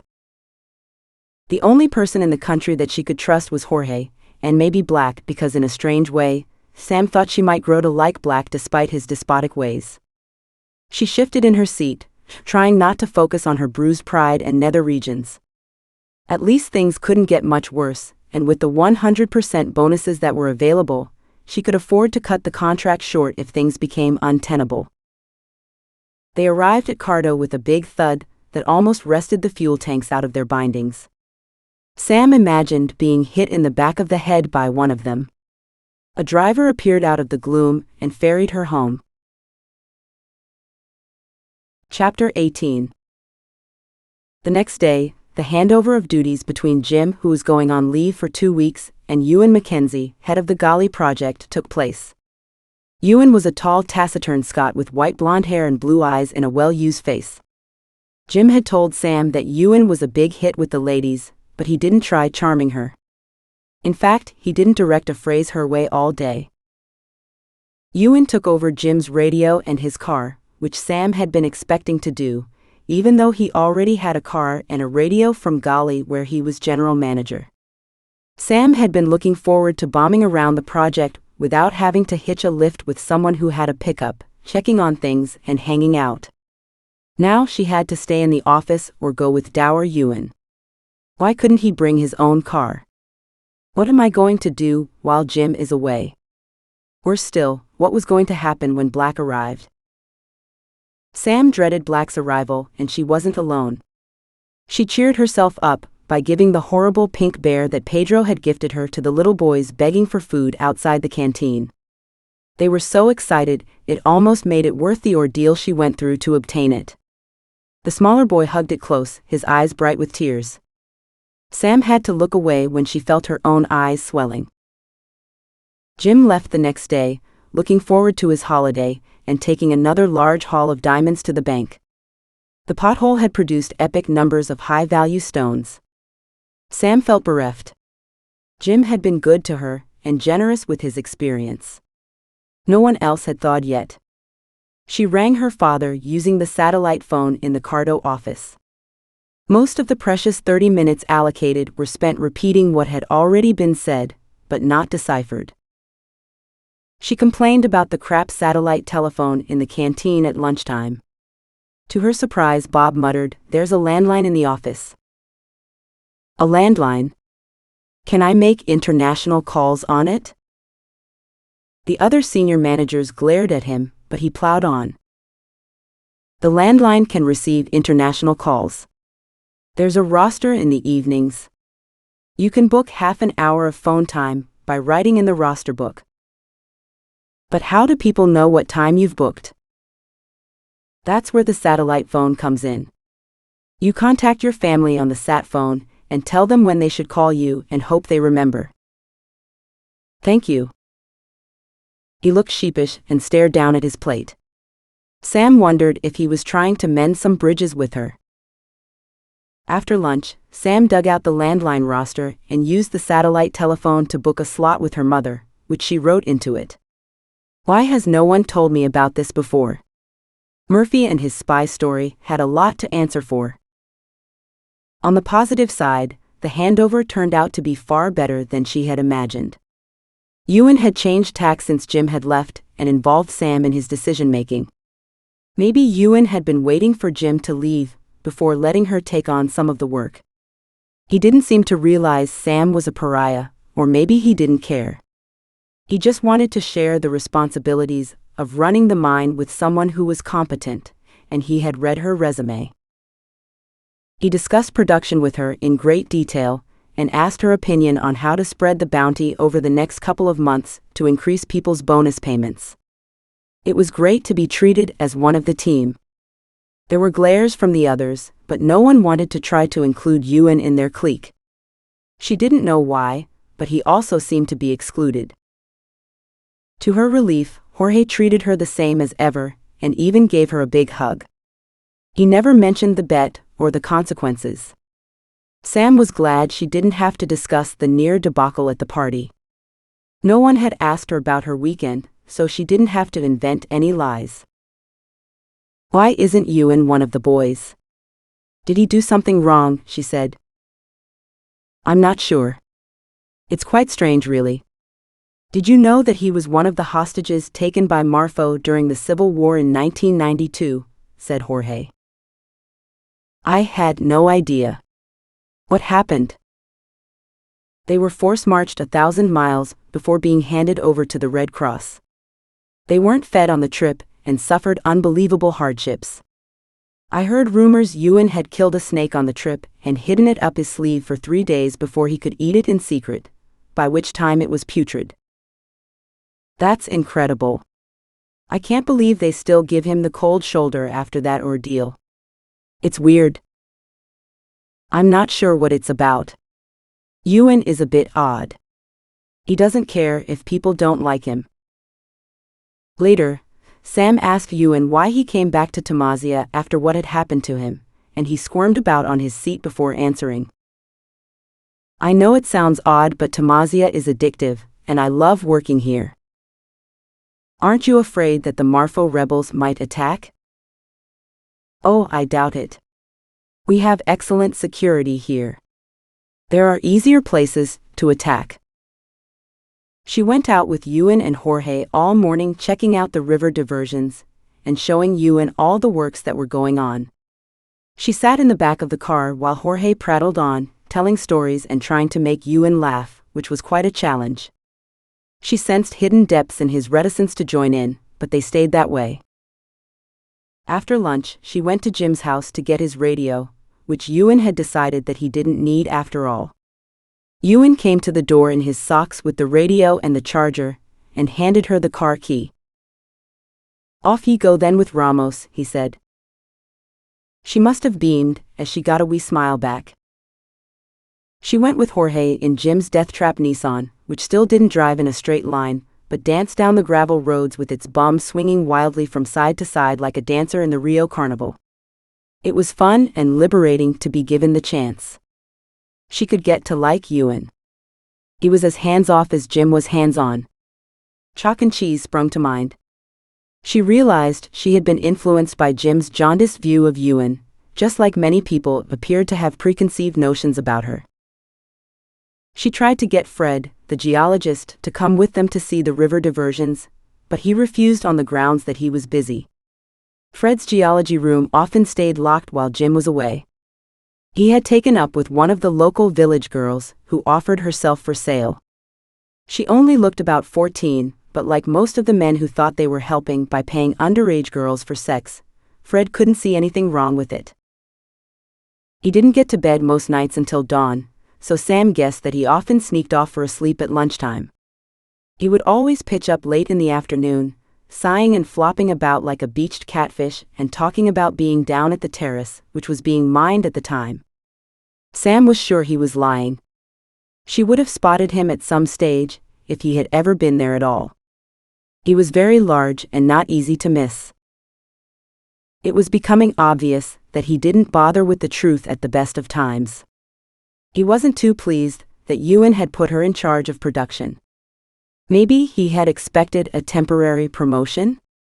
She couldn't help that. She really tried to get Fred to work with her. She showed a lot of interest in his work and tried to get involved. Despite what Black had said in Johannesburg, it was the expatriate males who didn't want to work with her, not the locals. It had always been her problem. It didn't surprise her, but she was disappointed that things had changed so little. At lunchtime, Sam heard the news that Marfo had shot down a military transport plane, killing 24 people to the north of Cardo.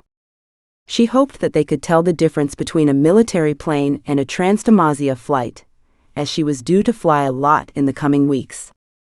I should have bought a parachute before I left the UK. Her call home had been scheduled for 3 o'clock. She shut herself into the office with the phone and waited. True to form, her mother rang on time. Sam grabbed the receiver and thrust it to her ear. "Hello?" "Hello," said her mother. "Can I speak to Sam Harris?" "Hi, Mummy. It's me." "Hello, darling. How's Mndongo?" Sam hesitated. "Oh, busy, you know. I don't really have any news." "The line's not very good." It was clear as a bell last time. "Nothing around here works consistently. I expect it's just static."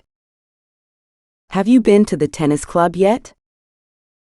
"No, it's the rainy season here and the clay courts are quagmires. I'll just have to wait." "But you are all right? Your voice sounds funny." "Yes, I'm fine. Just tired. We work long days." There was a pause. "I saw on the news that Marfo shot down a plane in Tamazia," said her mother. "Don't worry about that. It was nowhere near our mines. It's perfectly safe here." "Okay, but you should come home if it gets worse." "I promise. Give my love to Daddy." "I will, sweetheart." Sam put down the phone. She felt bad lying to her mother, but she didn't want to worry her. She would come clean when she got home. What they didn't know couldn't harm them. Chapter 19. While Jim was away, Sam had to learn the radio codes so that she could contact all sections of the mine, the code assigned to her being Office 2 or Production Manager.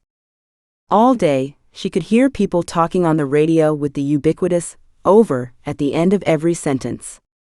She did a lot of coordinating and went with Ewan to the diamond recovery plant to check on the progress of the tunda material that was being processed. "How do they decide which materials to pick?" she asked Ewan. "All 3 mines, Cardo, Gali and Tunda, share the processing facilities, so there is intense competition for picking time at the end of the month. All the mines are trying to fill their quotas of diamonds and win bonuses for good production." "Doesn't that cause disputes?" "Oh yes. There is a tendency to process any old material in the vain hope of reaching the bonus figures before cutoff day. This causes resentment between the mines, who have good material to process, and those that are scrambling around in the dirt and tying up the recovery plant with low-grade material." Black had threatened to arrive from Mndongo at any time, and an atmosphere of dread hung over camp. The boss should be here any day now, said Jorge.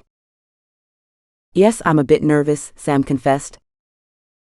He likes to drink, said Jorge. And he likes his management to drink with him. We don't get to lie in the next morning like he does, more's the pity. His visits can be a bit of an ordeal. At midnight, the doorbell rang. Drugged by sleep, Sam threw on some clothes and went to the door. Jim's car was parked right up close to the outside gate. In the moonlight, she could see Mary Bell, Black's girlfriend, on the steps to her house, swaying like a reed in the wind. Out on the road, Sam could see the figures of Black and Ewan talking to the occupants of another Jeep. Black looked like a pantomime bumblebee in profile, with a yellow and black striped rugby shirt on his rotund body, balanced on tottering legs and shorts.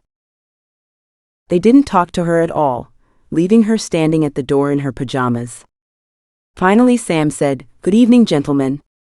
Did you come in on the flight tonight?" "Yes, we did, last minute," said Maribel. "Is this important? Can I do anything for you?" "Oh no, we're all just drunk. We thought you might like a drink too." "No thanks. Night-night then." Sam went back to bed before they could protest, and she fought for sleep for far too long before drifting off. She had to get up before dawn to go to the diamond sorting plant, so her midnight visitors were not popular. Since Jim was on leave and the chief metallurgist hadn't returned yet due to illness, she had her first go at taking the diamonds out of their envelopes in the recovery cabinet using the leatherette gloves. It was like picking up a needle with tweezers. She knew how astronauts felt about working in space with their huge gloves. The dark and dank diamond recovery area swarmed with mosquitoes. She found the conditions tough. She could sense people enjoying her discomfort as she sweated like the proverbial pig. When she finished, perspiration dripped off her nose onto the cabinet, and her shirt stuck to her back. The diamonds were put in acid, and she cadged a lift to the office where the production meeting had just started. Black was on his way out of Mike's house when Brian Lynch waylaid him. Brian did not notice his employer's foul humor and forced him into conversation. "Boss, it's good to see you. Did you have a good flight?" "Is that a joke?" "No, I didn't." "What do you want, Brian?" "I'm in a hurry." "Boss, I'm worried about that new woman you hired. Did you know that she is running production while Jim is away? I think that it's a really bad idea." "Who asked you? You should mind your own business.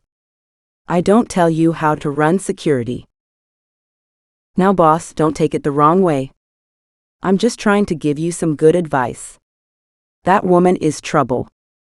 I don't know what she's doing in a mining camp. For your information, I'm the one who hired Sam, and I'm the one who makes decisions about what she does or doesn't do. You can stuff your advice where the sun never shines, and I'll thank you to keep your opinion to yourself from now on." Brian flinched. "Sorry, boss. It's just..." "Didn't you hear me? Now fuck off." After the customary glare from her cohorts, Sam sat down at the meeting table. Fred looked in a bad way. He had an exaggerated tic in his right eye when he had had no sleep, and he still looked drunk. Another dawn finish with Dina, his local squeeze. Fred weighed about 3 times as much as Dina, and Sam couldn't help lurid pictures of their Congress from intruding into her thoughts.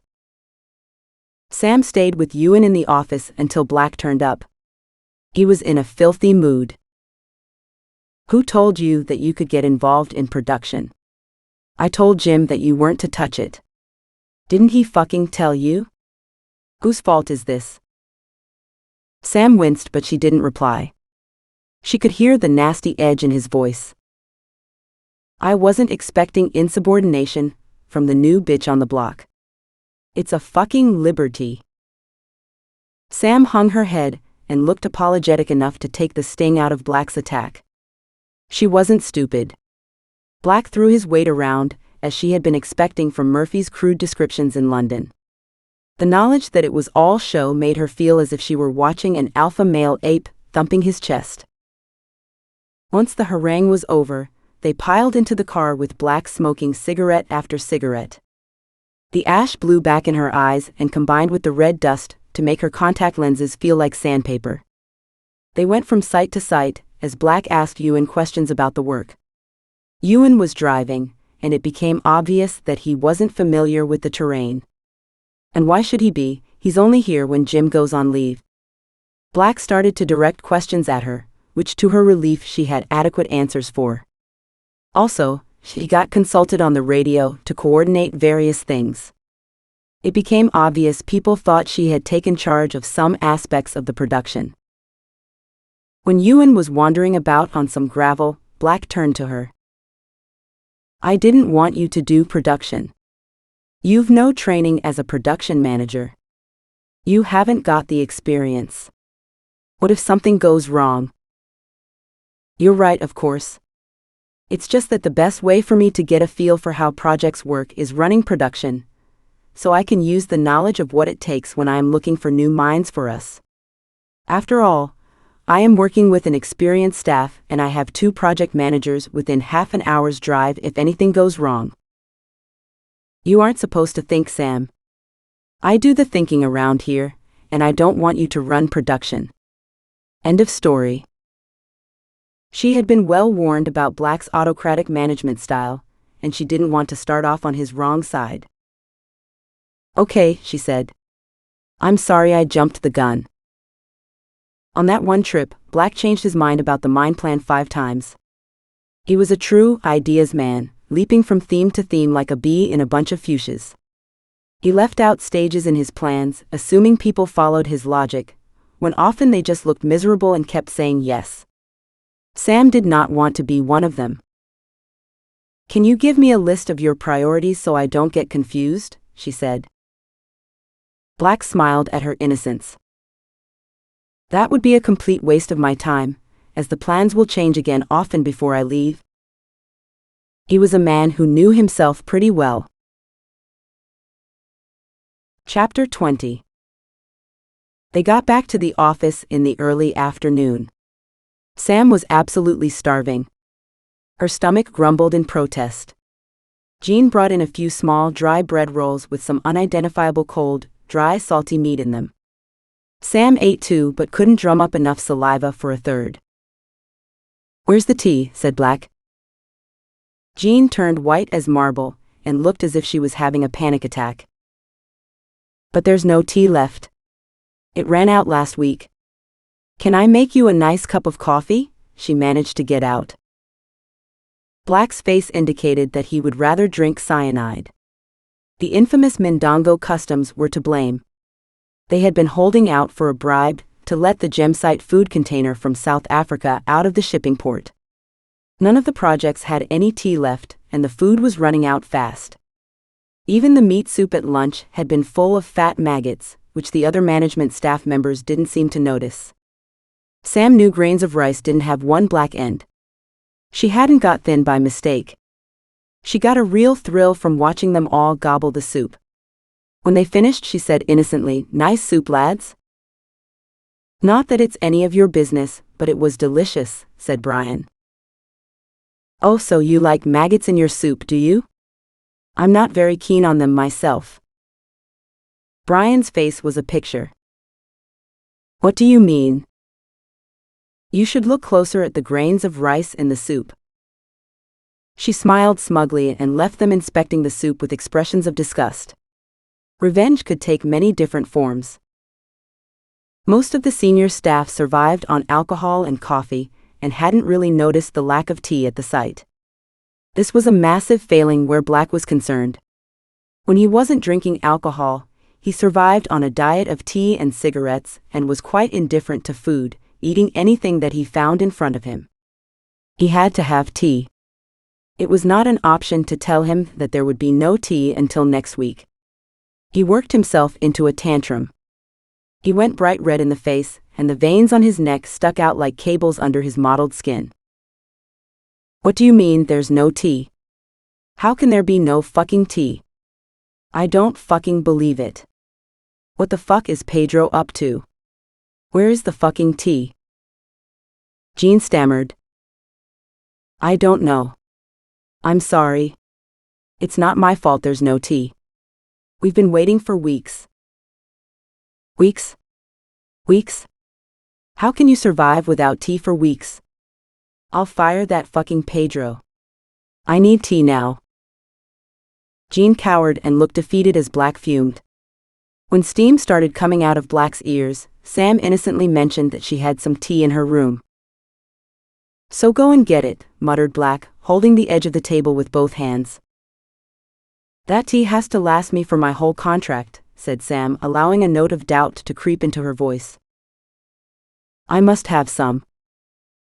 I don't know if I have enough. Maybe you could have some coffee. Don't fuck with me. Give me tea now. Now? We could negotiate, if you like. You bitch. Who the fuck do you think you are? Sam took a gamble. I'm the bitch with the tea, she said and winked. Black looked astonished at this display of cheek, and he started to guffaw. Well, I wasn't expecting pushback from you, he said, laughing. Get me some damn tea or I'll fire you right now. Jean had been standing in the office with her mouth open for so long that it had gone dry. She rushed off to boil a kettle. As she later told Bob in the bar, I've never seen the like. Talking back to Black. She's like a teabag herself. I guess you have to put her in hot water to find out how strong she is. Jean made a big pot of tea, which Sam and Black drank in silent appreciation, both deep in their own thoughts. Sam's feisty reaction had impressed Black. She had shown him her gutsy side and made him see that she could come in useful. She watched his jaded reactions to all the sycophantic staff at Cardo, sucking up to him all the time.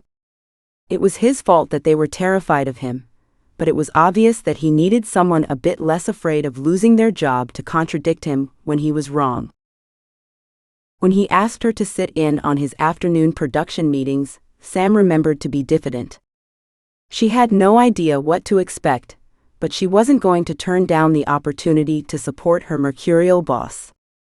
She had made a breakthrough with the tea, and she was not going to waste it.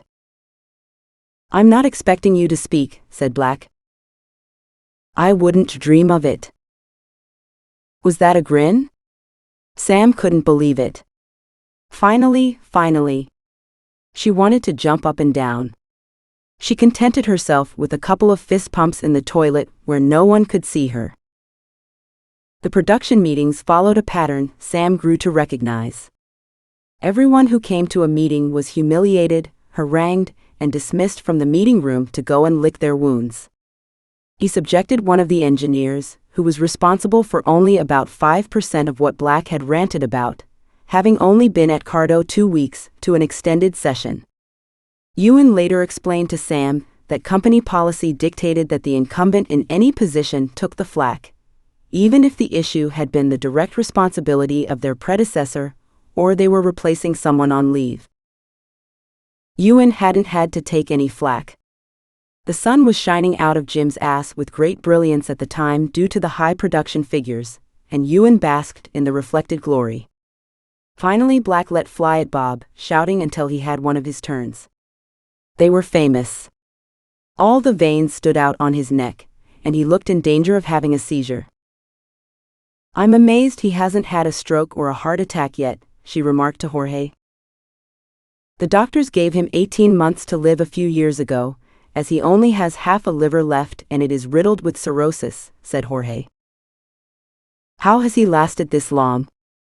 He must smoke 40 cigarettes during his marathon meetings. I reckon he smokes about 3 or 4 packs a day. He gets raging drunk most nights of the week, and as far as I can make out, he never eats proper food, said Jorge. And he's been doing that as long as I've known him. By the end of the afternoon, she had watched a continuous train of people get bullied and intimidated by Black. He loved to humiliate people, and doing this in front of her inflated his ego even more. By doing this, he had ensured she would be even less popular. No man likes to be belittled in front of a woman, especially one he has been rude to. Sam could see that for some of the victims, being belittled by Black was normal, but in front of her it was unbearable. She had not anticipated the results of the meetings to be a further drop in her standing in Cardo, and felt deflated. Her head dropped and she sighed. "What the fuck is wrong with you now?" said Black. "Stop procrastinating and get over to the bar. It's time to have fun." If she wasn't popular, at least her status as teacher's pet protected her for the time being. She decided to enjoy herself. By midnight, the whole crew was plastered. Sam had managed her intake with great ease, as they were all trying to outdo each other in drinking ridiculous amounts, and didn't notice that she drank tonic by itself without the gin. The barman was complicit in this, having had a soft spot for Sam ever since the night that they had excluded her from their circle. Black looked remarkably sober. They played a couple of close games of pool, which Sam was careful to lose by very slender margins, giving Black the chance to crow about the victory, but not to feel sure about it until the last ball had gone in. She wondered if he knew that she was letting him win. Black wasn't stupid by any means, but he loved to bask in the adoration of his team when he had a few drinks. He beckoned her to the door of the bar. Come. Bring your drink." He started off to the office. Sam had the barman put gin in her tonic, just in case. She scampered over to the office and found Black in Fred's room. "What kept you, woman?" "Sorry, forgot my ciggies." "Give me one." "Come over here." Sam wasn't sure where here was, but he pointed at Fred's desk. Jim had forbidden her to approach it or to touch the computer if Fred wasn't there, but Black gestured for her to sit down. "Start it up," he said. "I hate these things. I want to see the production data for this month." Sam did as she was told. She didn't find it hard to locate the records that Black wanted. Fred was methodical, and there weren't too many files on the computer that weren't to do with diamond production in one way or another. Sam opened the file and stood up so Black could sit in front of the screen. "Now that's what I call beautiful," he said. "Sparkling figures," said Sam, and immediately regretted it as Black glared at her like an owl woken up during the day. "Okay, turn it off. Go on with you." Black dismissed her from his presence and staggered off in the direction of the bar. Why did Black show me the data? Perhaps it was a demonstration of his growing trust in her. She considered herself lucky to escape another ordeal by alcohol, and poured her drink onto the roots of the mango tree outside the door of the office on her way out. She went home and lay awake for a while on her bed, reflecting on the way a small incident could change the whole complexion of any situation. Thank goodness for her tea bags. Chapter 21. The next morning, she waited in the office at 6:30 for an early meeting with Black. When he arrived at midday, he apologized for being late. She looked so startled to receive an apology that he asked her what was wrong, and she had to mutter something about women's problems. After procrastinating for an hour and drinking 2 large mugs of tea each, Black stood up. "Can you drive?" he said.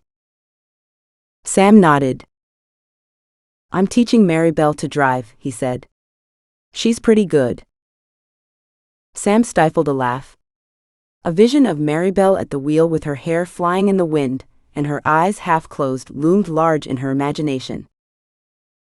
"Oh," she managed. "It's a pity she can't come today. She could practice." Sam managed another nod. "Well, let's go then.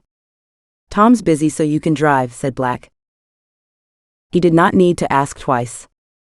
Sam grabbed the keys and headed for the pickup truck. The road to Tunda had originally been tarmacked, but now it was mostly gravel pitted with huge potholes, most of which were unavoidable. The way was deserted. Sam counted only 6 vehicles on the half-hour drive. The locals knew when Marfo had been out laying mines and avoided the roads. Sam avoided the ditches beside the potholes. Better safe than sorry. Black was in a good humor for once, chatting and telling stories. Sam did not say much, unwilling to break the mood. "Have you heard the story about the phantom Filipino?" he said. "No, I haven't." Well, in 1989, during one of the many ceasefires in the Civil War, Marfo rebels launched an attack on Cardo, and a Filipino mechanic disappeared. Local people said that he had been kidnapped and taken away. 3 days later, Gray's security men found the bottom half of a rotten torso on the riverbank. Fearing the worst, they got a doctor to examine it. He told them it didn't appear wholly African or European in origin, but it was mixed race, possibly Asian. When shown the remains, one of the missing man's colleagues said that he had helped sew up the wound that caused a scar found on the left calf. With this confirmation of the death of the poor unfortunate man, Gemsite collected contributions for his widow from his workmates and an insurance payout from Lloyd's, and sent the body back for burial. The widow declared the legs to be those of her beloved, and accepted the $30,000 compensation with tears of gratitude. Wow, that's a lot of money in the Philippines. Quite so, said Black. Most people assumed that the story ended there. However, 22 months later, the missing Filipino turned up in a Red Cross convoy that arrived in Namibia carrying prisoners released by Marfo. It turns out that Marfo leaders were embarrassed to admit they had taken a hostage during a ceasefire, so they hid him for 2 years. Meanwhile, his widow had remarried and spent all of the $30,000 that she got as compensation in his absence. She was astonished when he arrived home, demanding she get rid of her new husband. Oh my, that's awkward. The Filipino mechanic ejected husband number 2, moved back into his house, and started suing Gemsite for unpaid salary over the 2 years. Can you believe it? Cheeky bastard. The story finished there, as Sam didn't dare ask who won the case, but she had to admit it was a good yarn, even if it wasn't entirely true. She never could tell with Black. They got to Tunda in good time. Black discussed pressing matters with the production manager and the head of metallurgy, chain-smoking his way through half a packet of cigarettes and jabbing the air with his finger. Then he pushed back his chair and pointed at Sam. Truck, he said. With Sam driving, they visited the terraces being exploited at Tunda. As usual, Black was full of ideas, hopping back and forth across the mining areas like a demented leprechaun. At one point, he was unable to go any further, as his bad knee seized up. He got stuck halfway across a ditch and had to be helped back across. He needed an operation to fix it, but like many bullies, he was also a coward, so he preferred the daily pain. Sam made sympathetic noises anyway, as she knew on which side her bread was buttered. When they got back to the offices, Sam stayed in the truck, engine running, staring ahead at the road home. Black came to the window and peered in. And just where do you think you're going? Back to Cardo, said Sam, crossing her fingers. But we're going to have a barbecue. Don't you want to be one of the boys? Not really. I have to go to the diamond sorting plant to do the export tomorrow. I want to be sharp just in case. She let the last 3 syllables hang in the air. Black frowned and rubbed his arm. He puffed his cheeks and blew the air out, his breath rank with cigarettes. Sam struggled not to grimace, keeping as neutral an expression as possible. Well, okay. Go home. I'll get a lift tomorrow. I've a busy evening ahead. Sam bit her lip. Thanks, boss. And don't look so fucking pleased with yourself. No, boss. Before Black could change her mind, Sam pressed the accelerator and steamed out of camp. The radio crackled, but no demand for her return came over the airwaves. Relieved not to be stuck at Tunda with nowhere to sleep, Sam shot home at full speed. Black would just be given the best room as a matter of course, but she had a funny feeling that the back of the truck was reserved for lepers like her. When she pulled up outside the house, lights were still on in the communal sitting room. Surprised, she steeled herself for whatever ordeal awaited inside and opened the front door. The sitting room had been transformed into a girly heaven. Scented candles and patterned throws had turned the basic furniture into an inviting nook. Maribel and her friends were draped around the chairs or cushions on the floor, drinking wine from the kitchen mugs and beer glasses. Hello. Would you like a glass of wine? Said Maribel. Sam wanted her bed more, but there didn't seem to be a polite way of refusing. That would be lovely. Thank you, said Sam, wavering on the edge of the group, uncertain.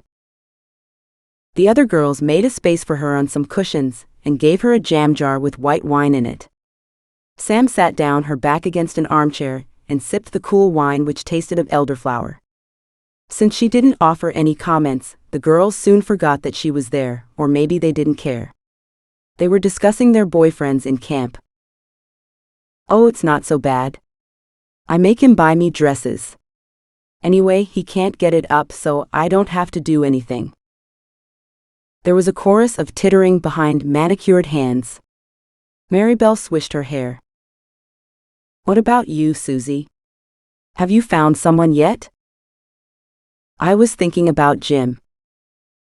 Sam froze with the jam jar halfway to her mouth. This was not a conversation she wanted to hear. Don't waste your time. Jim's not interested. Is he gay? No, he's weird. He loves his wife. Who do you suggest? I think Matt is free, but gross. EU. He's repulsive. He looks like Jabba the Hutt. He's no worse than Black, said Maribel. Sam held her breath and shrank into the floor, terrified her presence would prevent any more chat. Maybe it was the wine, or maybe they didn't consider her a threat, having heard that she was toast from their boyfriends. How do you stand it? Said a girl with fake blonde hair. He'll be dead soon. The doctors have told him to stop smoking and drinking, or he won't last the year. I can wait.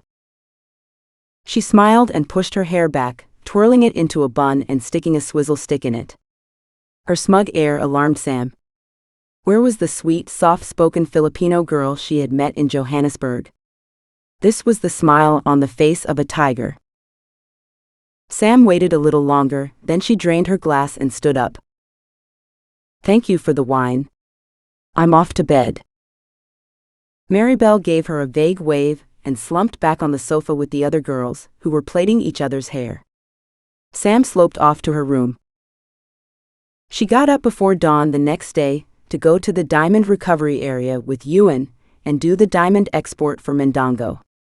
She expected to do Jim's job of weighing and checking the diamonds, but Tunda's chief sorter stood in for her, which was just as well.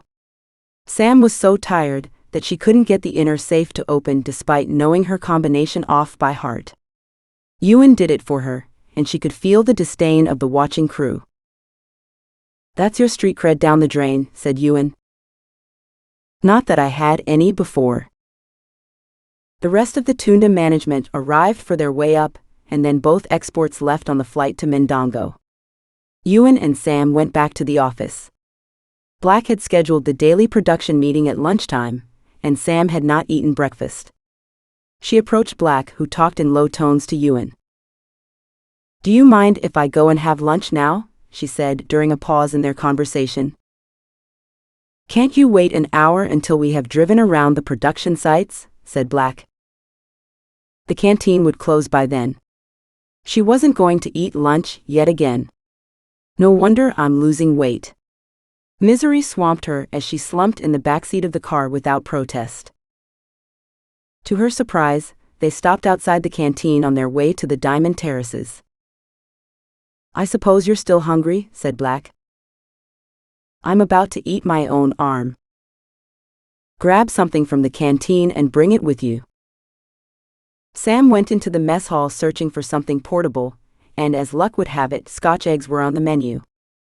She grabbed 4 eggs and an armful of apples and left, dropping a couple of them at the feet of the 2 boys begging outside. She winked at them, eliciting some excited giggles, and went back to the car. Those look good, said Black, who hadn't noticed the contraband change hands, as he had been lighting a cigarette. Sam smiled to herself and divided the spoils, 2 Scotch eggs and an apple each. Black's indifference to food was caused by living with a girl who ate only lettuce so she could stay stick-thin. Sam suspected he had a healthy appetite if he was allowed to eat, but, after what she had heard the night before, it was not in Maribel's interest for Black to eat well. His big paunch and puffy face were the result of heavy drinking. Did Maribel ever try to swap some of the drink for food? Probably not.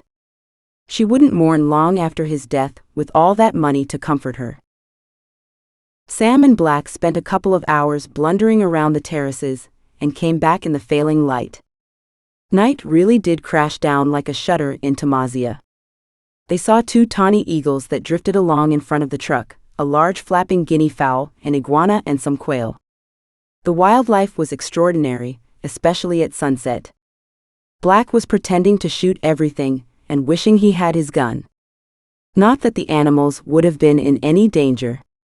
With Black's shaky hands, he couldn't hit an elephant hiding in a Ford Fiesta. Black was all hat and no cattle in lots of ways. They drove to meet Ewan at the river diversion, which had had the water pumped out. There was a big crocodile in the drying-out riverbed, thrashing about in the gloom and fishing in the remaining pools of water. Black insisted on going for a walk in the dark bush growing on the bank of the river diversion. Crocodile prints were everywhere in the gathering gloom, but Sam was more uneasy about the possibility of meeting a hippo on its way to feed. Hippos killed more people a year than crocodiles, snakes, and all African predators put together. They went back to camp and had drinks with Jorge, Bob and Jean. Jorge's wife brought out plates of chorizo sausage and cheese and raw onion and bread that the starving entourage wolfed down. They all had a glass of wine and chatted over the plates of food. Then, as suddenly as he had appeared, Black left with Maribel on the plane to Mendongo. Sam staggered back to Jim's house where she reviewed the visit in her head. She had without a doubt made inroads with her recalcitrant boss, and with patience she could make the job work in her favor and learn everything she needed to succeed. She just had to persuade some more of the management to work with her. How on earth do I do that? Chapter 22. In the days that followed Black's departure, senior management made clear to Sam just how much they despised her, but she didn't care. She smiled at everyone no matter what they said to her, and she avoided the bar so as not to cramp their style. Talk away, boys. She plotted a coup. Now that she had all the production information from Ewan, she was determined to get another 100% bonus for Cardo. No matter what the management team thought of her as a person, she wanted a tiny bit of respect for her professional abilities. If she could reach the elusive target of doubling the baseline monthly production without Jim on site, she would show them what she could do. It would take some planning and she might have to adjust Black's orders a little bit, but who would notice that? Black changed his orders every other hour, and only Sam had been present at all the meetings, so she was the only one who knew what the final orders were. She assumed that he wouldn't even remember his own orders after all that change. She knew what mix of material to use and where to get it from. The only person who might notice what she was doing was Jorge, but he didn't know what Black's instructions were either. Black wanted to spread the good material over a couple of months, to keep production down, to prevent the government boys at SDM from taking an interest. They might try and change the terms of the agreement, if they thought that Gemsite was making too much money. However, a spike in production was normal from time to time when they hit potholes in the riverbed. Ewan was quite happy to let her run things at Cardo, as he needed to keep an eye on production levels at Golly. He left her in charge for several days in a row, while he spent time in the diamond recovery plant and chose terraces for clearing in the north of the area. Sam started to adjust the plans put in place by Black, just enough to have the desired effect on production. Since Jorge didn't see the production figures, he didn't realize how Sam manipulated the production. He knew that some terraces were richer than others, but he didn't know the fine details involved. He was content to work with Sam on an equal basis, and they had a fine time together organizing the mining and production to fit in with the availability of machinery and manpower. Sam started to feel like she had settled into her job at last. The management team were realizing she did know something about mining, and the production looked excellent that month. She even managed to have a short but embarrassing talk with Dirk, who came to apologize when no one else was around. I wanted to tell you how sorry I am about, well, you know. He stood staring at his feet, as if unable to look up. I never wanted to take part in the bet. I'm new too, you know. I got bullied into it. That's okay, said Sam. Honestly, I wasn't pretending. I do like you quite a lot. Okay, don't tell me, please. I don't think I could deal with it right now. They were interrupted by Bob's arrival. He looked surprised to see Dirk consorting with the enemy. Sam had good news for Bob, which she hoped would persuade him that she was on his side. Bob, just the man I wanted to see. Oh yes. Why's that then? I thought you might be pleased to learn that there is a big consignment of spare parts coming from South Africa for your machinery. That's brilliant news. How do you know that? Oh, I suggested to Black that we needed to get the diamonds out before the Civil War broke out again. I tried for new machinery, but he said that Marfo rebels would only come and steal or sabotage them. Jesus, that's pretty great. Thank you. No problem. I get a bonus too, you know. She had not made any progress with Fred, who was still flopping around like an overweight catfish, harumphing and sighing every time he was asked to do anything. Sam couldn't understand how he remained so overweight with the quality of food on site. She was getting thinner and thinner, and had to ask one of the mechanics to use an awl to make some more holes in her belt. She spent a lot of time in the recovery facility, monitoring the production, which she relayed to Fred. He wasn't happy that Sam had been given access to his precious data. She did her best to cajole and flatter him into cooperation, but she had to put up with his grudging compliance and mediocre work rate. I'm not happy about you being given access to the diamond production data, he said. I know, but Black wants me to get more involved. I can't direct production with you and if I don't know what's going on with the grades. I still don't feel comfortable. I know you are used to being the only one who can access the data, but someone else needs to do it when you are away. What if you leave? Who said I was leaving? No one. Just saying. Fred relied on his ability with computers to lord it over the administration department. There were very few staff with good computer skills, and he wasn't going to share his knowledge with anyone if he could help it. After all, if someone else could use the computer, it would soon become apparent that Fred took 10 times longer on any minor job than was necessary. Sam knew this, but she also needed access to the data to make her plan work, so she didn't comment on his lack of application. After a couple of weeks of elevated production, the number of carats of diamonds in the safe again approached danger level. This was a nominal value, at which it was thought the camp became too much of a temptation for the Marfo fighters to ignore. Diamond shipments to Mendongo were always organized at this point to reduce the chance of attack. Sam called security on the radio and told them to arrange an export. There was a long silence on the other end. Coming to you. Your location?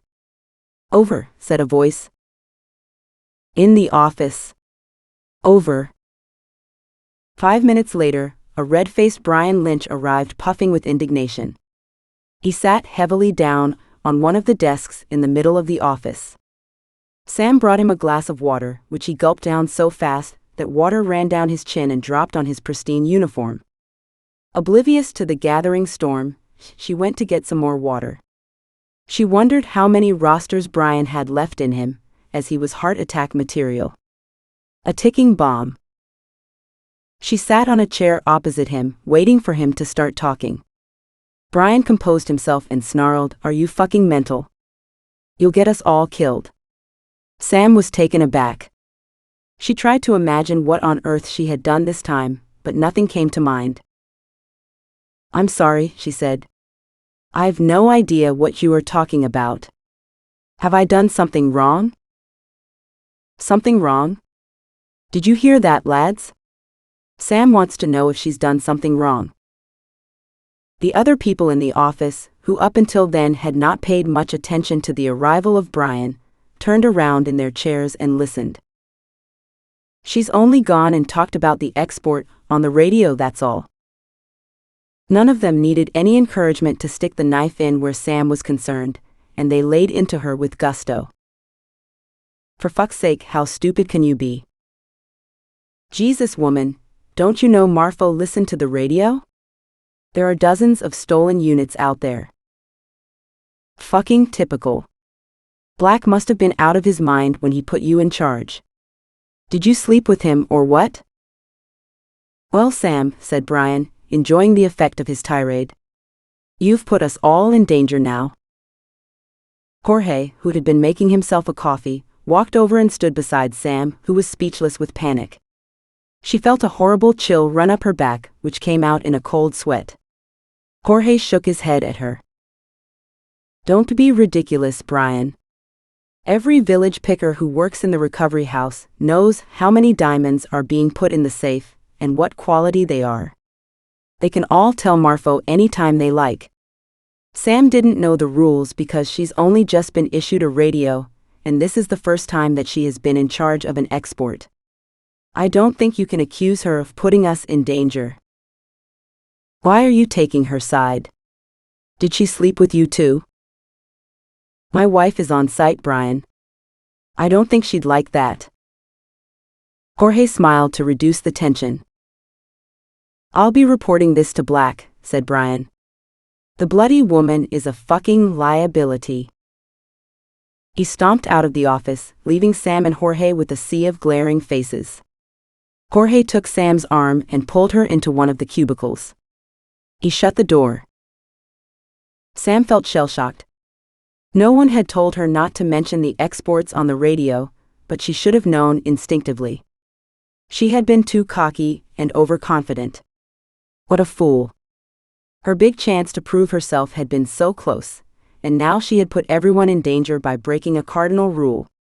She wanted to sink into the floor and disappear. She felt like crying, but she couldn't produce any tears. Numb with shock, she hadn't even noticed that Jorge had left the cubicle and re-entered with a large mug of coffee, which he handed to her. She drank it without thinking. The sweet, strong taste shocked her back to the present.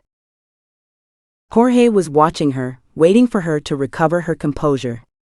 She could almost feel his empathy, willing her back to normality. You okay? He said. It's not true, you know. All the locals know how production is going. It's not a secret. Anyway, it's my fault, not yours. I should have told you about the radio codes. I forgot you don't have anywhere to get your information from. I'm supposed to be your friend. I'm sorry I dropped you in it. I thought Brian was going to have a heart attack, said Sam. Ah, you don't know about Mr. Lynch? He went to Black while he was here on his visit, and made it clear how horrified he was that you had come to Cardo to work. He also complained that you were running production while Jim was away. Black told him to mind his own business, which didn't go over very well because he isn't used to having his advice ignored. He's been looking for his chance to prove that he was right, and that you are a liability. So far, he's been disappointed by your grasp of operations and obvious flair for the job. He was just waiting for this opportunity. But what has he got against me? Don't you know? Lynch is a misogynist. He hates you. He was one of the instigators of the betting pool, placing a large bet on Dirk to be the first one in your knickers. To his chagrin, you weren't taken in by Dirk's advances, despite spending a lot of time with him. Brian told the others that you were a lesbian. What normal woman works in a mining camp after all? Sam managed a smile. I hope you're feeling better, because we need to go and look at the stockpile at the DMS plant. Come on. Sam did feel better. She knew that what Jorge said made a lot of sense. The Marfo leaders were being fed a constant stream of information by the pickers all the time. She wasn't going to collapse in a heap. Not now when she was so close to success. She stepped out into the main office, where everyone glared at her. She felt the need to apologize. "I am sorry about the breach of radio conduct. I had no idea that mention of exports was prohibited. I feel like an idiot. It won't happen again." No one responded, and she left with Jorge following behind. After the incident with the radio, Sam felt as if all her hard work on making better relationships on site had been undone.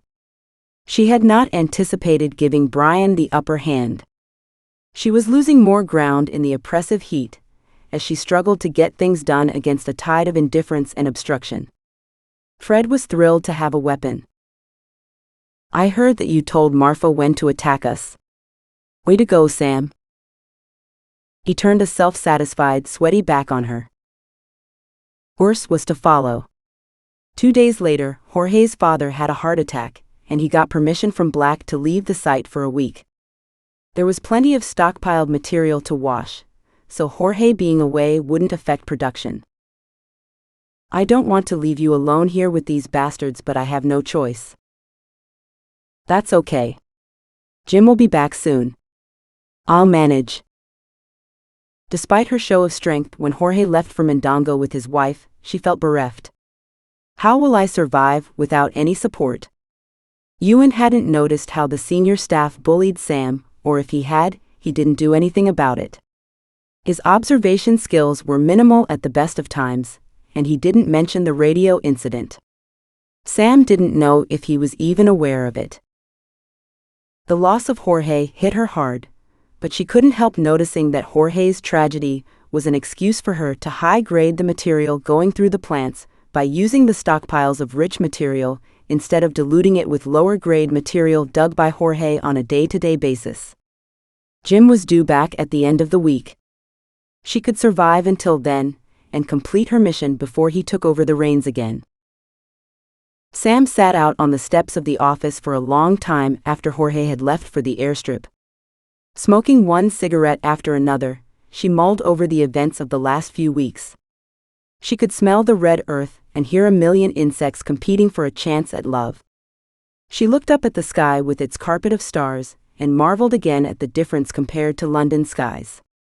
The moon was full and yellow and loomed large through the mango trees. She could see the man in the moon, and he was laughing at her. So much for her office job in Mondongo. That turned out to be a big fat lie. In a funny way, she thought it was better to be at Cardo. A life in the field suited her, and she didn't miss the home comforts much. If the other residents of Cardo would only give her some credit, she might even start to enjoy her job. Only 2 more days were left before Jim came back from leave. 2 more days to hit the target. Chapter 23. The attack started in the light of a full moon, which threw fat shadows around the mango trees lining the roads. The Marfo rebels overcame the local security forces with ease, as most of their expatriate superiors had gone to a meeting in Mondongo to negotiate a new contract. The local men who worked for Gray's security were well trained, but they lacked structure without their leaders. Some of them ran away rather than face the ferocious rebel fighters. The Marfo fighters spread out through the compound, searching for management staff who could be used to access the diamond recovery plant. They found several people in their houses who had not had the time or initiative to flee, but they didn't locate a sufficient number of the key holders to get into the diamond safes. Sam woke from her exhausted sleep to a peculiar popping noise. What the hell is that? Could it be gunfire? She sat up in bed, hyperventilating with fright. An attack on the mine had always been a remote possibility, but like most people, Sam had assumed it would happen to another mine, not Cardo. Could I have precipitated the attack with my radio announcement about the export? Jorge had assured her the sorters already knew how many diamonds there were in the safe in the sorting plant, but was he right? Guilt and fear almost overwhelmed her. She made herself think rationally. The attackers had to be members of the rebel movement. Marfo fighters were known to plan their attacks on the isolated compounds of the diamond mining companies under the light of the full moon. In the past, they had been driven away from Cardo by the army who formed the outer ring of defense by patrolling the surrounding countryside, but this time it looked like they had evaded that first line of defense and were engaging with the private security force. People might die because of her ignorance. Groggy, she swung her legs out of bed and fumbled about for her clothes. She put her dirty socks on, shoved her feet into her working boots, grabbed a scrunchie from the rough wooden table beside the bed, and bundled her hair into a tangled bun. She sat back down on the bed. It was hard to think clearly, but she knew she wasn't dreaming, because she could feel every thread in the rough blanket under her fingers. Her heart thundered in her chest. Her emergency backpack hung on a hook on the door across the darkened sitting room. She forced herself to review the contents in her head: the malaria tablets, insect repellent, mosquito net, full water bottles, tins of tuna, penknife, hat, underwear, socks and towel all jostling in the bag. Water purification tablets. She felt around in the drawer of the bedside table. She grabbed the bottle of tablets and a large bag of chewy sweets that were also there. Trembling with fright, she inched across the floor of her house on her hands and knees to the window facing the road that ran through the compound, and looked out. The stars were still visible through the window, and bright moonlight illuminated the houses. The shooting had stopped and an eerie silence reigned. The moon shadows on the dirt surface of the road looked like monsters. She unhooked the backpack from the door and unzipped it, thrusting the sweets and purification tablets into the front section. She sank to the floor, clutching her pack close for comfort. Now what? She knew that it was safer inside her bungalow than out on the road risking a stray bullet. Where were the security forces? Where was Frick? The fat, bald security man carrying an old Kalashnikov had been assigned to look after her in case of trouble when she first got to the site. His large gut had not inspired her confidence at the time. He didn't look like someone who could run away at any speed. The only time Sam had seen him since was in the canteen carrying an overloaded plate of food. Given the circumstances, he was sure to be too busy to look for her right now. A blast of gunfire split the night, and she hugged her knees tight trying to control the cold fear rising up her spine. She wondered what had happened to the others. They were all capable of fleeing Cardo, to hide in the bush if they got the chance. I hope Ewan got away. She couldn't bear to think of him having to do another long march. It was even worse to think that this could be her fault. They had been right. She was a liability. I should have gone home when they asked me to go to Cardo instead of Mindongo. Sam almost jumped out of her skin when the shooting started again, much louder. Suddenly there was shouting outside, the sound of people running past her house. The smell of cordite wafted under the door into her room, making her stifle a cough as it caught the back of her throat. Someone rattled the padlocks outside her house. She hoped that it might be her plump savior come to whisk her out of danger, but no one knocked or called out for her. A sharp snap reverberated around the sitting room as bolt cutters severed the padlocks, and the outer door was breached. She held her breath and pushed herself against the wall, trying to melt into it. The shadow of a large pair of feet in an old pair of boots appeared through the gap below the inner door. Sam let out an involuntary whimper. The lock was wrenched off the door, and it burst open. A huge black man stood in the gloom. He felt for the light switch with a massive hand. Sam gasped as the strip light flickered to life. The man stood blinking in the light, the thick tribal scarring on his face standing out in stark relief. His dark eyes fixed upon her huddled against the wall, holding onto her backpack with white knuckles. A nasty smile spread across his face, but he did not hurt her. He gesticulated at her to stand up and come with him. Sam was not about to protest. She staggered to her feet, hanging on to her rucksack as if her life depended on it. Her massive captor led her out of the house.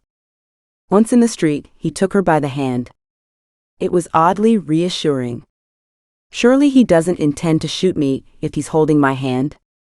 Perhaps he took pity on her because of her obvious terror. He carried her CD player, which he had picked up on his way out, under his other arm, holding his AK-47 and crowbar awkwardly in his big hand. The shooting had stopped. The mango trees dripped onto the road, and dark pools of water sat in the road wells and gutters.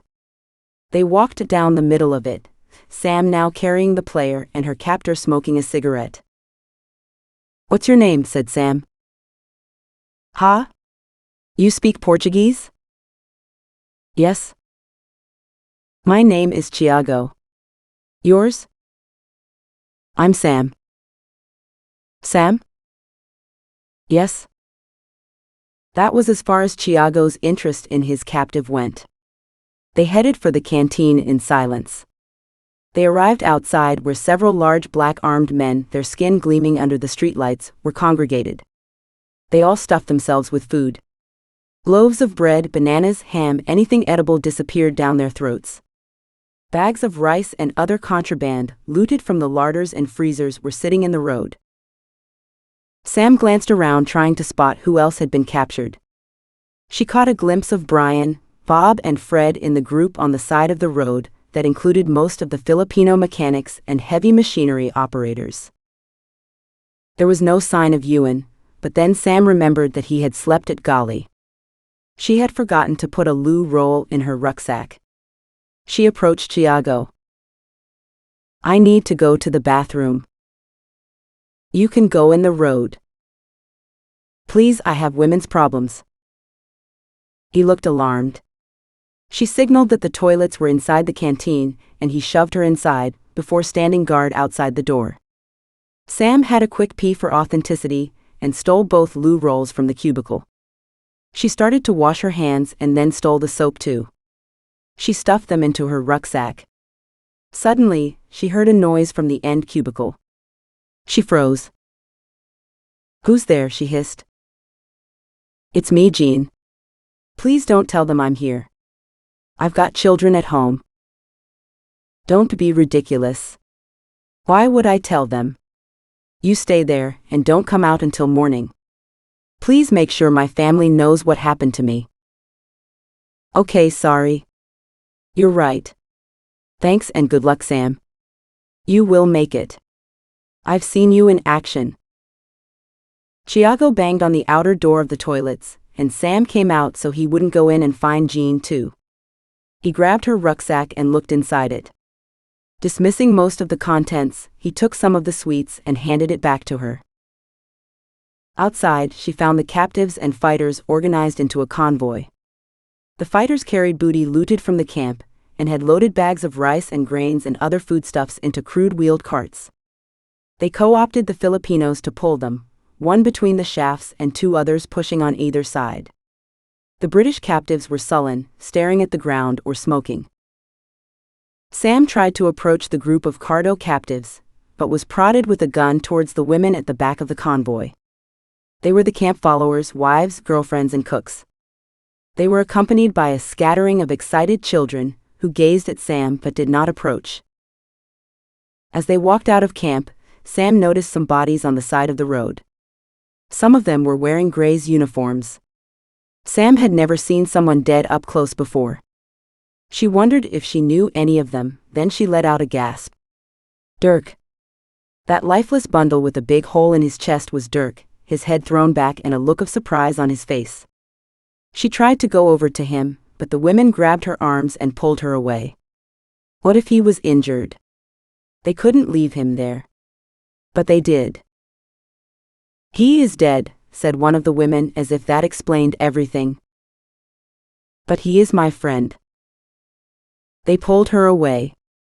She acquiesced, looking back over her shoulder at his dead body. It was pointless to make a scene. If they had shot Dirk, they would shoot her too if she slowed them up. It was still dark when they set out along the road that went through the village. The doors of the huts remained shut as they passed through, even though the villagers must have been aware of what had happened. No one wanted to be recruited forcibly by Marfo. Ewan had survived his long walk with Marfo. They were taken hostage for cash and released when Black paid up. Would she be fit enough to last until then? If she fell behind, she'd be disposed of. Whatever happened, she would keep going. One foot in front of the other. Dirk's death had shocked her. It made the nightmare real. Until she saw his body, she had still been hoping she was having a bad dream. She would get through this somehow, she just didn't know how yet. Being alive was a good start. Something touched her hand and she jumped with fright. She looked down to see one of the small boys who hung around begging outside the canteen. He gazed up at her and smiled. His small grainy hand reached up and insinuated itself into hers. His brother appeared at her other side, and although he didn't take her hand, he walked close to her, bumping into her thigh. She almost burst into tears with relief. "Hello," she said. "Are you coming with me?" "Yes, our mother is a cook for the valiant fighters of Marfo." "I am Edison and my brother is called Pibe," said the older boy. "Like Valderrama," said Sam. "Yes. My father liked football, but he is dead now." "I'm sorry to hear that." "He fought for Marfo. He is a famous hero." "I'm sure he was very brave, just like you." The little boy gave her a radiant smile that would have melted a glacier, and they all walked on into the dark night of the Tamazian bush. They walked in the moonlight for about 4 hours on the first night. The gravel road crunched underfoot, and Sam stumbled into several puddles despite the brightness. The cicadas sang their hearts out, and big fruit bats swooped close to the convoy, catching the mosquitoes attracted by the hot, sweaty bodies. Her colleagues trudged ahead of her, but no one looked back to see how she was coping. Their backs accused and ostracized her. Sam remembered again what Jorge had said about the pickers knowing about every export, and refused to take the blame for the attack. Where was Jorge? She hadn't seen him amongst the hostages taken by the rebels. But Jorge had left for Portugal with his wife. She smiled in relief. His sick father had saved his life. Every cloud. She kept walking at an even pace, hoping they would soon stop for a rest. Finally, they arrived at a river with several stepped banks of alluvial gravel, with rounded quartz pebbles glinting in the moonlight, the kind of geology that shouted diamonds in this part of Tamazia. Definitely the sort of place that made Black's balls itch. The rough agates littered the ground, their beautiful banding obvious in the moonlight. She resisted the temptation to collect them, even though there were no security guards now preventing her from picking up any stones. She didn't know how far she would have to walk, and she suspected the agates would get thrown away again if it was far. The women set up fires and mixed up the fungi for cooking. Fungi was the staple diet of the local population in Tamazia. It was made from the cassava root, which was sliced thin and left to dry in the sun. These dry chips were pounded into flour and then mixed into a paste, which was cooked in a pot over the fire. As Sam could testify, it had the consistency of wallpaper paste and tasted awful. It had a way of sticking in her throat that made her worry she might choke. Not that she had a chance to taste it. The hostages were not offered any food. Sam sucked a sweet and decided to save her cans of tuna for the time being. She was grateful that Thiago had not bothered to take them from her. She assumed that he had bigger booty in mind, considering all the food they had stolen from the storehouse. She drank some bottled water and sat on the edge of the cooking area. She heard movement behind her and looked around to see Pibe standing there holding out a banana. She beckoned him over and made him sit beside her on the bank of sand. She peeled the banana and broke it in half. She gave half back to the little boy. "Thank you." "You're welcome." Pibe looked exhausted, and he leaned against her with heavy eyelids drooping. Sam patted her lap, and he swiveled around as if it were the most natural thing in the world, and put his head in it. She scratched his dirty head. She felt his dusty curls springing back under her fingers. Pibe sighed, a big tired sigh. He shrank as the air left him and became even smaller and more vulnerable. She was also very tired, so she swung her legs up on the bank, lowered her torso onto the ground, moved the little boy up to her chest and put her arm around him. She put her rucksack under her head and tried to fit her body to the contours of the terrace. The round pebbles slid over one another, creating a hollow for her hips. She lay listening to the chirping of the crickets. The noise was deafening, but also comforting. She was struck by the fact that she now fulfilled her wish to have a man to sleep with, although this was not quite the scenario she had in mind. She fell asleep soothed by his soft breathing. Not long afterwards, she was awakened by someone shaking her sleeve. It was a skeletal woman wearing a worn-out t-shirt with the logo, "She's got to have it." Sam looked around to see if they were leaving again. Nobody stirred. The fires were dying, and the cooking utensils had been cleared away. "Are you Pibbe's mother?" said Sam. "Yes, my name is Teresa. What is yours?" "My name is Sam." She shifted around so she was sitting up, and Teresa sat beside her on the bank. "Thank you for looking after Pibbe. He is still too small for such a big walk, but don't tell him I said so. I cannot leave them at home, but I must cook for Marfo when they need me. It's my duty." "Edison told me your husband fought with Marfo." "Yes, when the Western powers were on our side. The government troops shot him in an ambush." "Oh, I'm sorry. I don't really understand the war at all." "Don't worry. We women don't ever understand why men must fight and die. They don't even care who they are fighting." "Was that your friend who was killed? The one who was with you when you were fishing?" "Yes, that was Dirk." "I'm sorry too." Sam shrugged. As if by mutual agreement, the two women lay down with the little boy sandwiched in between them, and were soon joined by Edison, who curled up to his mother's back. Sam pulled her towel over the group as best she could. Pretty soon, they were all asleep. Chapter 24. The next morning, they were woken at dawn by shouting and the crunch of river gravel underfoot. Sam filled her water bottle in the stream and added an iodine tablet to it. She had forgotten the neutralizing tablets, so she would have to put up with the taste. She wasn't too sure iodine killed all the germs in the water, but she had to drink it. If she wanted to keep up with the marchers, she had to stay hydrated.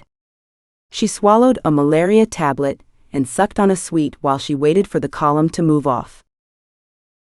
She glanced over at the male captives from Cardo. The British men looked pretty exhausted. Brian looked rougher than most, with his far from immaculate shirt hanging over his huge belly and one of the epaulets dangling from the shoulder. There were several Filipino mechanics she vaguely recognized, and she felt guilty for not knowing most of their names. The rebels were using them as mules to carry the booty from Cardo. The mechanics were tough little men, and even now they were all chatting and laughing as if nothing had happened. One of them wandered over and offered Sam a cigarette, which she accepted without thinking. The Filipinos had salvaged their stashes of duty-free cigarettes from their rooms during the raid. They would use them as currency on the walk to buy food and water from the Marfo fighters, who didn't seem to realize that they could take the cigarettes from the Filipinos by force if they wanted to. The smoke hit her lungs like a vice, as they tried to cope with the unexpected assault of an unfiltered full-strength Filipino brand cigarette. Sam coughed and bent over double with effort. The mechanic laughed at her, and she recognized him as Marco, her rescuer on the night of the washing machine leak. She grinned back. She looked up to see Fred and Brian glaring at her, but she wasn't too bothered. She had the upper hand now that physical fitness would come into the equation. Fit and strong, she was proud of her muscles and stamina. Fred and Brian carried another man in excess weight between them, and it was bound to affect them sooner or later. Bob sat apart from the main group on one of the terraces, gathering and inspecting pebbles, and then skimming them across the river if they were found to be flat enough. His lanky frame concentrated on the task of getting the most skims he could out of the flat quartz pebbles. He looked unconcerned. He had his crew with him, and that was reason enough for Bob to feel serene. The Filipinos admired and liked Bob. His laconic humor went right over their heads, but they appreciated his expertise and light-handed management. Sam had to admit that Bob had grown on her since the bar incident. He had made an effort, which was more than any of the others had done. They had wallowed in the success of their trap. Sam had no sympathy for them now. Had news of the attack reached Mondongo yet? What would Black do? What did Marfo want anyway? She could find out. Being a Portuguese speaker was going to be a big advantage in this situation.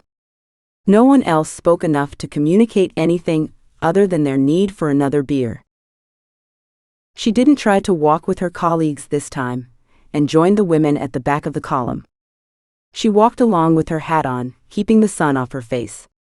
She wore a long-sleeved shirt and khaki trousers, which were loose enough to allow the air to circulate so she didn't get too hot. Peebe and Edison soon found her again, and Peebe walked alongside Sam, talking in a continuous stream about how good he was at football, what a great fighter his father was, how his mother was the best cook in the village, and how his brother was the best fisherman. Sam didn't understand half of it, given that it was a very strange mix of local patois and Portuguese. She made all the right noises in the right places, which was enough to encourage the little boy to keep talking. His brother interjected every now and then to correct any gross errors, but he appeared used to these streams of consciousness and didn't try to stop the flow. The column wended its way cross-country until midday, when a halt was called beside a deserted village. The heat was overpowering. Sam had rationed her water with care, but she only had a tiny bit left at the bottom of her bottle. She had to keep drinking if she wanted to keep walking. She took a chance and handed it to Edison. "Edison, please, can you find me some water?" He nodded and disappeared behind the mud huts. While he was gone, the captives were herded inside a hut together. Sam was dismayed to be included with them. She had been avoiding contact with the others since the attack, and she didn't fancy being trapped in a small space with a belligerent Brian Lynch. She sat on her rucksack amongst the Filipinos with her back to the wall and her head down, trying not to draw attention to herself. It was almost dark with the door closed, and like being in an oven. Rivulets of sweat ran down her back and soaked into her shirt. She could sense the hostile glances from the Cardo captives. "What's that dirty little snitch doing in here with us?" said Brian. "She's the reason we're here." "Don't forget," said Fred. "Why don't you fuck off, Sam? We don't want you in here." Sam bristled.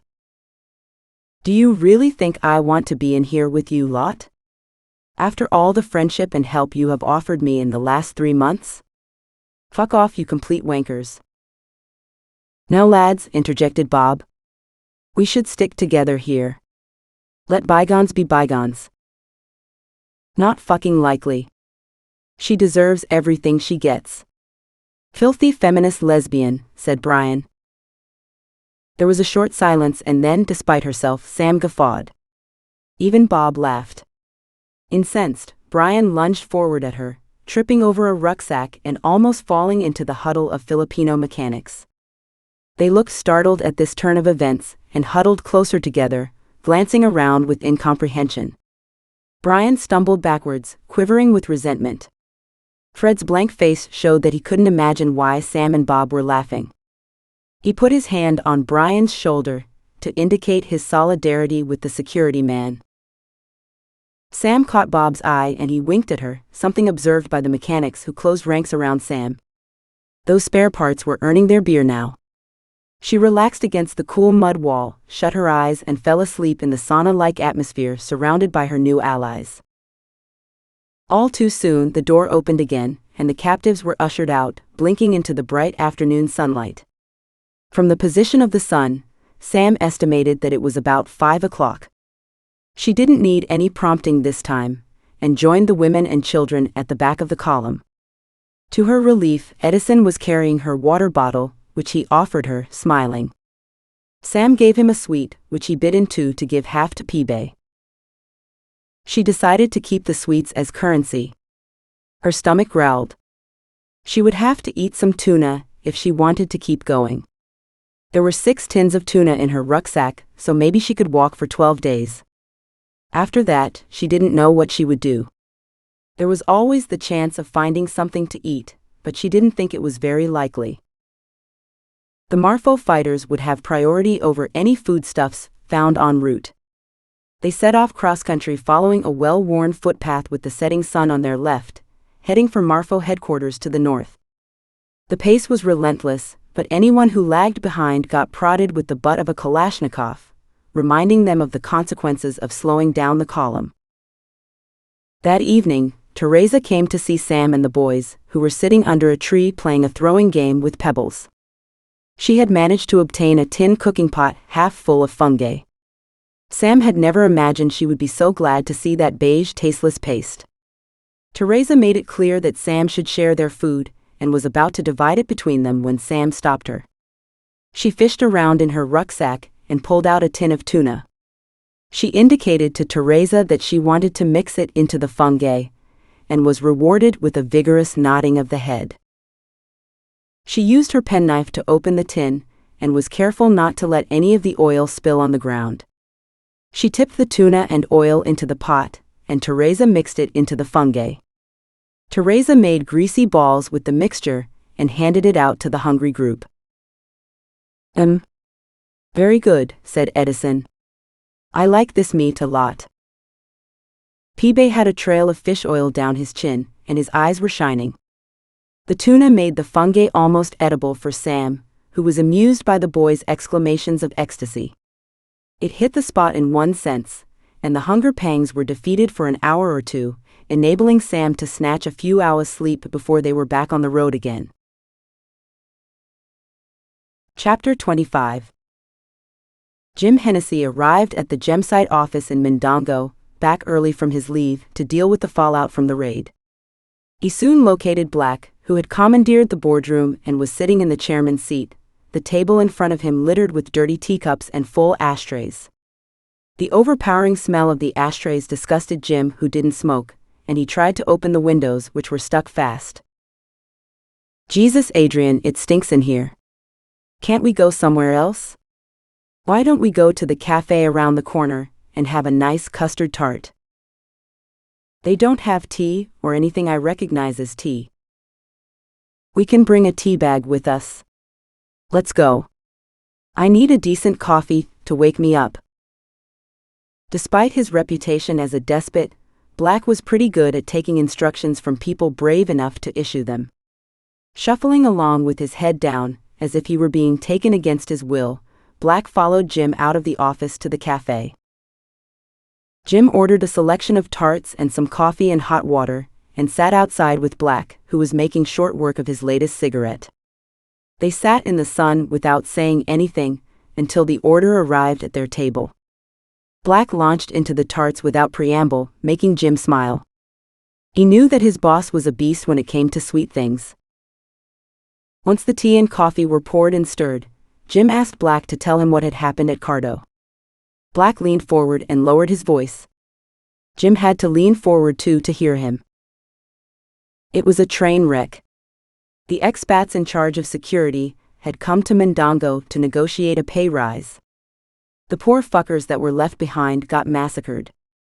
I hear they were all running around like headless chickens. Did we lose anyone? We lost 3 men. 2 mechanics and a diamond sorter called Dirk. Dirk? Poor bastard. He didn't deserve that. I hear they took captives? Yes. 13 in total. They took Bob and his mechanics, Fred, Brian and Sam. They have walked them out of camp and may be heading to Marfo country, up north near the Zambian border. I expect they'll ask for a ransom of some sort. They took Sam. Oh no. Poor Sam. How is she going to survive? Black smiled and looked smug. Don't kid yourself. That woman is tougher than all of the others put together. She'll make it. Remember Filiberto, who turned up 2 years later? They don't have any reason to maltreat them. Did they get the diamonds? No, one of the key holders was in Mindongo at the security negotiations. Don't worry, you'll still get your bonus. Jim looked at Black in stunned amazement. Did Black really believe that his motives were financial? Black was sucking on a cigarette, and blowing unconcerned smoke rings into the Mendongo air. He didn't notice the effect his statement had on Jim. Oblivious to people's feelings and with no normal reactions of his own, Black was a man apart. "What about her parents?" he said. "Someone will have to inform them about what has happened to Sam."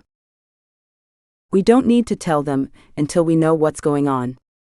I don't want them interfering." "Yes, we do. We can't pretend this hasn't happened. People are dead. Dirk's parents are on their way to pick up his body. It's all over the newspapers and on the radio that a female geologist has been kidnapped. Who else could it be?" "Okay," said Black, stubbing out his cigarette with ill-concealed fury. "Enough fucking about. Let's go back and deal with the train wreck. You call the parents. Don't go into detail. Tell them we will sort it out as soon as we can. I have a meeting with General Fuego this afternoon to discuss tactics." Jim shook himself to remove the taint of Black's remarks and followed his boss back to the office. He dreaded making the call, but Black had abdicated responsibility and someone had to do it. Black arrived at the offices of General Fuego in central Mendongo just after the hottest part of the day. He was shown into the cool inner patio, where abundant foliage caressed the walls and joists. A circular fountain bubbled over into a dark pool containing small colored fish at its base. Black sat on a wooden bench smoking a cigarette and blowing smoke up through the gap beneath the raised roof. The afternoon breeze blew it back into the atrium, making swirls of smoke and dust, which caught the sun that was low enough on the horizon to sneak under the roof in places. Particles of dust danced in the sunlight, mesmerizing Black, who was miles away by the time the general came out to see him. The general had to stand in front of Black for several seconds before Black realized that he was standing there. "Mr. Black. I was expecting you." "Ah, yes, General. Forgive me. I was daydreaming." "Counting your money, no doubt." Black smiled sheepishly. A remark not so far from the truth. He moved sideways on the bench, making more room for the general to sit down. The two men sat alone for a minute or more, contemplating the rays of sunlight hitting the walls of the atrium. "So," began the general, "I was sorry to hear of the attack on Cardo. I offer you my condolences on the losses suffered by your workforce." "It is kind of you to say so. I understand it was a Marfo attack. My sources tell me that the rebels were unable to open the safes." "That is correct, General." "Do you have any information on the captives?" "Yes, sir. I believe that 12 men and 1 woman were taken captive." The general turned to face Black, a strange look on his face. He took a deep breath before he asked the next question. "A woman? Was she a local?" "No, sir. She's a geologist, one of the new members of staff, Sam Harris." The general turned away and leaned forward with his forearms on his knees. He sat very still for a minute, contemplating his ultra-shiny shoes. Black waited for a comment, but since none was forthcoming, he decided that protocol would allow him to ask a question. "Do you have any news on the whereabouts of the rebels?" The general looked up and directed his gaze at Black. "We have a pretty clear idea where they are headed. The main Marfo camp is about 30 kilometers from the border of Zambia. It will take them about a week to get there, if they walk all day. Once they get there, we're sure to hear from them. I expect they'll have demands." "What sort of demands?" "They'll ask for a ransom, since they couldn't open the safe and didn't get any diamonds. They don't often take captives unless they want to do a swap of some kind. I was in charge of negotiations with Marfo many times, so I have my sources. I expect I will hear from them before too long." Black digested this information without mentioning the fabled case of his Filipino mechanic. "I have taken enough of your time, General. I will await news from you, and we will proceed as you suggest once we know what they want." Thank you for coming. I know you must be worried. We will endeavor to keep you up to date with all news as we get it. Black left the general sitting on the bench in the atrium, still looking at his shoes. He appeared deflated, and Black imagined he was disappointed at the performance of his security troops. News of the raid on Cardo had been broadcast on the television. No journalists could access the area due to the fact that General Fuego vetoed their travel papers, but speculation was rife.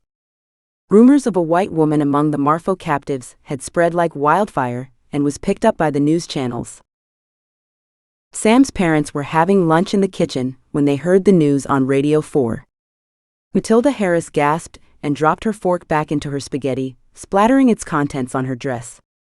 Brushing it off with her hand, she stood up and ran to the sitting room to switch on the 24-hour news channel, Sky News, followed by her shocked husband. They sat watching with horror as the story unfolded, their lunch forgotten and congealed on cold plates. "Oh my God, we shouldn't have let her go," said Matilda. "Now darling, stay calm. We don't know it's her," said Bill. "But how many women can be working there? She rang us from Mindongo. I'm sure she's fine." But the tremor in his voice gave him away. They sat watching the news on a loop, tiny details being added every hour. The doorbell rang, making them both jump. Hannah, Sam's sister, stood at the front door, white-faced with panic. "Have you seen the news?" she said. "Could it be Sam they've taken?" "Yes, we just watched it," said Bill. "They haven't mentioned any names yet." "But she's working in Mindongo, sweetheart," said Matilda. "It must be someone else." "But Mummy, how many female geologists are going to be working in Tamazia? It's not exactly safe." "She took her tennis racket," said Matilda, as if it was a talisman. "Have you tried ringing Gemsite?" said Hannah. "We can't get through. The lines are terrible," said Bill, rubbing his hands through his sparse hair. "We can try again shortly. But we have to do something." "Let's have a cup of tea," said Matilda. Tea, the universal panacea, but what else could they do? They were sitting at the table absorbed in their own thoughts when the phone rang. "You get it, Bill," said Matilda. "My hands are shaking." Bill Harris took a deep breath and lifted the receiver. "Hello, Harris residence." "Hello, Mr. Harris. This is Jim Hennessy, Sam's boss at Cardo." "Cardo? Isn't she working in Mindongo?" he said. "She came to me for work experience, but..." Jim's voice tailed off. "Have they taken our girl?" said Bill. "I'm so sorry. The security forces were massively outnumbered." "What are you doing about it? Can we help?" "No, there is nothing you can do. General Fuego, the head of the armed forces, is in talks with the rebels about a ransom. He has done it before and the hostages were all freed unharmed." "How long will it take?" "Days, maybe weeks. She'll be okay. Your daughter's a tough young woman and she speaks Portuguese, so they'll need her for communications with the other hostages." "Thank you for calling us. Please keep us in the loop. It's hard to hear stuff like that on the news." "I'm so sorry. We needed to confirm the facts before we rang you. We'll be in touch." Bill Harris replaced the receiver and turned to face the devastated faces of his wife and daughter. "It's her." Chapter 26. After 8 days, the now exhausted Marfo fighters and their captives arrived at their main camp in the north of Tamazia.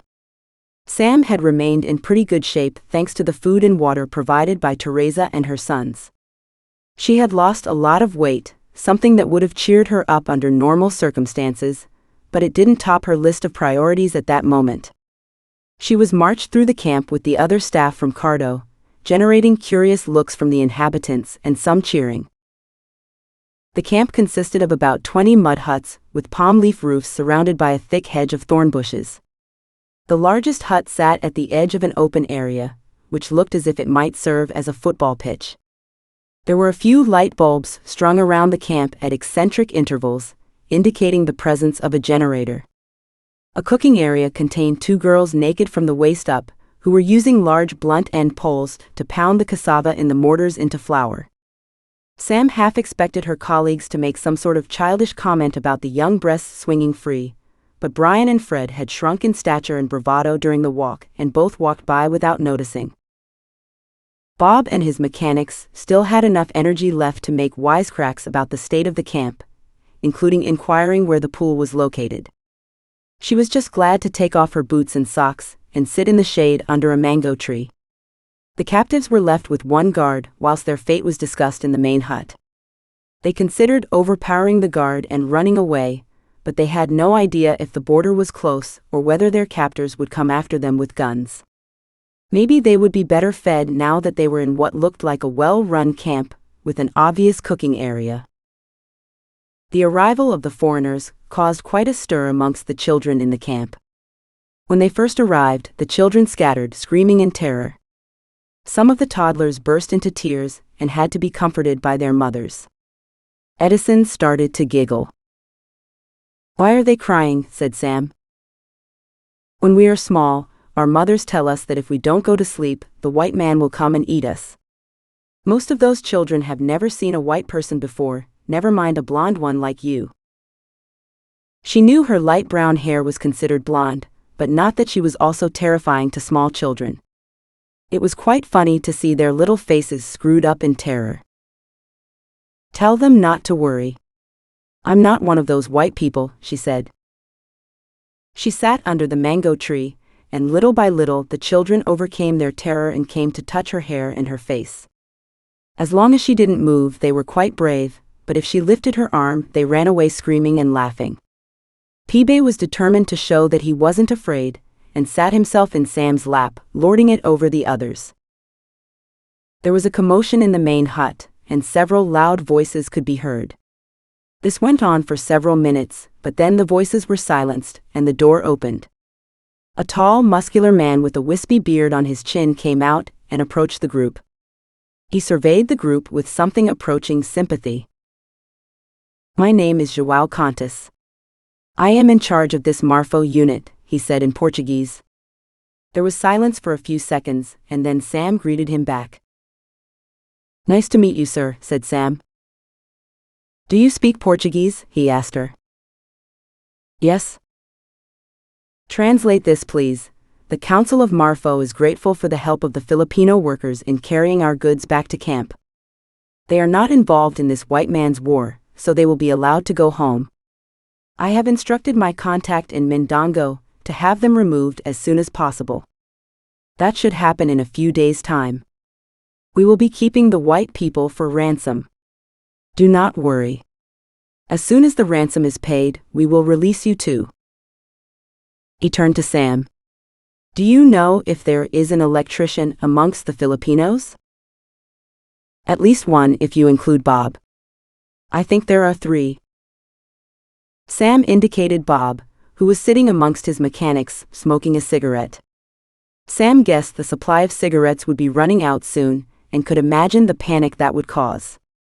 Worse than being captured? Maybe not. It looked like they wouldn't get the chance to smoke them all. "Good. Can you inform them that in return for their freedom, I want them to fix the generator?" "Of course." She was sure of getting a positive response from the group, who hated not having anything to do, and loved to show off their skills. She approached them and translated the news. The Filipinos all cheered and set off with one of the rebels to look for parts amongst the tools and electrical goods stolen from Cardo. Brian and Fred were nonplussed by Sam's news. "What about us?" said Fred. "I told you," said Sam. "He says we are being held for ransom. Don't worry. I'm sure Black will sort something out." "That shows how much you know. Black would rather die than pay a ransom. We are fucked." Fred moved back into the shade of the mango tree and started talking to Brian in a low voice. Sam shrugged. In a strange way, she felt liberated in the Marfo camp. Being the only Portuguese speaker gave her a power that she didn't have at Cardo. She wondered if Black would really abandon them. Had the general heard about the raid? What would he be thinking? Was Pedro right, and was she just a source of easy information? Sam had been so sure that she had made a genuine connection with the general. She was usually right about these matters. One thing was certain, the connection had been much stronger than the one Pedro tried to make with her. She shuddered. Soon after the captives arrived in the Marfo camp in the northeast corner of Tamazia, the general set out to see the president. Having received the news of their arrival and of the imminent release of the Filipinos from his sources, he was keen to discuss the delicate issue with his brother-in-law, with whom he had a certain amount of influence. He entered the palace and was shown into the inner sanctum, where he was kept waiting a good hour and a half before the president came in. He gazed at the marble walls and floors, which were the best Italy could offer and cool to the touch even in this infernal heat. The swirling patterns in the rock told stories of ancient orogenies and of heat and pressure under the earth. A large chandelier with hundreds of bulbs hung from the domed roof, and the walls were covered in paintings of women with implausible robe slippage. It was obvious where the oil money was going. In truth, he was getting his share. Being the brother-in-law of the president had its perks. He heard the tall doors swing open and turned to face the person who had entered. "Good morning, Mr. President." "Cuñado, good morning. How are you today? And your family, are they well?" "Thanks be to God, we are all fine, sir." "And your family?" "Thanks be to God, everybody is well also. Have you any news for me?" "Yes, sir. We have had news that the Filipino hostages are to be released as soon as practicable. I have instructed Eduardo to go to the north and hire a bus to take them to the nearest airstrip, where we will have a helicopter waiting. He will be given safe passage by the rebels." "That is good news. One less ambassador to worry about. What about the others?" "I have heard that Marfo will ask for a ransom for the other foreigners.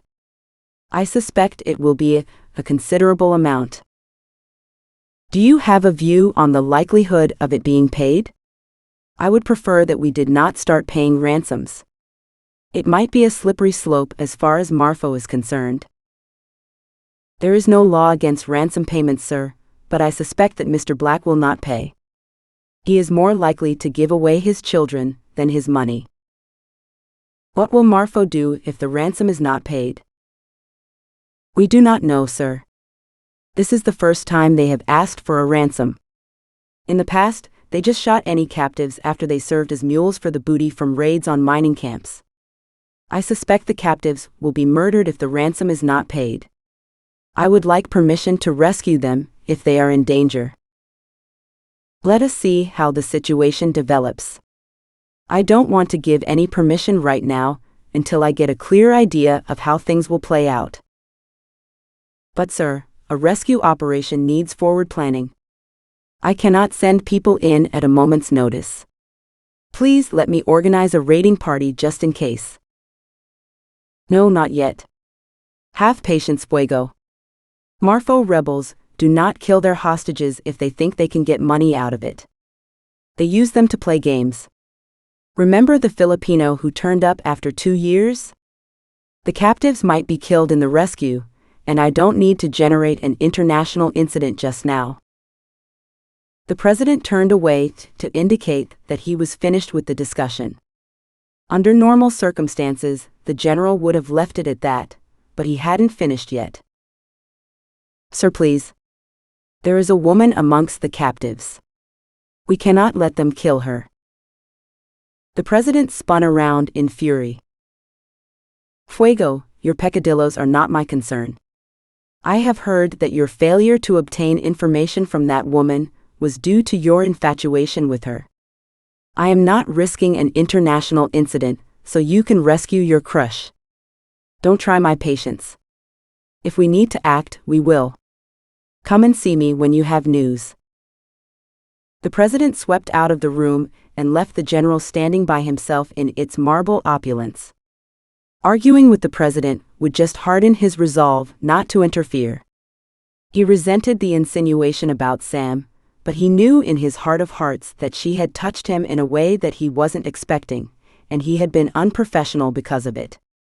When he thought of Sam, it was his heart and not his head that provided the canvas. What made it worse was that he considered the attack on Cardo to be his fault. If only he had agreed to a reasonable pay raise for the security staff, they would have been in Cardo and not in Mundongo. The raid succeeded because some of the senior officers were missing. Marfo headquarters must have received the news from one of their spies and known that Cardo was vulnerable. The Marfo chiefs hadn't realized that the key holders for the diamond recovery plant would also be in Mundongo. All too late now. Sam was a prisoner and might be murdered, and he felt responsible. He got into his car and told the driver to take him home. Chapter 27.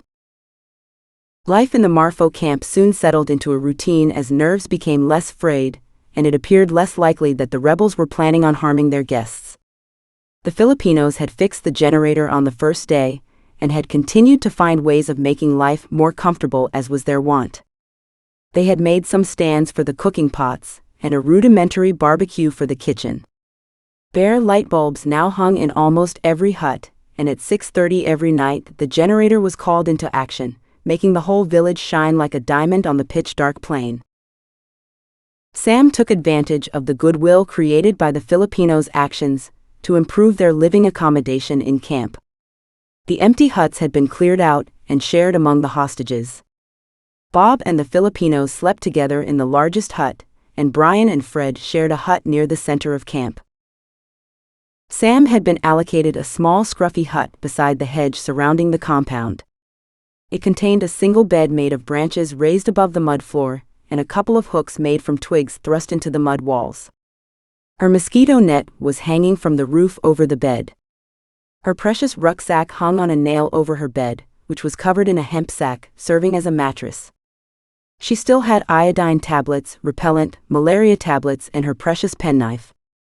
She had mourned her supplies of tea, and now forced herself to drink the hot, sweet coffee served in the morning. She spent her days with the women, walking down to the river in the morning to wash herself and her clothes. There was intense interest in her bra, which was often passed around the group and examined. Teresa had managed to borrow a t-shirt from somewhere, which Sam wore whilst her shirt was drying on the hot stones on the river bank. When the washing was finished, it was time to harvest the cassava and tend to the plantations. Sam was delegated to child watching, which was easy for her. She spent many happy hours joining in the games and rolling around in the dust. They were always hungry, so Sam continued to lose weight but at a slower rate than before. She fantasized about food a lot, mostly dairy products like cream, butter, and cheese. Fungi was not growing on her, but she forced herself to eat it and any meat that was offered. Edison was a champion mouse catcher, and Teresa toasted their little bodies on the barbecue for the children. Sam found them only just worth eating, but she remembered tales of Auschwitz and inmates eating insects to survive.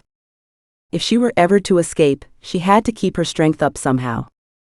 She told herself that they were just meat, and made Teresa cut the heads off so the incisors and bulging eyes didn't accuse her of mouse-icide. She did not mix with the men at all, if she could avoid it. There was a lot of curiosity about having a white woman in camp, and she had to be very subtle about going to relieve herself, as she had twice been aware of men trying to spy on her. The other women kept her safe from most of it, but at night she preferred to pee in a bowl rather than leave the relative safety of her hut. Fred and Brian spent their days sleeping in the sun and talking. They could not communicate with anyone in camp, and were not interested in helping out. Both had lost a lot of weight, and Fred was unrecognizable now that his frame had uncurled from his computer-related hunch. They both had beards, and Brian was beginning to look like an aging hippie. Bob, on the other hand, was always busy, running around fixing things and in his element. He couldn't speak Portuguese, but that didn't stop him from having animated discussions with the Marfo fighters about all things fixable in the camp. He drew with a twig in the dirt to illustrate what he was saying, and that worked very well most of the time. Sometimes he roped Sam in to translate when no one could understand, although she couldn't translate what she couldn't understand either. Bob could be seen in the evening drinking cassava beer with his mechanics and the Marfo fighters, as they sat around the football pitch under the stars. The bus arrived for the Filipinos on their 5th day in camp. To Sam's immense surprise, Eduardo stepped off the bus. She was playing with the children at the time, and they all ran towards the bus in excitement. She waved at him, but he affected not to see her and was shepherded into the main hut by Joao and the other fighters before she could approach him. Meanwhile, the driver of the bus opened the luggage compartment underneath it and called the women over to help him unload the contents. There was great excitement as sacks of rice and sugar and boxes of cooking oil and biscuits were unloaded. Sam spotted some boxes of UHT milk and tinned tuna. There were even crates of live chickens, which were worse for the wear and needed to be revived with water. The booty was taken to the kitchens and stored away from sight. Fred groaned as the precious biscuits disappeared into the store. "I'd kill for a biscuit," he said. "You're not the only one," said Brian. The Filipinos had assembled their paltry possessions and were loitering near the bus. Marco came over to shake Sam's hand and gave her 2 packets of cigarettes for emergencies. Sam hid them in the shin pocket of her cargo pants. Eduardo emerged from the hut and went over to the kitchens where he was engaged in an earnest conversation with Teresa. As Sam watched them, Eduardo gave Teresa something that she put in her pocket without looking at it. He turned to go. Sam was sure he had seen her, but he didn't approach her. She couldn't understand it. And to make matters worse, Bob was getting on the bus. He waved sheepishly at her. He looked relieved and tired, like an old man after a party. "Why aren't I on the bus too?" Sam couldn't believe it. What about women and children first? She looked left and right, trying to find someone who could help her get on the bus with Bob. She saw only the devastated faces of Fred and Brian, who looked as if they might collapse with chagrin. "Why is that useless old fucker leaving first?" said Brian. "Because he's a useless old fucker, I expect," said Sam without irony. The comment was not received well by Brian and Fred, but Sam had worked it out by then. Bob wasn't worth very much ransom because he was a mechanic. Brian, on the other hand, was head of security and could provide important information about the security arrangements in the Gemsite mines. Fred had all the statistics for the diamonds in his head, including how big, what quality, and where from. But why had they kept her? Sam suspected that someone had suggested to the rebels that she was Black's new pet and could be used to turn the screw on him. Something she doubted very much, considering how much he loved his money. It was all going wrong, and she was powerless to stop it. Why hadn't the general told Eduardo to get her out? She couldn't understand why he pretended not to know her. She stood in mute horror as the bus pulled out without her. She felt abandoned, and she had only Brian and Fred for company. Could it get any worse? Hannah started to cry. Her mother Matilda stared mutely at the television, blinking as if to wipe the image from her eyes. "It's good news," said Bill. "If they are releasing people unharmed, that's a positive development." "But why release Bob Norton? It doesn't make any sense. Surely they should be releasing Sam first?" "She's a woman," said Hannah, blowing her nose and sniffling. "I think they released the low-value hostages first," said her father. "I can't bear to think of her all alone in the camp," said Matilda. "What if she gets ill? Or injured?" Bob Norton said the other hostages were doing well. "We have to hope for the best," said Bill. "Don't distress yourselves. Sam's a fighter. She'll get through this." But no one answered. Chapter 28. A deep depression hit Sam over the next few days. She found it hard to eat, despite the luxury of rice and tuna for the evening meal instead of fungi. Teresa even smuggled her out a packet of biscuits, which she put in her rucksack instead of eating. The children picked up on her despondency, and Pibe was quite affected by it. He spent a lot of time sitting with her, and refused to play with the other children. Even in her depressed state, Sam became concerned with his lack of energy, and she invited him into her lap for a cuddle to cheer them both up. She put her arms around him and held him close, crooning into his ear. She was alarmed to feel how hot his skinny body was to the touch. The little boy was like a furnace. She could barely tolerate him on her lap, as it was like holding a hot water bottle in that heat. "Are you all right, Pibe?" she said. "You feel very hot." The little boy nodded, but his eyes were yellow. He was drenched in a cold sweat. His eyes rolled up into his head, and his body went limp. Sam only just managed to catch him as he fell backwards off her lap. She lifted him onto her chest and walked to the cooking area. She soon spotted Teresa, who looked up and dropped the large spoon she was holding. She ran up to Sam and took the boy from her. She noticed the heat he was giving off. "What's wrong with him?" said Sam. "Malaria," said his distraught mother. "He is so weak. How will he survive?" She ignored Sam and took Pibe into one of the huts near the kitchens. Sam entered the hut too. Teresa was wiping the boy with a damp cloth.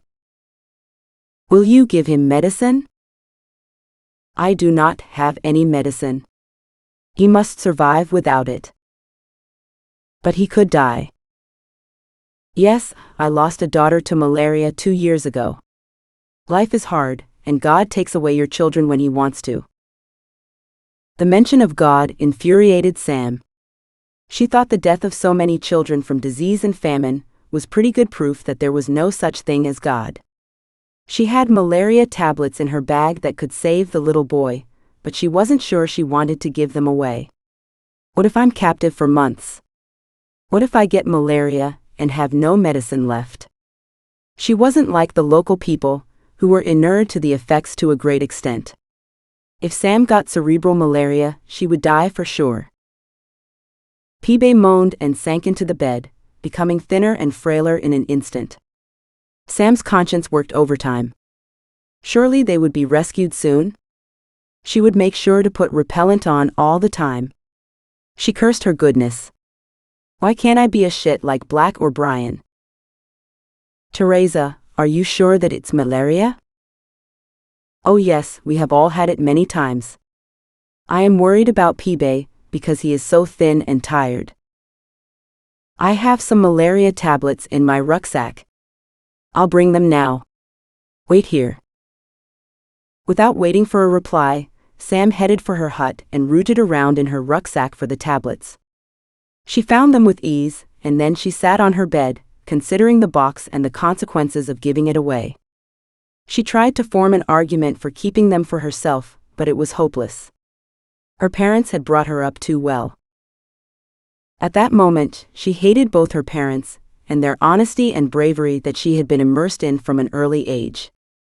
They didn't tolerate lying. Everyone else came first. They forced her to play with the unpopular children at parties, because being kind was important. Now, she intended to risk her life for a little boy who was bound to die of something else, even if he survived the malaria. How bloody annoying. She slipped out of her hut and walked across the camp to Teresa's hut. She stopped outside, reading the instructions in the bright sunlight before she went in. Brian was passing by. "What's wrong with the wee lad?" said Brian. "Malaria." "That's him dead then," said Brian in a matter-of-fact way. Sam almost punched him, but he made her mind up for her. She entered the hut and helped Teresa dose the boy with tablets. Teresa grasped Sam by the hands. "You're an angel, I don't know how to thank you. Just look after Pibe for me. He's the only reason I survive from day to day." Sam had said it to make Teresa feel less beholden, but she knew it to be true even as the words formed in the stifling air of the dirty hut. She looked down at Pibe on the bed. She saw Teresa had given him the pink teddy bear to hold. The teddy was not pink at all now but dirty and matted. Teresa smiled. He loves the teddy, she said. I could never afford to buy him any toys. Sam felt so ashamed the teddy wasn't even from her, but a cast-off from Pedro. She earned a fortune compared to anyone from Tamazia, and couldn't imagine living in that sort of poverty. She leaned over and caressed his cheek with her finger. Come on, P-Bay. Don't leave me here alone, she murmured. Despite the medicine, P-Bay lingered for 3 days between life and death before turning the corner. Sam stayed by his side when Teresa couldn't, and Edison often sat with her. P-Bay lay still in his bed, fighting the invasion in his small body. Sam was still very depressed by her predicament, but sitting beside the almost lifeless boy gave her a sense of perspective. She knew her mother and father would have been informed about what had happened to her by now. Her flippant comment that she could leave if she wanted to came back to haunt her. As P-Bay recovered, Sam started to try and build bridges with Brian and Fred. As much as she hated them for the way she had been treated, she knew there was often strength in numbers. Cardo seemed very far away, both in distance and in time. None of them had been party to the negotiations with the capital, so the uncertainty of their position made them desperate to discuss the possible scenarios of their incarceration. We should try to escape, said Brian. To where? Said Fred. I'm pretty sure the Zambian border is close, said Sam. We walked north from Cardo. I was watching the sun. But how do we get out of the compound? We're locked in at night, said Fred. What do we do if we reach the border? Will the guards let us cross without a bribe? The rebels could hunt us down in a day, and their treatment might not be so benign as a result, said Sam. It's safer to stay in camp until we are given news by Joao about the payment of the ransom. We should know next week according to him, said Fred. It's certain to take a while to settle on the exact amount, but I don't doubt that it will be paid, as Black has taken a shine to Sam, said Brian. I don't know what you did to him, said Fred. I suspect that even the Filipino girls are less skilled at getting what they want. Maybe he'll only pay for me then, said Sam. For fuck's sake, woman, why can't you quit when you're ahead, said Brian, but he couldn't help smiling. The relaxed atmosphere in the camp had even had its effect on him, and he could be spotted playing chess with the Marfo commander in the evenings. Even Fred had started to thaw, helping people with their mobile phones and trying to scrounge food from the women in the kitchens. Whilst it was true that there was no violence directed at them, there was a certain menace surrounding the closed meetings that sometimes took place in the meeting hut. Afterwards, the fighters would emerge red-eyed from the smoke and glare at the captives with something approaching loathing. Sam tried not to dwell on the meaning of this, but it was hard not to conclude the worst. Chapter 29. Back in Mindongo, Black prepared himself to meet the general who was coming to the Gemsite office with news of the ransom demand. He called for some tea, and Pedro put his head around the door. The secretary is at lunch, boss. Can I help? Yes, you can get me some tea. Black radiated good humor. He had been buoyed by the news from Ewan of near-record production from Cardo. The ransom would hurt, but with this sort of production it wouldn't make much difference to the bottom line over the quarter. The tea in the Gemsite office in Mindongo had also run out, and no one had dared tell Black yet. Pedro was not fazed though. Sam kept some tea in the Villa Alice for her visits to Mindongo. He drove there as fast as he could to keep his boss in a good mood. He found Sam's supplies stashed in a box hidden behind the sofa. These British people and their tea. He could never understand why they wouldn't drink coffee like everyone else. He grabbed a handful of bags from the container and shoved them in a plastic bag he found in the kitchen. He also stole a packet of biscuits that was hidden in the box. She wasn't going to need any of this stuff now. He spotted the floral dress rolled up and shoved into a corner of the box. He smirked as he remembered Sam's panic when she realized that she would have to sleep with him to keep him quiet. He didn't even like her that much. He was just pushing his luck. Mind you, she was worth it. If she ever got out, he would make sure he got some more of that. On his way back into the office, he met Eduardo, who was loitering beside the general's limousine smoking a cheroot. Never one to miss the chance of picking up some high-level gossip, Pedro took out a cigarette and approached him for a light. "Good afternoon, Eduardo. Are you here with the general?" "Pedro, good afternoon. Yes, my boss is inside with your boss. I hear there is news on the ransom demand." Eduardo nodded and rubbed his thumb against his index and middle finger. "Well, I guess the hostages must be worth that much to Black." "The general would pay that much for only one of them," said Eduardo and winked. "Really?" said Pedro. "I had no idea." Eduardo, who liked to make himself look important by affecting knowledge that he did not have, winked again. "Oh yes. I have it on good authority that, well, you know, Sam stayed the weekend with him on the island." He made an obscene gesture with his hands. "Is that so?" Pedro struggled to remain calm and neutral. "You never can tell.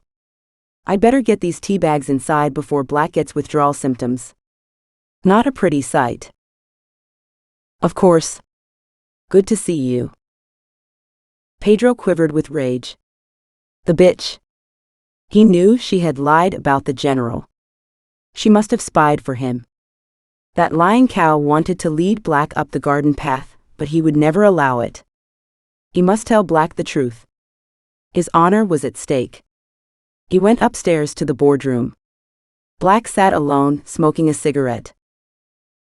"Here is your tea. Shall I make you a cup?" "No, not yet. I shall wait for the general to come back. He is making a call downstairs in the office. Leave the tea bags in the kitchen." Pedro did not leave. He stood hovering in the doorway, despite the very obvious dismissal he had received from Black. "Was there something you wanted?" he asked Pedro. "I think there is something you ought to know. About Sam." "Sam and the general." "Sam and the general?" "My sources tell me they were having an affair." "An affair? Are you mad? What makes you think that? How on earth has Sam had an affair with the general in Cardo? The general lives in Mindongo, and he has not visited Cardo since last year when we invited the government to the inauguration of the new plant." Pedro stuck to his guns. "I have good information that Sam has been meeting the general in Mindongo, and that she has been passing him production information about Cardo." "Now that is ridiculous. Sam didn't have any access to that sort of information until I went there, on my last trip. I had to wait until Fred was drunk before she could access his precious information. She couldn't have passed any information about that night to the general. The rebels kidnapped her straight afterwards." Pedro faltered, doubting his own certainty, but he couldn't back down now. That would be fatal. "The general's man, Eduardo, told me. He is very close to the general. He should know." At that moment, the general stepped back into the room and caught the last volley from Pedro. "What has Eduardo been telling you?" he inquired. "He is the most terrible gossip. I wouldn't believe half of it." Black needed time to think. "Pedro, go and tell the girls to make us some tea. General, you will have some English tea?" "Yes, thank you. I hope that Eduardo has not been spreading more false rumors. I am tempted to cut his tongue out." This was said in a weary tone of voice that suggested this was not the first indiscretion committed by Eduardo, but one in a long line of similar leaks and fibs. The general had a fearsome reputation, being more than capable of cutting out Eduardo's tongue if he was in the mood. Black decided to proceed with caution. "So, General, I presume this is not a social visit?" "You're correct. I've had news from the rebel camp. They are asking for $1 million for the hostages. I can't tell if this is a final demand, but I don't recommend pushing them too far, as they are quite capable of killing them all if they don't get what they want. $1 million. Holy fuck. Even my mother's not worth that much. Are you sure they won't negotiate? They might, but they might not. Their leader, João Contas, is a bit of a hothead. And remember, they're holding Sam. Who knows what they could do to her? To Black's immense surprise, he heard the general's voice break when he said this. It was almost imperceptible, but he had not imagined it. The girls arrived with the tea, giving the general time to compose himself. Black affected a relaxed demeanor as he asked the next question. Have you met Sam, General? Yes, several times. She is a special person, don't you think? This was said with a total lack of guile, but Black didn't notice. His brain went into overdrive. He had been taken in by Sam. How could he have been so stupid? The woman was playing both sides. He should have known. Sam was just another lying, duplicitous, two-timing bitch. But he held the cards now. Yes, very special indeed. It would be a shame to lose her. Let me talk to my people about our finances. We have a diamond sale coming up. I hope we can raise the money before it is too late. Meanwhile, ask your sources to inquire about the ransom. I need to know if it is a fixed price or if there could be some movement. That could be very dangerous. I'm not paying $1 million to a bunch of terrorists.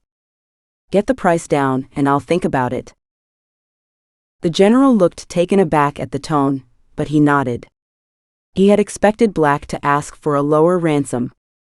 Everyone was well aware how much Black loved his money, even the general. Very well. We'll talk tomorrow. I'll call you. Thank you for coming, General. I know how busy you are. Please give my regards to the President. I shall. Have a good day, Mr. Black. After the general had left, Black worked himself into a fury.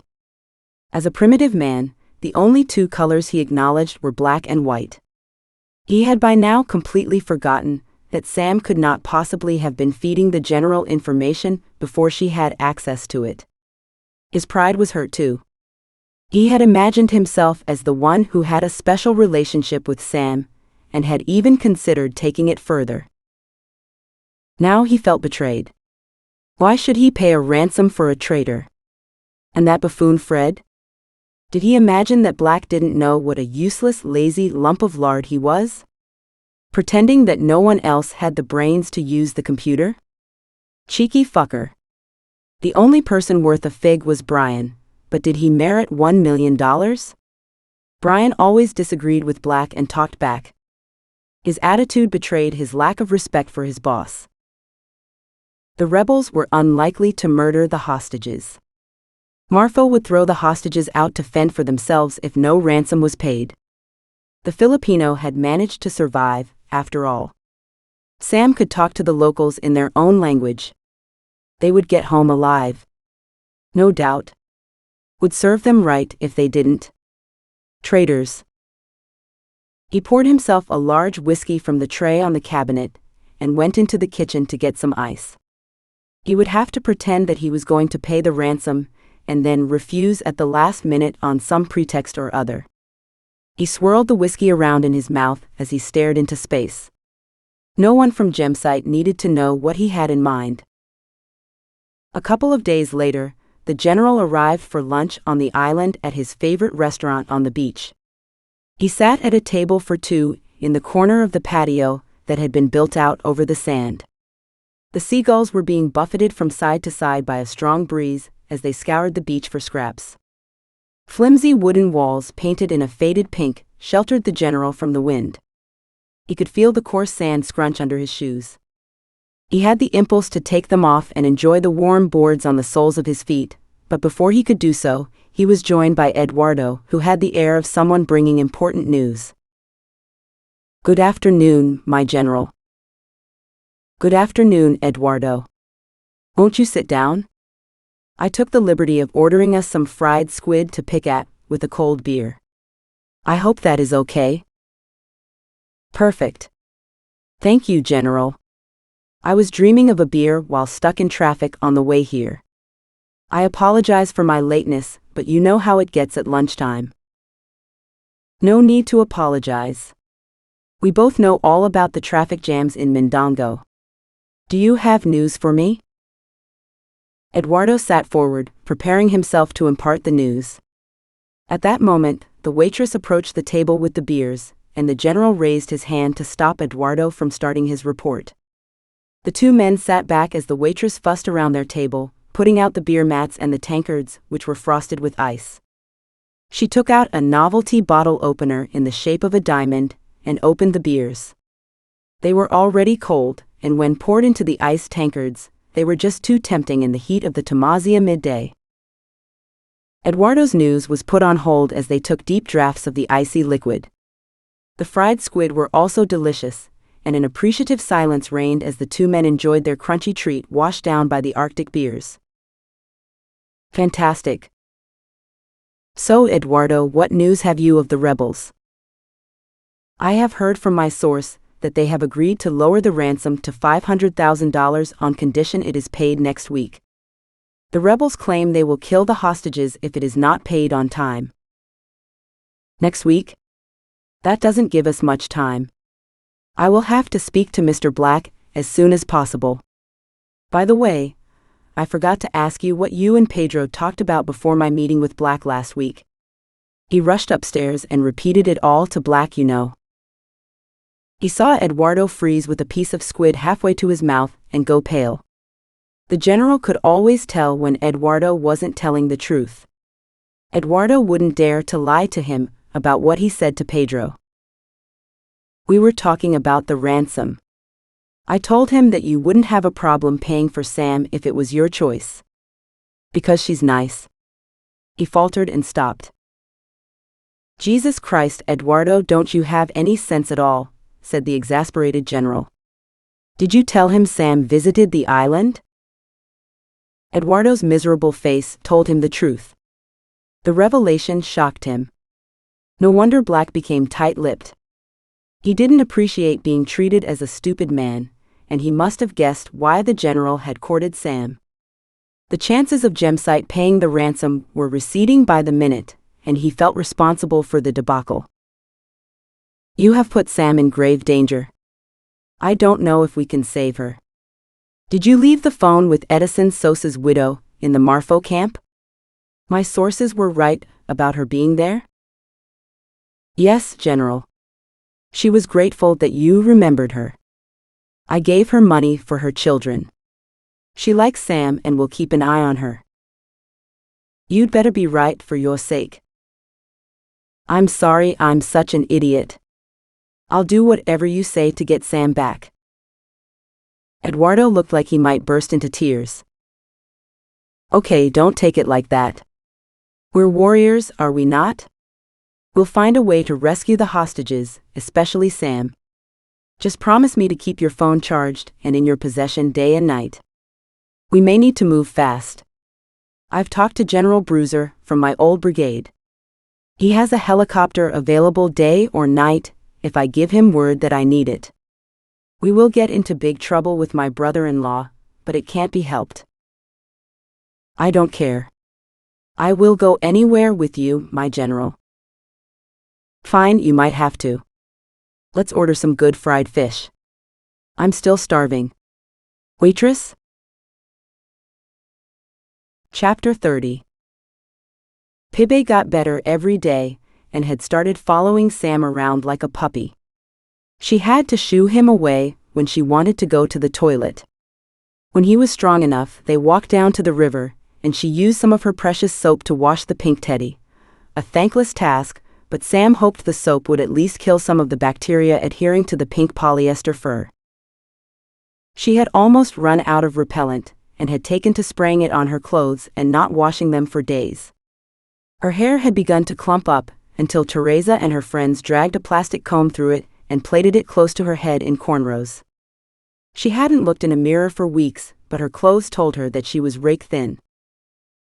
Sam's inner steel core had become more apparent as she fought to keep her spirits up. The deadline for the ransom payment was fast approaching, and the atmosphere in the camp had become tense. The hostages were shut in their huts at night, and the games of chess and shared beers had become a thing of the past. Sam spent many hours in her hut, lying on her uncomfortable bed, wide awake with fear and anticipation, running through possible scenarios in her mind. She was aware that not all scenarios had happy endings, and she kept trying to imagine herself being brave if worse came to worst. It kept her awake, but she couldn't picture it. She was a glass-half-full girl, and all stories had happy endings, just maybe not quite the way one was expecting. The next day, João Contas, the rebel leader, summoned Sam to the main hut in the center of the compound. He sat on a stool made of an upright piece of log, polished by the sweat of many posteriors. He wore a rather fetching pink t-shirt, with a picture of a kitten on it. Sam couldn't help smiling at the contrast between the bloodthirsty rebel leader and his less than terrifying attire. What he said next put the kitten right back in its box. The committee of the Santos unit of Marfo have made a decision about your future, you and your companions from Cardo. He paused to examine a scab on his leg, which he picked and rubbed while he was talking to her. A small drop of dark blood oozed out and ran down his shin towards his battered trainers. He stopped it with a finger and cleaned his leg with spit. We've asked for a ransom of $500,000 for you.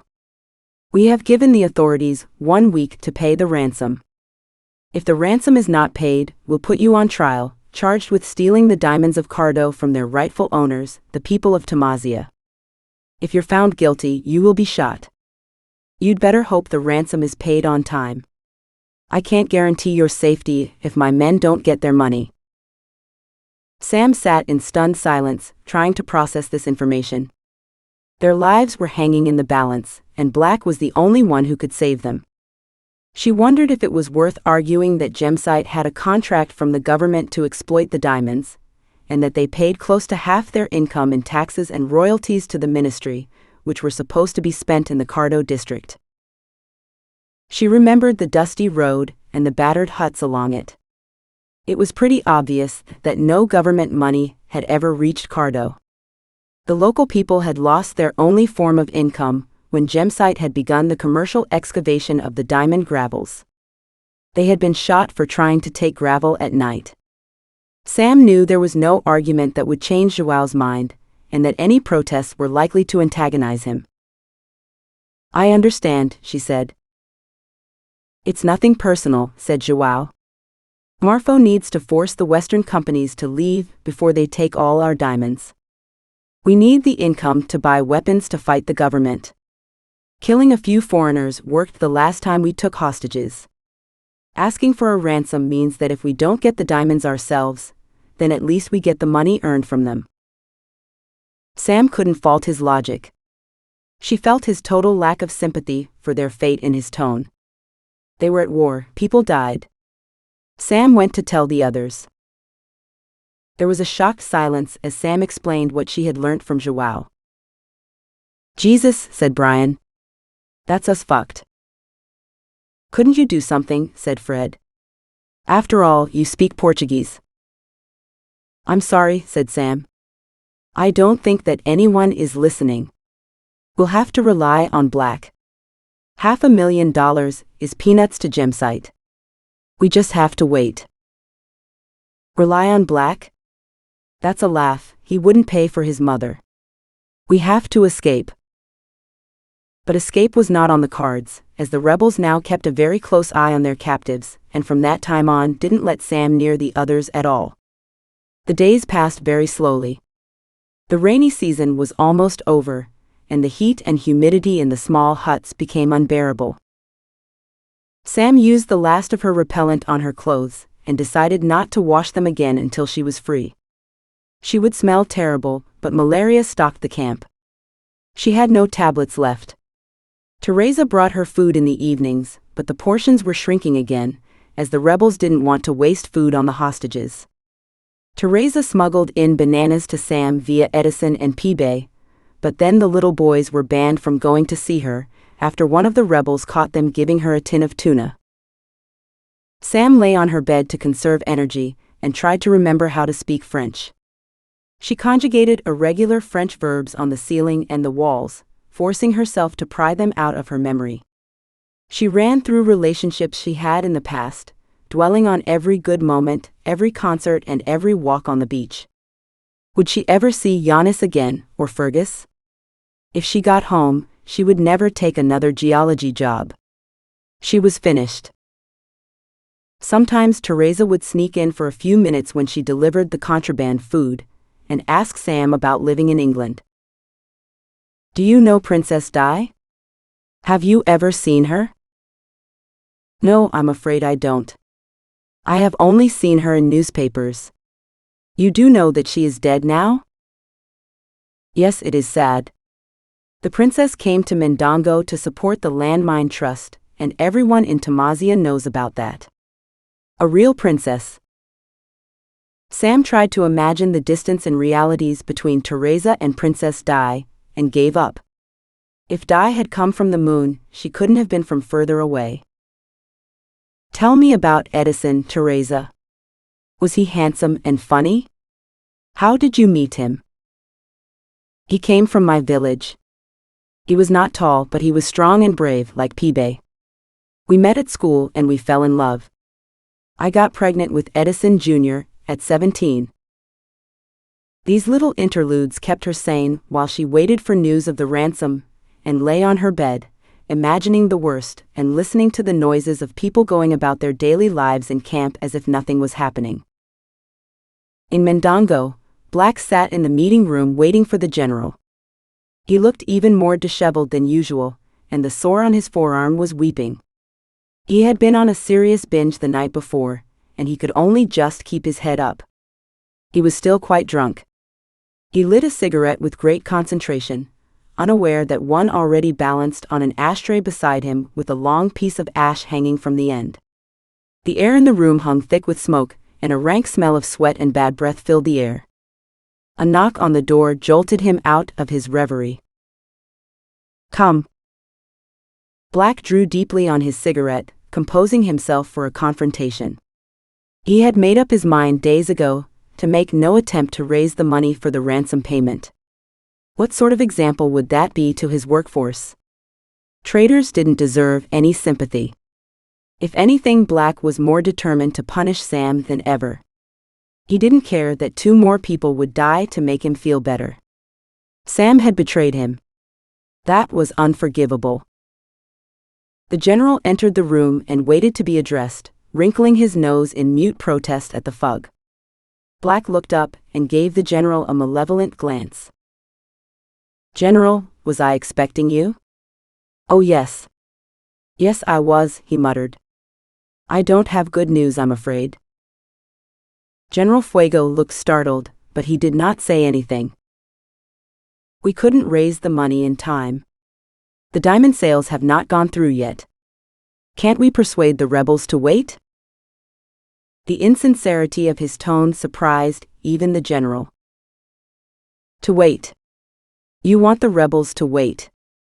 Don't you realize that the hostages will be murdered if you don't pay now?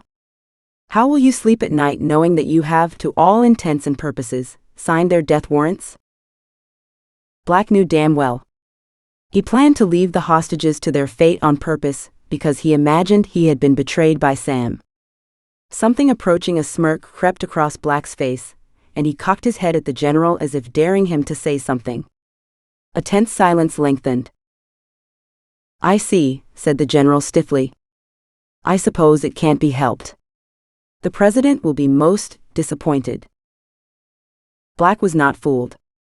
He knew as well as the general did that the president wanted diamond revenue at any cost, and if he had intended to do something about the hostages, he would have done it weeks ago. The president would only be disappointed if production stopped because of the raid. In fact, everyone had carried on as if nothing had happened. Brian had been replaced by his deputy, and Black had interviewed replacements for his technical staff already. He had sent Jim straight back to Cardo to reorganize the staff so that diamond production would not cease or be diminished by the raid. He already forecasted another bumper month of production, following the hitting of the double production target this month. "I'm sorry, General, but I'm pretty busy this morning. Was there anything else?" Black started shuffling some papers that happened to be on the board table, and soon appeared to forget the presence of the general. General Fuego managed to get his limbs moving and left the room. His thoughts were already miles away, centered on Sam, scared and alone in the rebel camp. He became so absorbed that he tripped as he descended the stairs. He flailed around and made a grab for a non-existent banister. Luckily, one of the office gophers was coming up the stairs and managed to grab his arm and steady him to prevent him from crashing down the flight headfirst. The general felt shaken. He realized that the only chance that Sam had of escape was now in his hands, and he had almost ended up in the hospital. He waved the gopher away and sat on the stair for a moment, his breathing agitated. He could feel his age.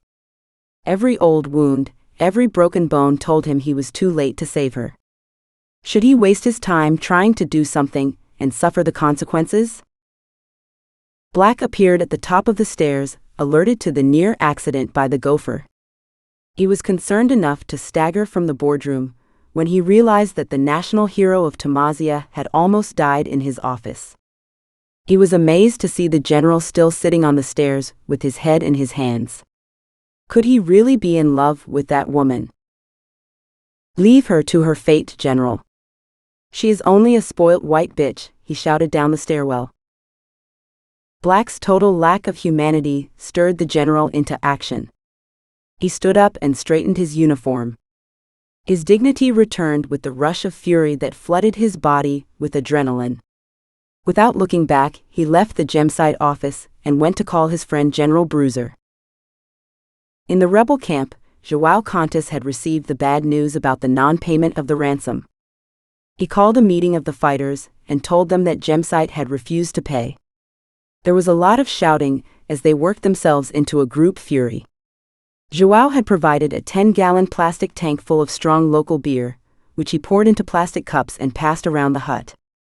He announced that it was his intention to try the prisoners for stealing the diamonds belonging to the people of Cardo. He appealed to their patriotism and their machismo. He was a good public speaker, the main reason that he had taken over the unit when Edison de Souza had been killed. He didn't have any trouble persuading his frustrated men that the foreigners had to die. No one even mentioned that one of them was a woman, and that their rules forbade them to kill women. Despite their status as illegal rebels, Marfo had military roots and strong discipline, which had enabled them to keep fighting for years on very small means. João had been able to prevent them from raping Sam because of this, although he had no real appreciation of the fact that many of the fighters wished they could drag her into their huts for an hour or two. She had strong novelty value, even if she was not young anymore. João was also jealous of the strong attachment Teresa and the boys had formed with Sam at a time when he had hoped to move in on Teresa himself. Getting rid of Sam would clear the way for the final takeover of Edison de Souza's life, which he so craved. The other two men were roadkill to him, expendable, soft foreigners. He encouraged his men to drink up. They would need Dutch courage for the task ahead. Chapter 31. That night, two rebels appeared at the doorway of her hut, and Sam was dragged roughly outside without time to put on her boots. As she emerged, she saw Fred and Brian also being manhandled and pulled to the meeting hut on the main square. They were thrown through the door onto the floor in front of 2 rows of improvised seating, which were occupied by the hierarchy of the rebel group. A strong smell of alcohol permeated the hut, and a few of the soldiers had bright red eyes and looked stoned. Loud jeering accompanied the hostages' undignified arrival into the hut.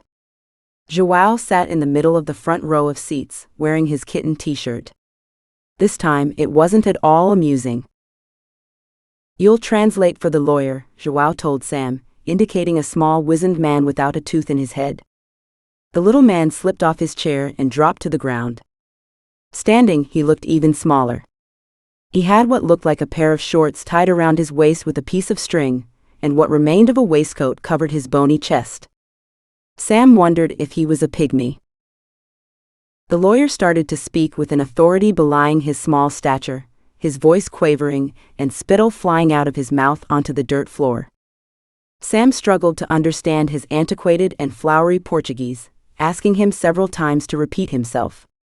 Addressing the hostages, he said, "You have been called to a people's court convened to deliver justice for the people of Tamazia. You are on trial for stealing diamonds from the village of Cardo, the execution of local villagers and the violation of local women. I have witnesses from Cardo who will testify against you." He paused as Sam struggled with the legal terms. Marfo, being a just and fair organization, gave the company Gemsite the chance to pay reparations for the damage done to the village, but the company has refused to pay, despite the amount being reduced by half. Sam translated this in a shaking voice. Fred and Brian looked stunned.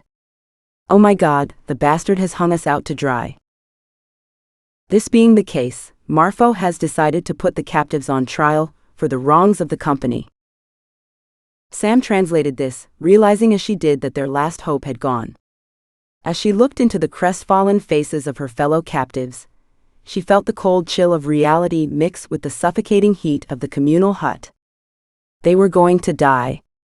It was only a case of when and how, but not if anymore. Sam felt her knees give out, and a short time later she was surprised to find herself propped up against one of the central posts in the hut. Teresa was forcing her to drink water. "Sam, you have to translate. Wake up." Sam got groggily to her feet. Faint with hunger and fear, she stood swaying on her weak legs. She couldn't stand for long and slid to the floor again, so Joao made her sit on a chair placed beside the lawyer. The trial began. Teresa stepped outside the hut, into the cool night air. Despite her status as the widow of a war hero, she had not been allowed to participate in the trial because she was a woman. The captives had no hope of redemption in a court in which all the jurors were drunk and aggressive. There was nothing she could do for Brian and Fred. They would have to fight their own ground, and she didn't like either of them much anyway. They always excluded Sam. She couldn't understand what Sam had done to be treated in such a way. The woman she knew was kind and brave, and loved her boys like an auntie or a second mother. She had never seen Sam be horrid to anyone, even when she was depressed. Teresa remembered how Sam had saved Pibe at great risk to her own life, and she knew that she had to try and save Sam in return. It would mean the end of her life in Tamazia, but she could make a new life with the money she had received from Eduardo for looking after Sam. She felt no loyalty to the rebels, who had used her like a servant since her husband died. Sam had shown her how it felt to be equal, and she wanted that for herself and her children no matter what the risk. Her mind made up, she ran back to her hut and dug under her bed until she found a small tin box. She opened it up. The unused mobile phone was still there, accusing her of treachery with its shiny black case. She took it out and sneaked over to the generator hut where she plugged it into a row of sockets placed along the wall. She rang the only number in the contact list. After 5 rings, the phone was answered by Eduardo, who was panting. "The hostages are on trial," she said. "They will kill her. You must come early in the morning, or it will be too late. I will direct her to the house that you told me about. She is weak. You must come now or she will die." Brian had been selected to go on trial first. A woman from Cardo explained about the time her husband went out to pan the material on a strip of diamond-bearing gravel that had been exposed by the company machines under the cover of night with 20 other men. They had been spotted, and her husband had been shot dead trying to run away by some of Gray's security men. They charged Brian with being responsible for the murder as head of security. Brian's confusion became apparent as Sam translated the charges. Then he smiled as the misunderstanding of his role at Gemsite became apparent. Too arrogant to realize that whatever he said, he would still be found guilty, he tried in vain to explain the difference between the mercenaries and the internal security guards. "I'm not a member of Gray's security. They are the ones who shot this man. I'm the head of internal security. My job was to prevent stealing of the diamonds once they were mined. I never carried a gun in Tamazia, and I have certainly never shot anyone, he said. No one listened. The drunken rebel fighters, who had been getting tanked up well before the trial started, shouted him down. Sam couldn't make herself heard above the jeering. We know you were a soldier. You are a killer. We don't believe you. Brian managed to stay standing, despite some of the rebels jumping up and shouting in his face and shoving him. He muttered to himself. Sam could hear him saying, "It's not true," again and again. The fighters started shouting, "Guilty, guilty, guilty." Brian was drowned out, but he kept trying. A security guard looks after things, not people. I didn't ever use my gun. Sam tried to shout the translation over the drunken roars. Silence! Joao shouted at him. You have been found guilty of murder, and you will be executed by firing squad. Take him outside and carry out the sentence. Sam's throat constricted so much it almost closed over and she would not translate. An eruption of cheering was followed by a nasty change in atmosphere. More rebels had come over to Brian and had started to push him back and forth between them. Sam started to protest over the clamor of angry voices. Brian shouted at her. What did he say, Sam? What did he say? But Sam couldn't look him in the eye. Suddenly, several large men grabbed Brian. One of them got him in a headlock and took him away. His eyes bulged with terror as they dragged him through the door. Sam, who was standing up in protest, sank to her chair as her blood sugar betrayed her, and she feared she would faint again. She couldn't take it in. After all this time, the rebels were just going to shoot them? People they had laughed with and drunk beer with? She was sure she had translated the tense wrong. Maybe they were just taking him back to his hut. Loud shouting could be heard outside, which faded as the rebels moved away from the door. A moment's silence, followed by a sharp retort of what could only have been gunfire. All the men in the hut cheered. Fred had started to cry. He fell to his knees and sobbed, his overlarge clothes hanging in rags around his diminished frame. Sam looked at the floor. She couldn't bear to catch his eye and humiliate him further. He didn't have much dignity left, but he had to defend himself. Their only chance was to stick up for themselves. The rebels stumbled back into the hut and slumped on their makeshift chairs. A smell of cordite followed them indoors. Joao silenced the back rows by pointing his AK-47 at them. Fred was the next to be judged. He hauled himself to his feet and stood on the sandy floor of the hut, scratching his thigh for a non-existent itch. Sam couldn't imagine what he had done to be on trial, and had hoped to help him by judicious translation. She now knew what would happen to them both barring a miracle. She was not expecting the next development. The lawyer reappeared from outside the hut, where, from the marks on his shorts, he had been urinating in some corner in the dark, and stood at the front of the rows of fighters. In a loud voice, he proclaimed that Fred would be tried for rape. Sam had to get him to repeat it 3 times. Fred stopped sobbing and assumed an air of bemusement. He looked at Sam for guidance. Sam shrugged at him.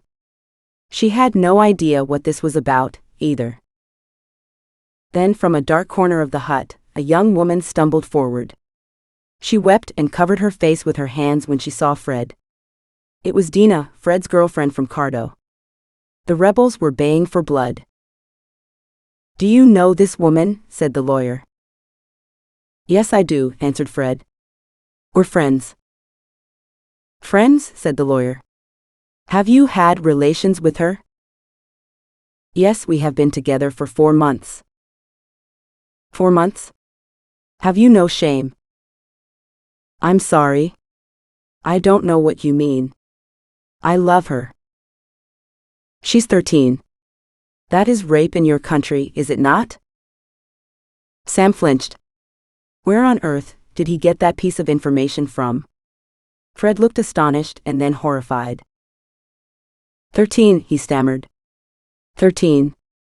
She said she was 16. I swear. The lawyer turned to question the girl, who appeared to have been coerced to appear, as she did not want to answer the questions of the lawyer and stood looking at Fred with a pleading expression on her face. As he started to sob again, she ran forward and wrapped her long limbs around him, weeping too. A couple of the less drunk rebels came forward and dragged her away. "It wasn't rape," said Fred. "I paid her. I wasn't the first. She's a prostitute. How can that be rape?" Sam did not translate, but she could tell from the expression on the lawyer's face that he understood far more English than he was letting on. "You have raped a 13-year-old girl. And then insulted her by giving her money. How would you feel if that happened to your daughter?" Fred realized that he had made things worse. He started pleading. "But I love her. We were a couple. I gave her money because she asked me for it. I gave her the dress she is wearing. I didn't know she was 13. I swear I didn't know." Sam had to translate over a sea of jeers and insults, and she knew the lawyer had already made up his mind about the verdict, as Joao stood up to silence the tribunal, who had taken up their chorus of guilty pleas again. "Take him outside," he said. "No," screamed Fred. "No, I don't want to die." The girl freed herself from the soldiers and launched herself at Fred. She was wailing and screeching and clung on to him like a leech. She had to be slapped hard to make her let go this time. Fred howled in fear. The sound went through Sam like a knife. The soldiers prevaricated, uncertain of what to do. "Didn't you hear me?" said Joao. "Take him outside and get on with it." Fred had to be dragged along the ground, as his legs would not carry him. His awful howls of fear could be heard through the walls of the hut. There was a thud, and he went quiet. This was followed by a single shot, and the sound of a body being pulled over the sand. Chapter 32. The dreadful scenes had knocked the stuffing out of the tribunal, who had sobered up. Fred had become a favorite with the fighters, and could often be seen trying to fix a mobile phone or explain something in sign language. They made fun of his skin, which got bright pink at the least provocation, either by the sun or embarrassment. The execution of such a gentle being diminished the effects of the drink and affected the atmosphere in the hut. Joao appeared uncertain how to proceed. Sam sat on her chair, wondering how brave she could be, because up to this moment she had always assumed that she was a courageous person. People had called her brave for coming to Tamazia, and she had accepted it. Of course, she must be to work in a war zone. But now she was pretty sure that she, like Fred, would have to be carried out howling, and she envied Brian, who hadn't known what would happen until it was too late. Joao pointed to a spot on the floor, and Sam managed to walk to it without help. The tiny lawyer stood up again and accused Sam of stealing diamonds from the village of Cardo, causing starvation and penury. Sam did not answer. She could not think of anything to say that she could remember how to translate into Portuguese, and she knew that nothing she said would make any difference to the verdict. "Have you nothing to say in your defense?" roared Joao. Sam looked him in the eye, forcing a defiant look onto her face. She drew herself up to her full height and tried to spit on the floor in defiance, but her mouth was dry. She waited for the verdict she knew would come. She was another expendable foreigner, and her time had run out. She wobbled and almost fell. The air of expectancy heightened as Joao worked himself up to pronounce sentence. Just then, the door of the hut opened, and Teresa came into the silent room. She stood in front of the tribunal and beckoned Sam to stand beside her. Sam tottered across the room and stood hip to hip with her. Joao came to life and roared, "What are you doing in here, woman?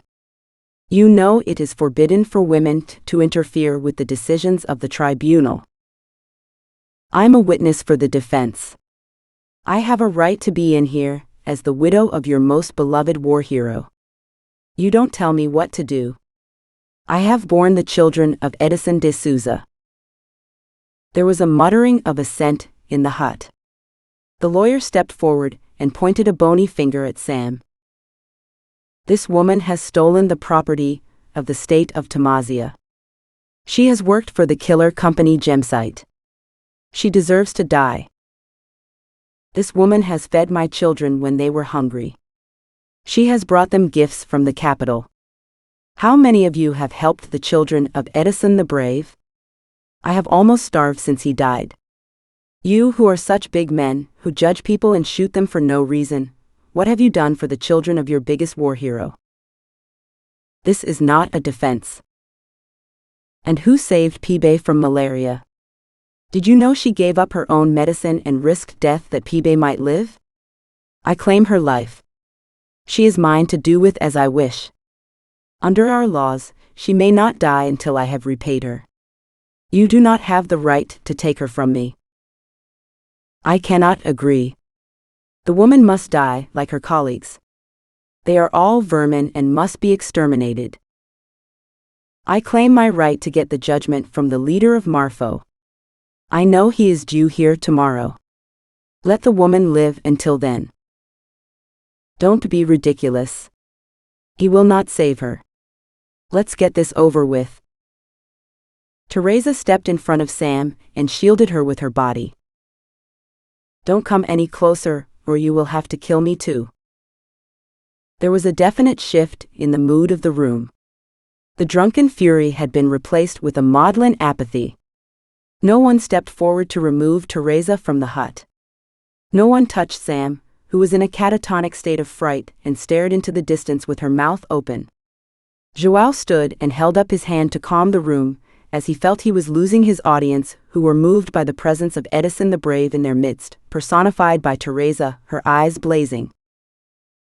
Very well, he said. We will wait until tomorrow, but that is all. He addressed one of the rebels. Take her to her hut and guard it well. By now Sam had entered an advanced stage of shock. She didn't seem aware of what had just happened. Her legs would not move when the man grabbed her arm and tried to make her walk. When that didn't work, he slung her over his shoulder and, pushing Teresa aside, he marched outside.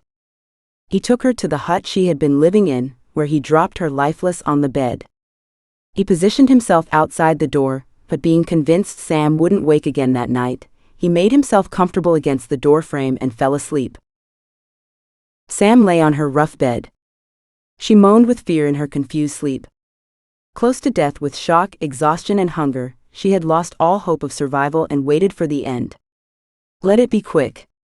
I would do it myself, if I had a gun. She shivered with fear. Suddenly she felt a small grainy hand take hers in the darkness. She squeezed the hand, but it did not disappear. She opened her eyes, convinced she was dreaming. Sam, drink this now. It was Pibe, and he held a battered plastic mug with dark liquid in it. She blinked twice, but he was still there holding her hand and proffering her the mug like a little gnome in the dark. She hauled herself up in the bed and took the mug. She sipped the contents. It was sickly sweet.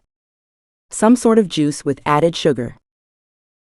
She sat for 5 minutes with Pibe, while the magic juice sent sugar coursing through her veins. Pibe saw her inflate with new vigor and whispered, "Come on, Sam. You must follow me." He slipped onto his hands and knees and vanished.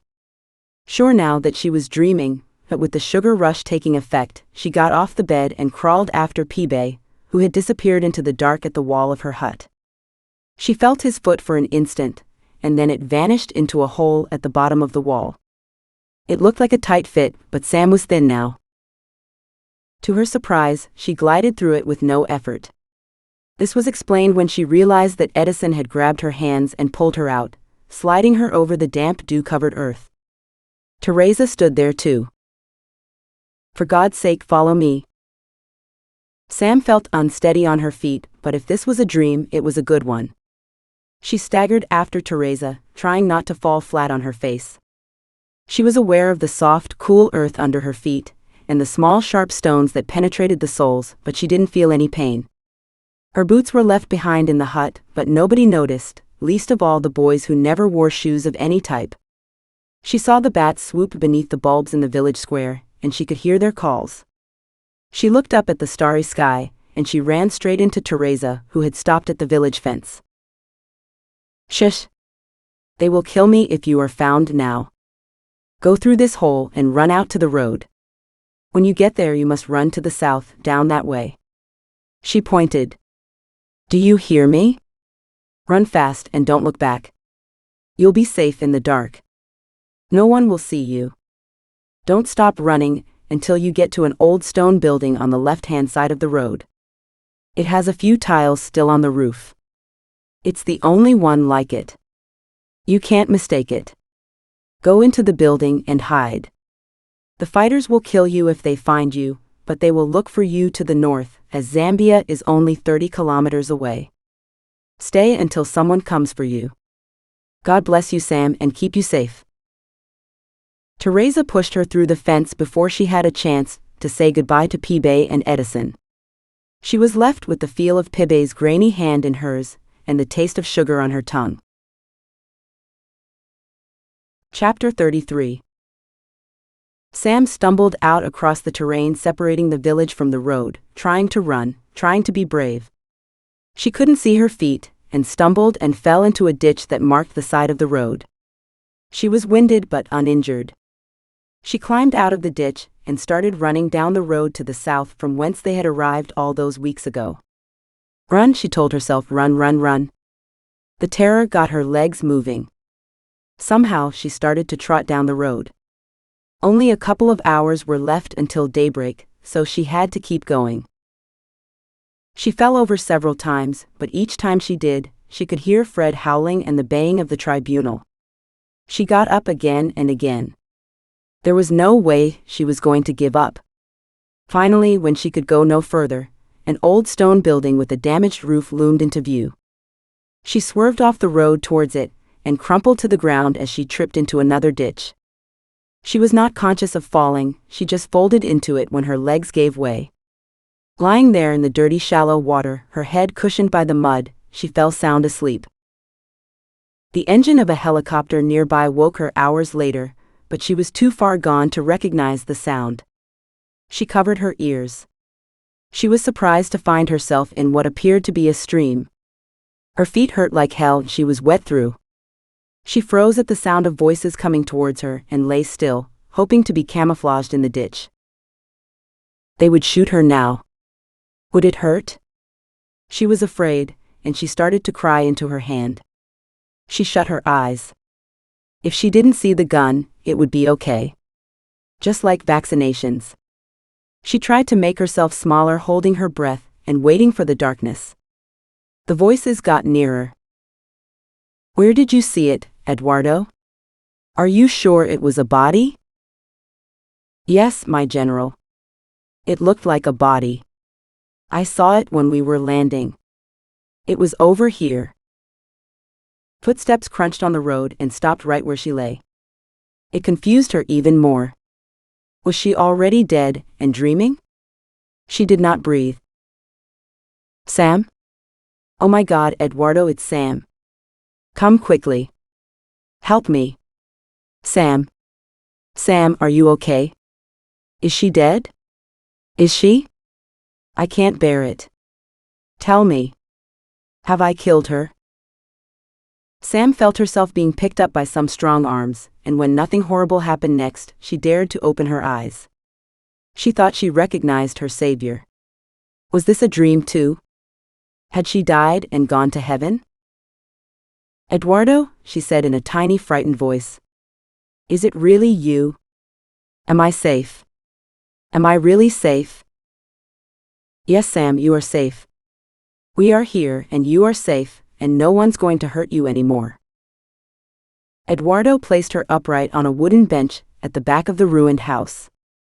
He moved aside, and to Sam's amazement, the general's kind round face peered into hers. He was crying. "How are you, my Sam?"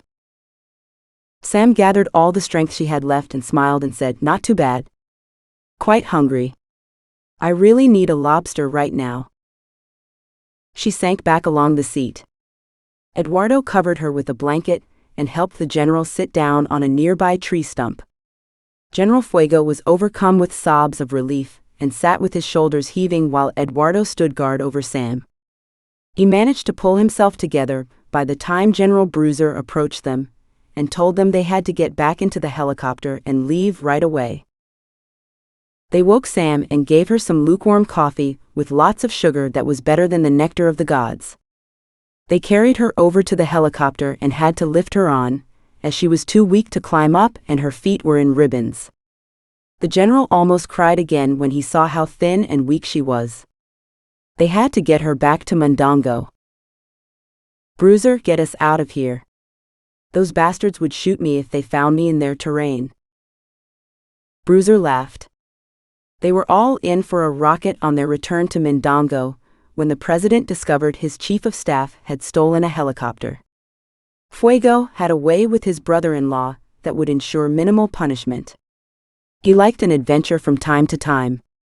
They took off, avoiding flying over the rebel village where the hungover jury had not yet woken up. Then the pilot headed for the capital. Back in the rebel camp, Teresa de Souza was long gone. She took her sons and left when dawn broke, taking with her the mobile phone and the money that Eduardo had given her. She had a sister in Zambia, to the north along the main road, who would take her in. They could build a new life, far from Tamazia. She walked briskly holding Pibe's hand. Edison marched alongside, a big stick on his shoulder. They caught a local bus and sat in the back. Teresa snuck a few looks through the back window, but no one followed them to the border. A quick bribe was all it took to drive straight through. Her shoulders sank as she realized that they were safe. "Do you think Sam got away?" said Edison. "Of course she did. Sam is a heroine like your father. She never gives up." "Will we ever see Sam again?" said Pibe, tears in his eyes. "No," said Teresa. "Sam is not coming back. She has gone to live with Princess Di." The news from Tamazia had stunned the Harris household. The ransom had not been paid in time, and the rebels had executed the hostages. Bill, Matilda, and Hannah Harris had been mourning for a couple of days when the man from the Foreign Office turned up at the house. He stood on the doorstep in his gray suit with a briefcase in his hand. "Send him away," said Matilda. "I can't bear to get the official confirmation. I need more time before I let hope die." "Darling, we can't send him away. We have to deal with this." Bill Harris let the man in, and Matilda made them a pot of tea. Her face was etched with grief, and she did not speak. "I'm so sorry," said the official. "It happened so suddenly. We didn't have time to react. But there's scope for good news. That's why I'm here." Matilda Harris gasped and choked. "Good news? How can it be good? Sam's been murdered." Look, I'm not saying it's definite. We don't have all the information yet, but..." "But what?" said Hannah, animated. "The Tamazian troops went into the Marfo camp the day after the murders. The Marfo rebels had abandoned the camp, but the troops found 2 bodies, both male." "They didn't find Sam? Have the rebels taken her with them? I don't understand." Hannah stood up in her agitation. "We don't know, but the newspapers have permission to print the story tomorrow, so I'm here to tell you what we know." "But where is she?" said Matilda. "We're trying to find out. I promise you'll know the instant we do." "Can we go out to Tamazia?" said Bill. "I'm sorry. We really don't recommend it. Sit tight. I'll be in touch." Chapter 34. Sam woke up in the only private hospital in Mondongo, in one of the few expensive single rooms. The throbbing pain in her feet and the drip in her arm stopped her moving, but she was aware of someone sitting beside her holding her hand. She smiled and slipped away again, moaning in her sleep as the nightmares hit. She took almost a week to find the energy to sit up in bed and survey the room.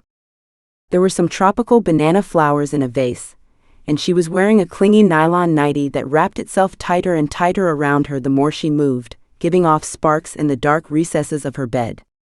Soon get rid of that. To her amazement, she noticed Jim sitting across the room talking to the general. He had a bag on his knee that looked like hers. "Sam," he said when he noticed she was awake. "How are you? We've been so worried about you." He had the grace to look embarrassed, and Sam knew that not everyone was that worried. He came over to the bed and put the bag on the end, being careful to avoid her feet. "The general tells me you'll be fine now. I brought you some clothes from Villa Alice. I'm afraid you won't see the other clothes again. The women from Cardo looted all your underwear before we could rescue it. Anyway, I can see that none of them will fit you anymore. You're so thin. You look like one of those stick insect models." "Thanks a bunch, Jim. I think I look pretty good, actually." Sam had no idea what she looked like, but could see her matchstick legs poking out of the nylon nightie. "I came to tell you that Gemsite can't take you back after what happened," said Jim. "It would be too dangerous for you in Cardo. The rebels would hunt you down. Anyway, I don't expect you want to go back after all you've been through." He paused, looking at her with real concern. "Jesus, Sam, you look like you had a holiday in Auschwitz. I'm so sorry about Brian and Fred. The general told me that they didn't make it. I didn't know that Black wasn't going to pay the ransom. I swear it. He's an evil bastard." Sam tried to deflect his apology. "I've wanted to be this thin all my life. Be careful what you wish for, that's what I say." "I got you your bonuses," Jim blurted out, and then looked horrified at what he had said. "Not that you care about the money, but I didn't want you to miss out. You'll receive all your pay to date, including the time while you were kidnapped, but I couldn't get you any holiday pay as you won't be coming back." Jim looked at the floor, and Sam let him off the hook. "That's great, really.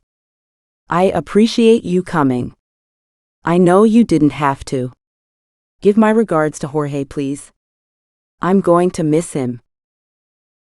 "Bye, Sam. You're a real trooper. Black said you could look after yourself. I guess he was right." "Where is Black anyway?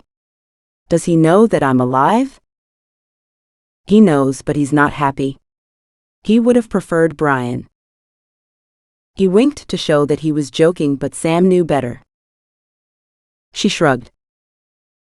"Don't worry. It's almost 6 months' pay, and that's a lot. I don't think I want to hang out around here anymore. I know I wouldn't win any popularity contests at Gemsite." Jim couldn't bear to stay any longer, and left after kissing her cheek. The general had been waiting patiently while this happened, pretending to read his newspaper. When Jim left, he sat on the bed and looked at Sam with something approaching reverence.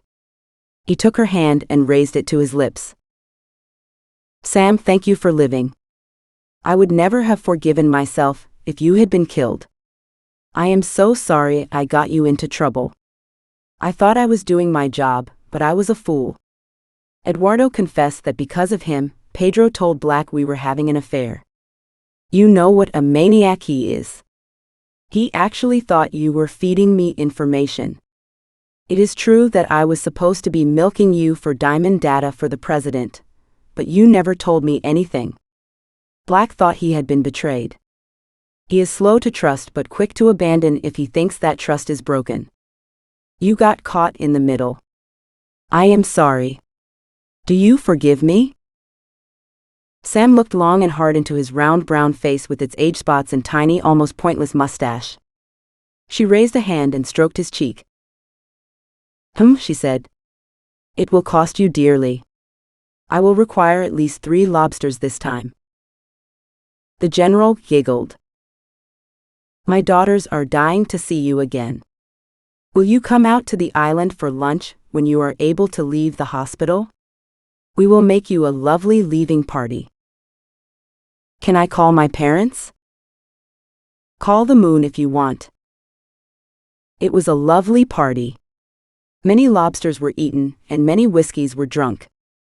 Sam and the general smoked on the balcony and talked about life until dawn. They spent the next day getting over their hangovers and swimming in the sea with the general's family and Eduardo, who never let her out of his sight.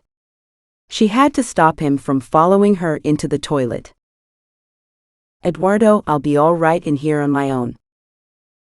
In the afternoon, the general drove her to the airport to make sure you leave. As usual, he drove too fast and made Sam worry that after all that she had been through, she was about to die in a car crash on the way home. Being accompanied by the brother-in-law of the president had its perks, and she got VIP treatment all the way to the plane door. The general went with her everywhere and made sure no one delayed her or tired her. Sam wondered if an English general could have done this. As they parted, the general gave her a small black box and told her not to open it until the plane took off. She shoved it into the pocket of her new rucksack, bought from a vendor, through the window of the general's car. He hugged her for a full couple of minutes and got quite tearful again. Sam cried too, but it could have been the relief of leaving. After a last look back at her very own general, she boarded the flight. Gemsite had paid for her to travel business class, so she turned left and found her seat, which was easy to recognize due to the massive bunch of flowers on it. She had them taken away to a cupboard, mourning their certain demise before landing. She sat in her seat and strapped herself in. As they took off, she grasped the armrests and willed the flight to take off safely. As they banked over Mondongo, she saw Pedro's rocket glinting in the late afternoon sunlight, and all the plump citizens like seals on the beach. She lowered her seat for a sleep. Black ground his teeth in fury. "That bloody bitch escaped, and I lost 2 good men because of her." Maribel rolled her eyes. She had heard the unofficial version of events from one of the secretaries in the Mondongo office. This placed her husband squarely in the center of the blame vortex. She had had enough of Black's tantrums. She stretched out a calming hand. "I'll run you a bath." "Shall I make you a nice drink?" she said. Black subsided and blew out the air in his lungs. "Okay." Maribel ran the bath and put some incense in the holder, filling the bathroom with an odor of sandalwood. She laid out a couple of fluffy towels and dimmed the lights. Black came up behind her and thrust his pelvis into her backside. "Want to get in with me?" he said. "Sure, I've just got to finish something and I'll be back." "Is it a sexy secret?" said Black. Maribel winked and sashayed her way out of the bathroom. Black threw his clothes on the floor and cupped his balls in his hand. "It's time you woke up," he said, and stepped into the bath, sinking into the hot water with a sigh. The warmth and the soft smells soon lulled him into a slumber. He didn't hear Maribel as she came back into the room, holding a bucket with a lid on it at arm's length. Chapter 35.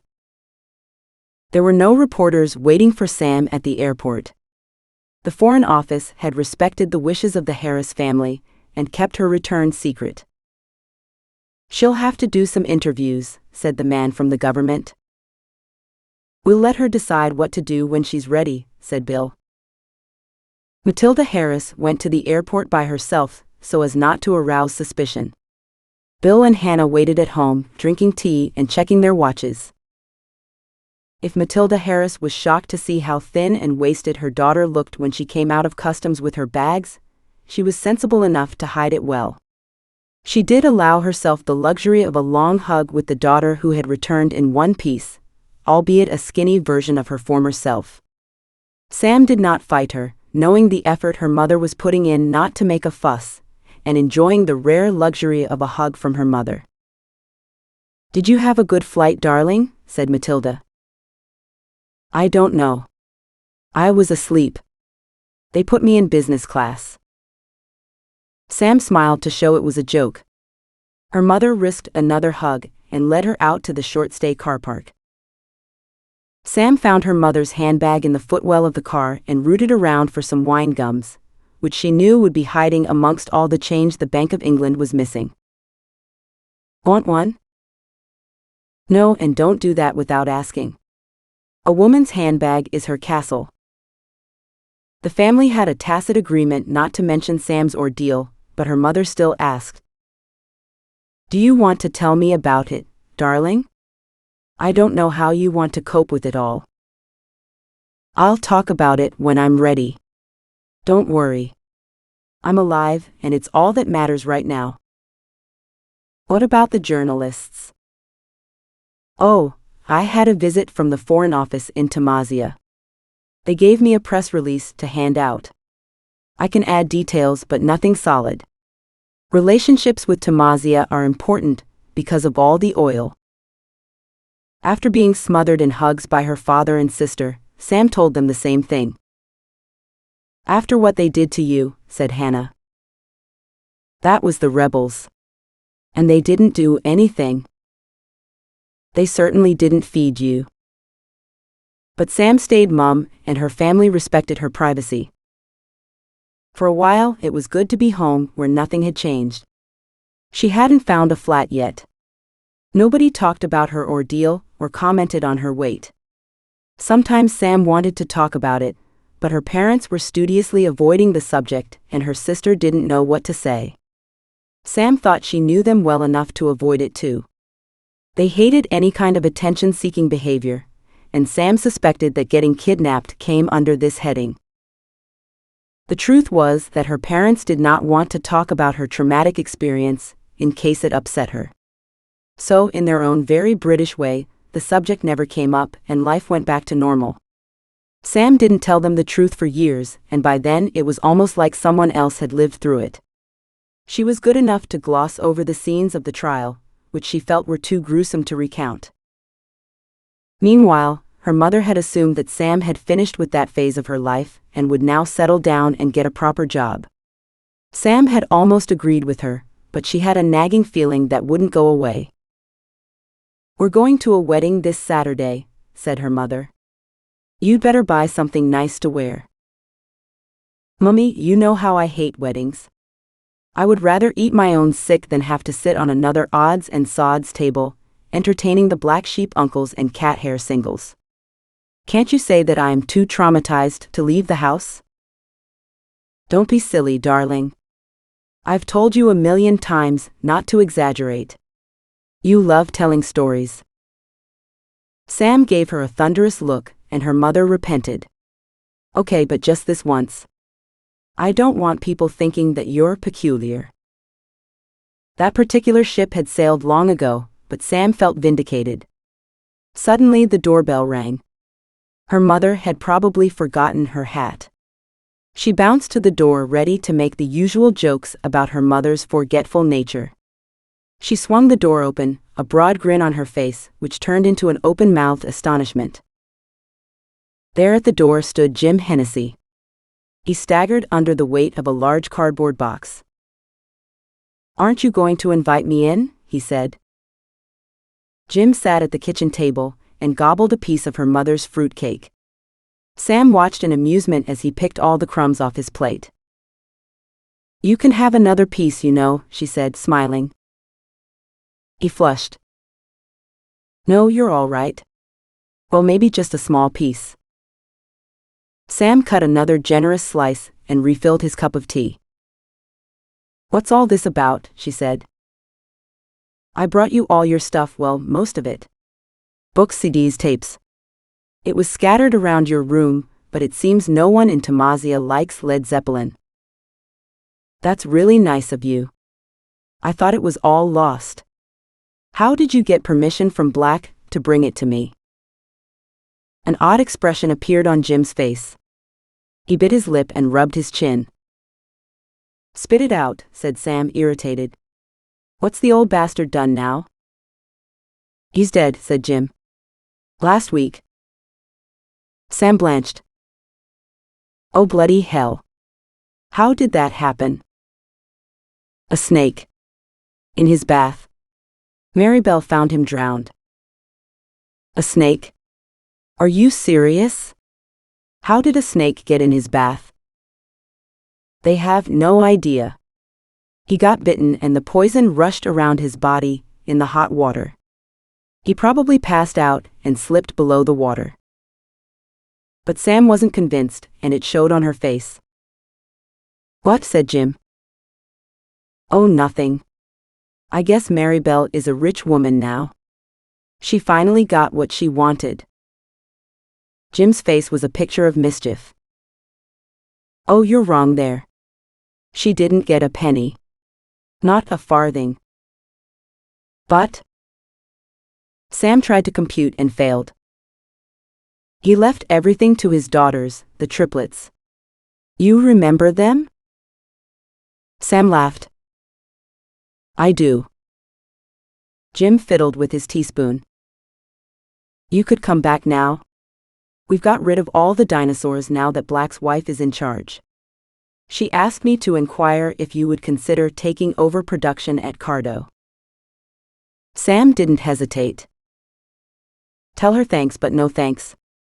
My days of roaming the mad back hills of tinpot dictatorship are over. I'm staying home from now on." "You don't mean that. You're made for it." "I do. Today I do." When Jim had left, Sam realized that she hadn't asked him about the general. Had he got into trouble for stealing the helicopter? And suddenly, she remembered the little black box. Where on earth was it? She had forgotten to open it. With great effort, she moved all of her bags around the loft, which was as hot as the sauna in her local health club, and found her traveling rucksack. She searched all the pockets, and out fell the box. It got stuck under one of the rafters, and she got sweaty and dusty digging it out again. Sam took the box down the rickety stairs and into her bedroom. She sat on her bed and turned it over a few times. Was this Pandora's box? Would all the evils of the world rush out and invade her bedroom? Not much of a present then. After procrastinating for a few moments, she pried open the box, peering in. She cried out in amazement. A large black diamond sat on a blue velvet cushion. Totally worthless and totally wonderful. The perfect parting gift from a man who, despite living on another planet from her, had understood what mattered in the end. In that instant, she didn't care how peculiar people thought she was. They would have to put up with her, because Sam had a plan. No more remote sites for her. She would do a master's degree in business administration and try her luck in the real world. It couldn't possibly be as misogynistic and dangerous as her present career. London was as safe as houses. She would go and see the university on Monday. The end.